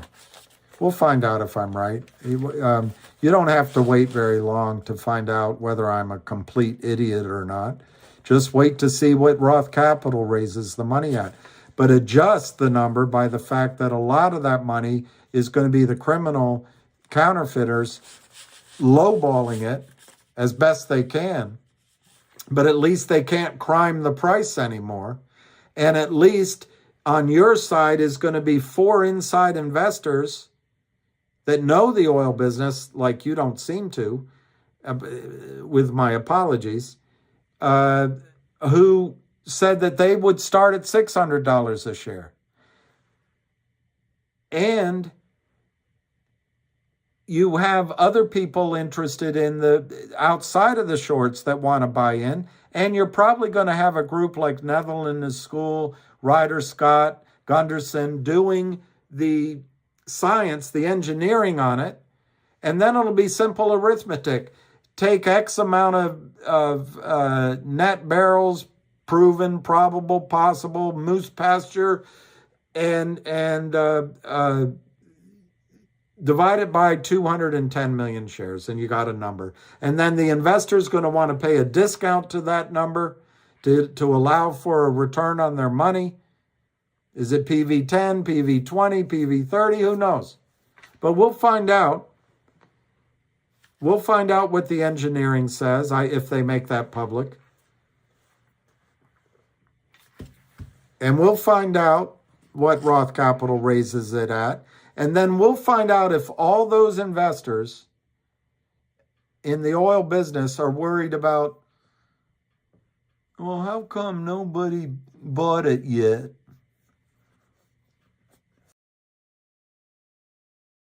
How come nobody like Exxon is JVing in it yet? How come? How come? You don't know if it's going to be profitable. What if the oil's not there? Well,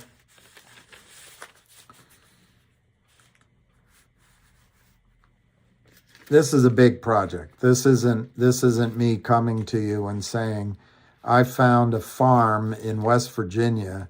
They think they have gas on it. And there's not enough money to do seismic. But if they're right, we might have 3 wells to drill. It's not that. This is big boy stuff. Science, results.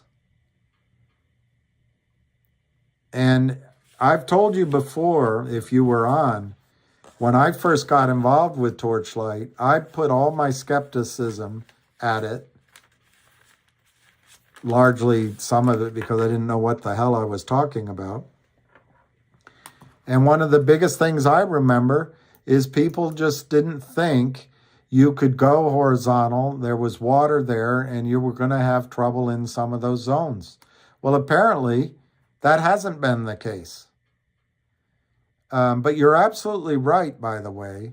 It's possible after Roth Capital raises $400 million and they acquire other acreage and they start drilling, it is possible that a series of wells will condemn the project. That is the risk of oil and gas. Absolutely. But the reason an oil and gas company would buy this isn't, nobody buys an oil and gas project because they assume it's not going to be profitable, which is not the way it's measured, that it's not going to find oil, that because no one else has danced with the girl, she mustn't be worth dancing with. And that so much time has gone by. You know when the dinosaurs came in? Can Ollie pee down my pants pocket? The Devonian, the Permian, the Paleozoic. It's a lot of time. Do you think 3 or 4 years are going to change what oil's under the ground or not under the ground?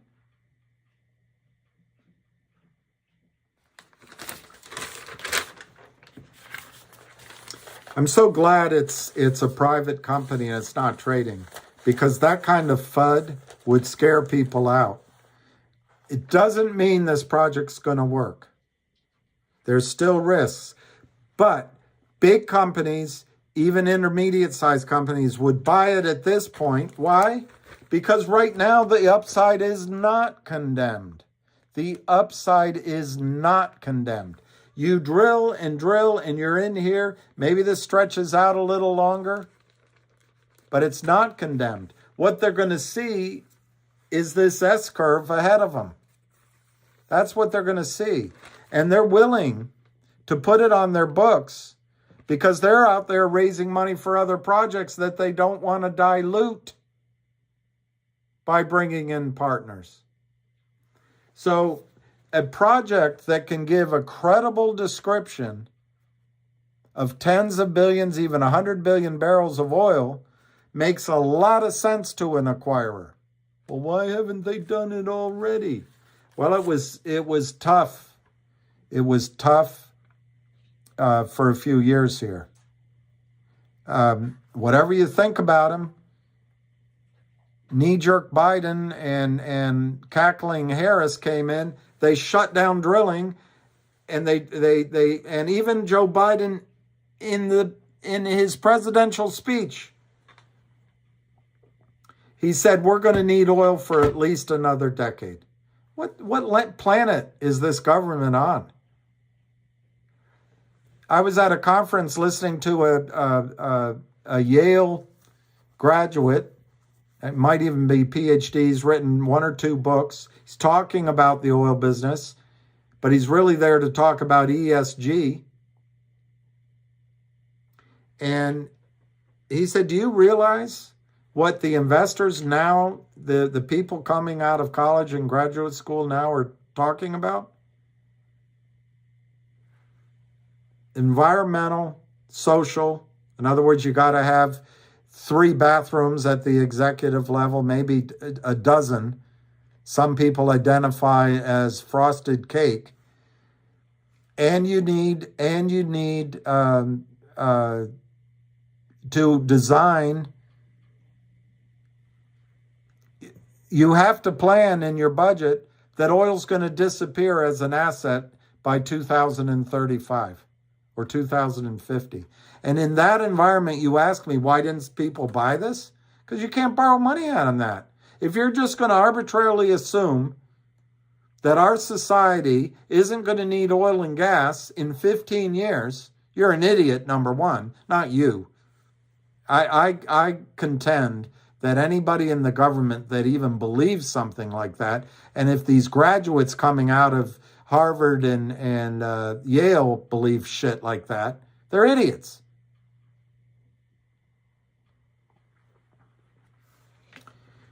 This much oil, this much gasoline costs you less than the coffee I put in it.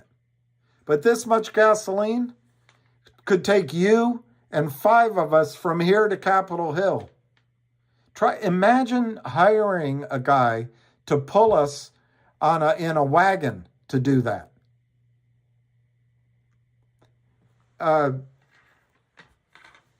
Heating your home. How many of you burn wood? Or coal, for that matter? You want electric cars. Comes from nuclear power. I won't even go into it. Everyone thinks that's clean. You know how much oil is used to build a plant, operate it, drive to it? Lithium. Anyway, in an environment when every idiot portfolio manager is dumping oil and gas because at Harvard they say we're not going to need oil in 15 years, it was hard to raise money. So I'm not troubled that they didn't get it sold. This is a big project.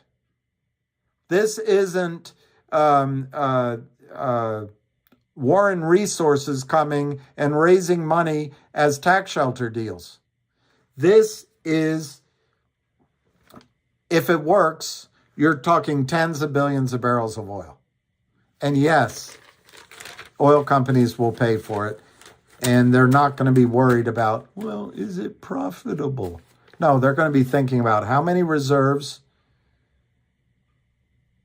can I build the pipeline and take away? What are the environmental restrictions? And as they go, they'll be adjusting those decisions. If a smaller buyer comes in, a less well-funded buyer comes in, they'll focus on one step at a time, making the first pad, so to speak, cash flow. And that's the word, by the way. You don't want to talk about profit. It's cash flow. And then they'll do the next pad, cash flow that, and they'll build it out in an organized way. But no, I think NexBridge is massively valuable potentially. And because of that, I think it has present value to an acquirer. And it's obviously not you because you don't believe in oil and gas or you don't fully understand it maybe. But there are no guarantees. But in return for that, the upside is massive. And if you look at every oil and gas project as, oh, it's not going to be there, it's not going to be profitable, how come somebody else hasn't bought it? How come I'm the lucky one looking at it? Probably means you shouldn't be in oil and gas. Because that happens all the time. Do you think, hey Jennifer, do you think Biden stopped drilling for domestic to preserve oil for U.S.? No, I think he barely can think. I think people around him have stopped it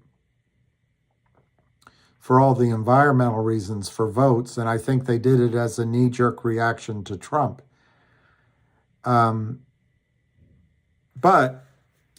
you know, I think the United States is completely wrong, and a lot of my friends are, when they say that the United States achieved oil independence. I've never heard so much malarkey in my life. Now, it's tough to analyze oil data because we can't refine the oil we're producing in Texas. We can refine oil we get from Venezuela, so you got to net all that out. But, and we haven't built a refinery. I tried to raise money for a refinery. No one wants to invest it in anymore. So, uh, I think there's going to be a comeuppance. And I think Trump's wrong on the idea that we can build the society the way Elvis Presley lived. I think we need to look forward to living in a society in North America that's a lot more like the Europeans, where you take trains.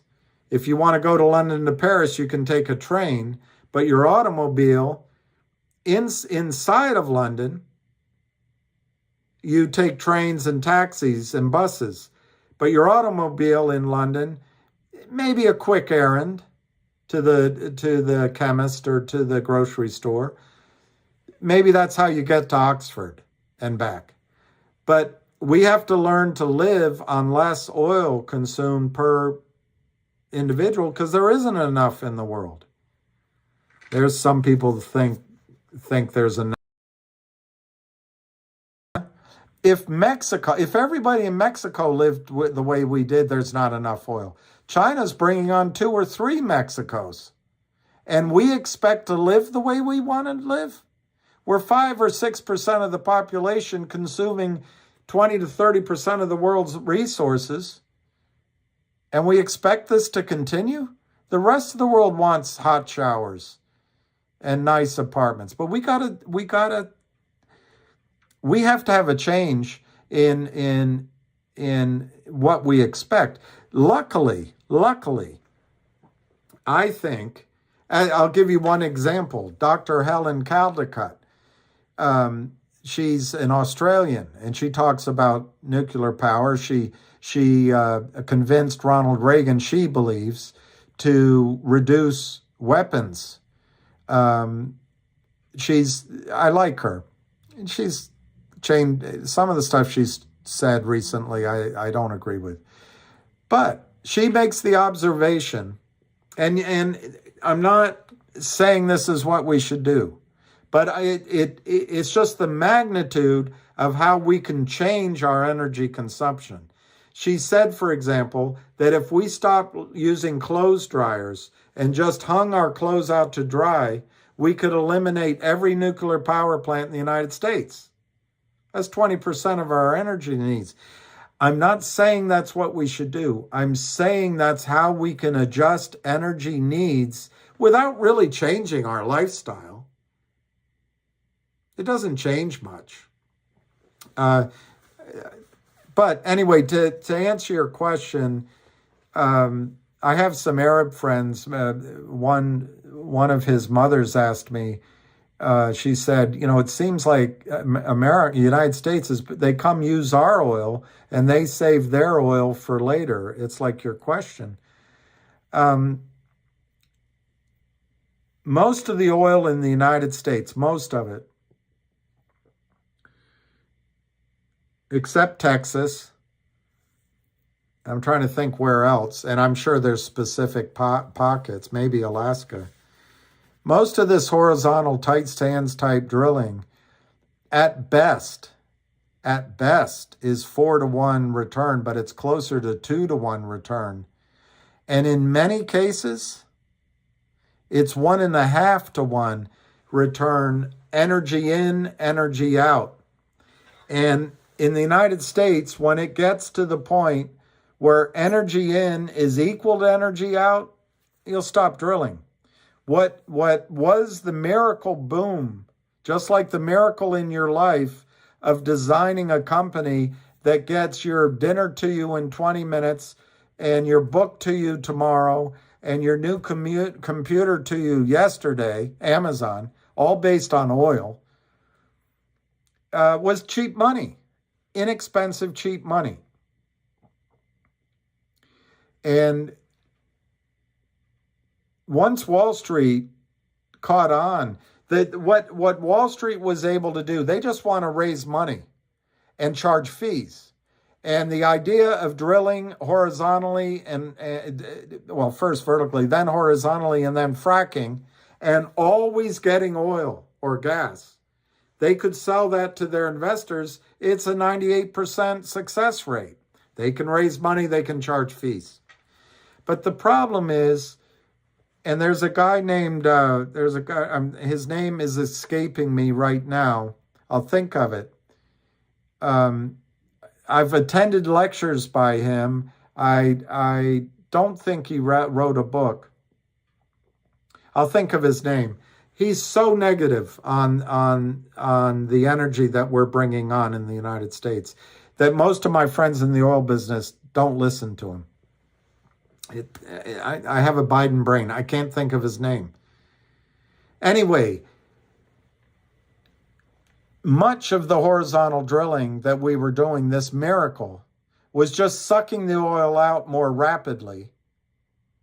And it's like I say, best case, 1 to 4. Four barrels of oil for every barrel you spend. But mostly it's less. In Saudi Arabia, when they first started drilling, you spend a barrel, you find 250 barrels, 300 barrels oil. It's a different game right now.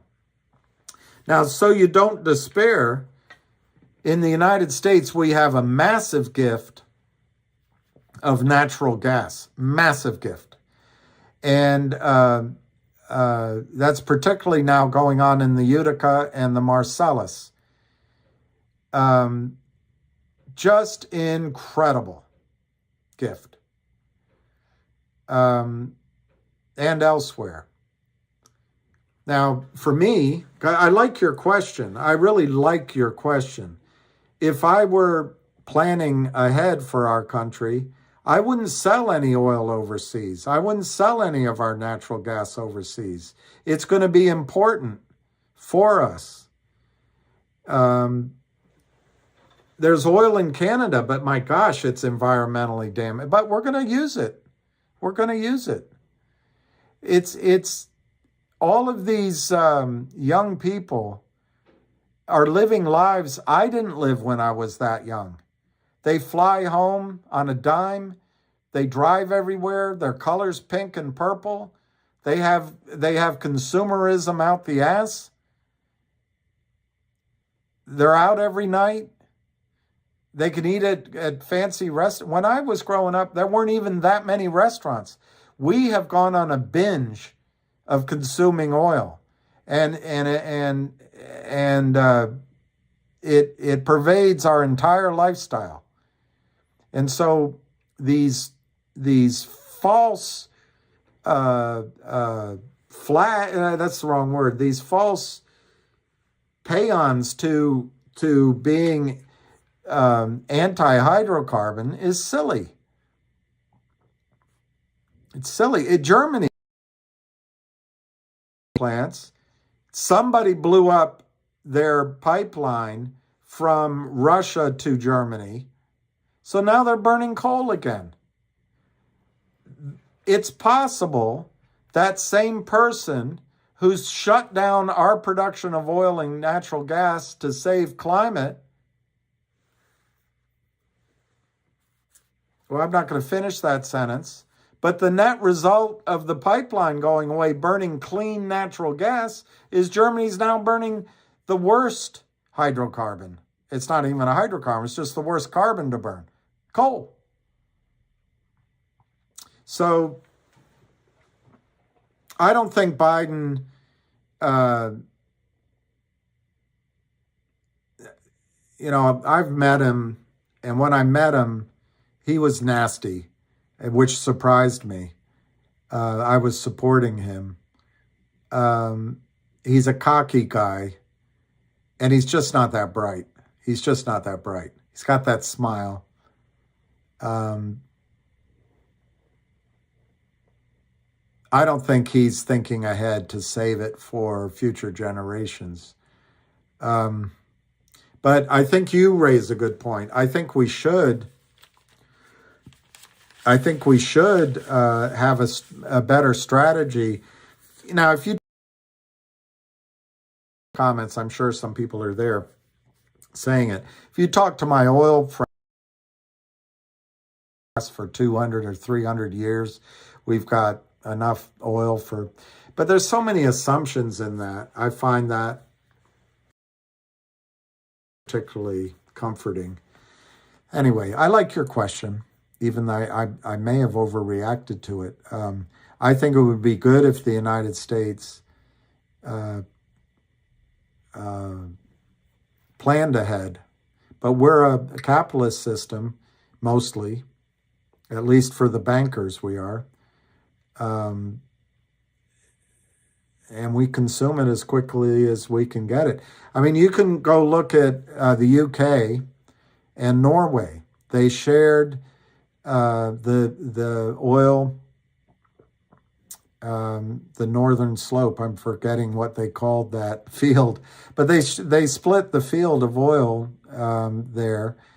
And what Maggie Thatcher did is she threw a party, and now the UK is pretty much, unless they make some miracle new discovery, they're out of that oil. And they're facing a nuclear power cliff as well. Their power plants are aging. What Norway did is they managed their oil resources. Of course, it's a smaller country, but they didn't spend all their oil and gas. They built the world's largest fund. I'm forgetting the name. It's not Norges Bank. It's another name. But they have the largest in the world. I think the second largest is Adia. But I hope we don't just consume our resources. Unfortunately, it looks like we're going to war, and that'll burn a lot of God's bounty again. And I like your question, though. I think the idea of designing a new way of economy, which for me means more rail, more travel by water, and living in cities and towns. And anyway, I think it's a good question.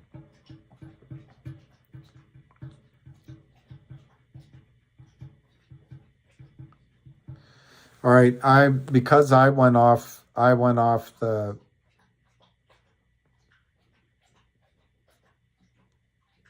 Well, Herman Hartner, I hope you're right. You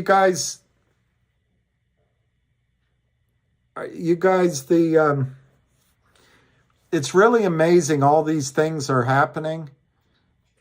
The chicken and the meat packing, and now there's this explosion in one of the most productive farmland parts of our country. Of course, the war is happening in a productive farmland, and now you're saying there's more derailments. In a time of war, you'd almost think it was somebody behind enemy lines sabotaging us. But maybe it's just all coincidence.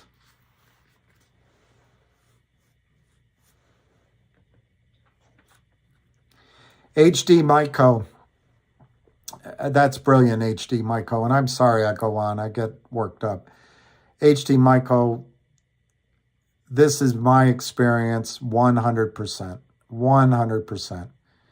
And I would love to start, an oil and gas company and take advantage of the knowledge we have and make it work. But, Mr. Dugo, and then you wonder who, and I can get into some really crazy ideas about who's doing it, but I don't think it's coincidental. And what makes me nervous is when you lose enough hatcheries and enough meat packing and enough farmland, and then you've got droughts. I don't know, unless a lot of people die, there's going to be food shortages. And I've never had to deal with that in my life as a society. It's pretty frightening. I hope I'm all wrong on that. But HD Myco, I think that's a big problem. And in my opinion, one of the reasons HD Myco that I get so worked up against these criminals is I raised a lot of money in oil and gas in particular, and they've destroyed company after company. I didn't realize the magnitude until I've just looked under the hood for the last 4 or 5 years. I knew some of it. And I certainly knew the mechanisms pretty well. I just didn't know how much crud it was. Conagra, all right.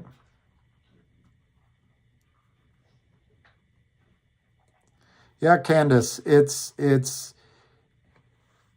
seems like people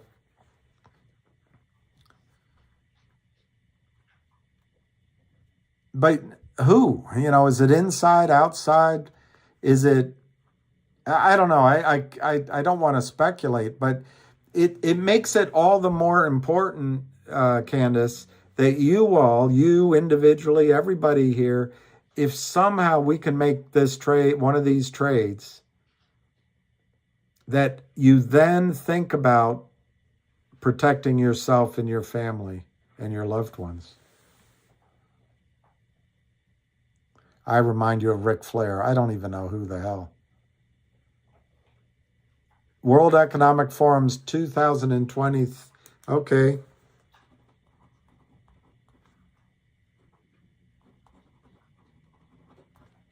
I know who Ric Flair is now because you guys tell me who he is, but I have no idea who he is. Ryan, in the State of the Union speech, when Biden said we need oil for 10 more years, everybody laughed, think he was joking. No, he wasn't joking. He actually Well, there you go, Ryan Sartell. We'll always use it, and we'll use it less and less.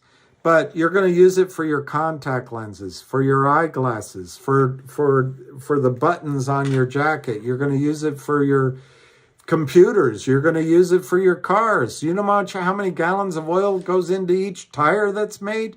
You're going to use it for flying places. We've built a system. In Europe, in Spain, in the UK, you can get around by train. The only way you can get around our country is by plane. It's oil. We're going to need oil for the rest of our... I don't know what his line is, Ric Flair, this guy I look like. And I don't think looking like... I saw a picture of him. He's got to be one of the fattest, or it's all muscle. Anyway, I don't want to look like Ric Flair. But hey, who controls what you look like? All right, it's 8 o'clock. You guys, I went on and on and on. And to be the man, you have to beat the man.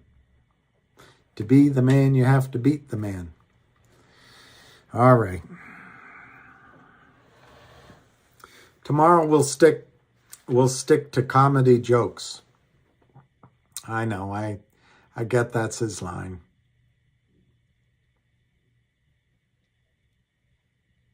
Well, Herman, I think it could be tier 2. I think in the United States, imagine, Herman, if they got a bunch of money, if they acted now, and the motivated criminals who don't want to go to jail, and the system that doesn't want to be exposed. Imagine if they got a massive amount of money by issuing 1 billion shares.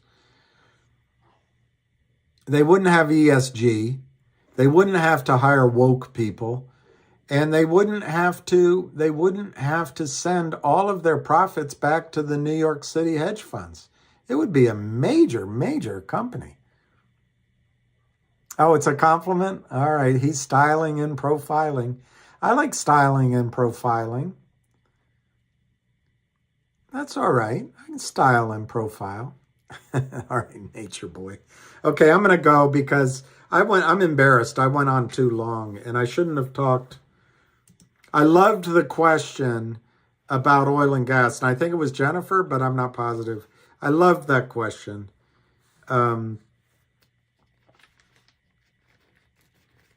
I think we should maybe making long-term energy strategy. I just don't think it's Joey Biden. It's not Trump either. It's not Donald Trump either. But anyway. Okay. Ravishing Rick Rule. Free fair markets seems pretty woke. Yeah, that's a good point. That's a pretty good point. All right, good night, everybody. I'm going to go walk Lucky Boy if he's still alive. I'm joking. All right, see you later. Peace, love.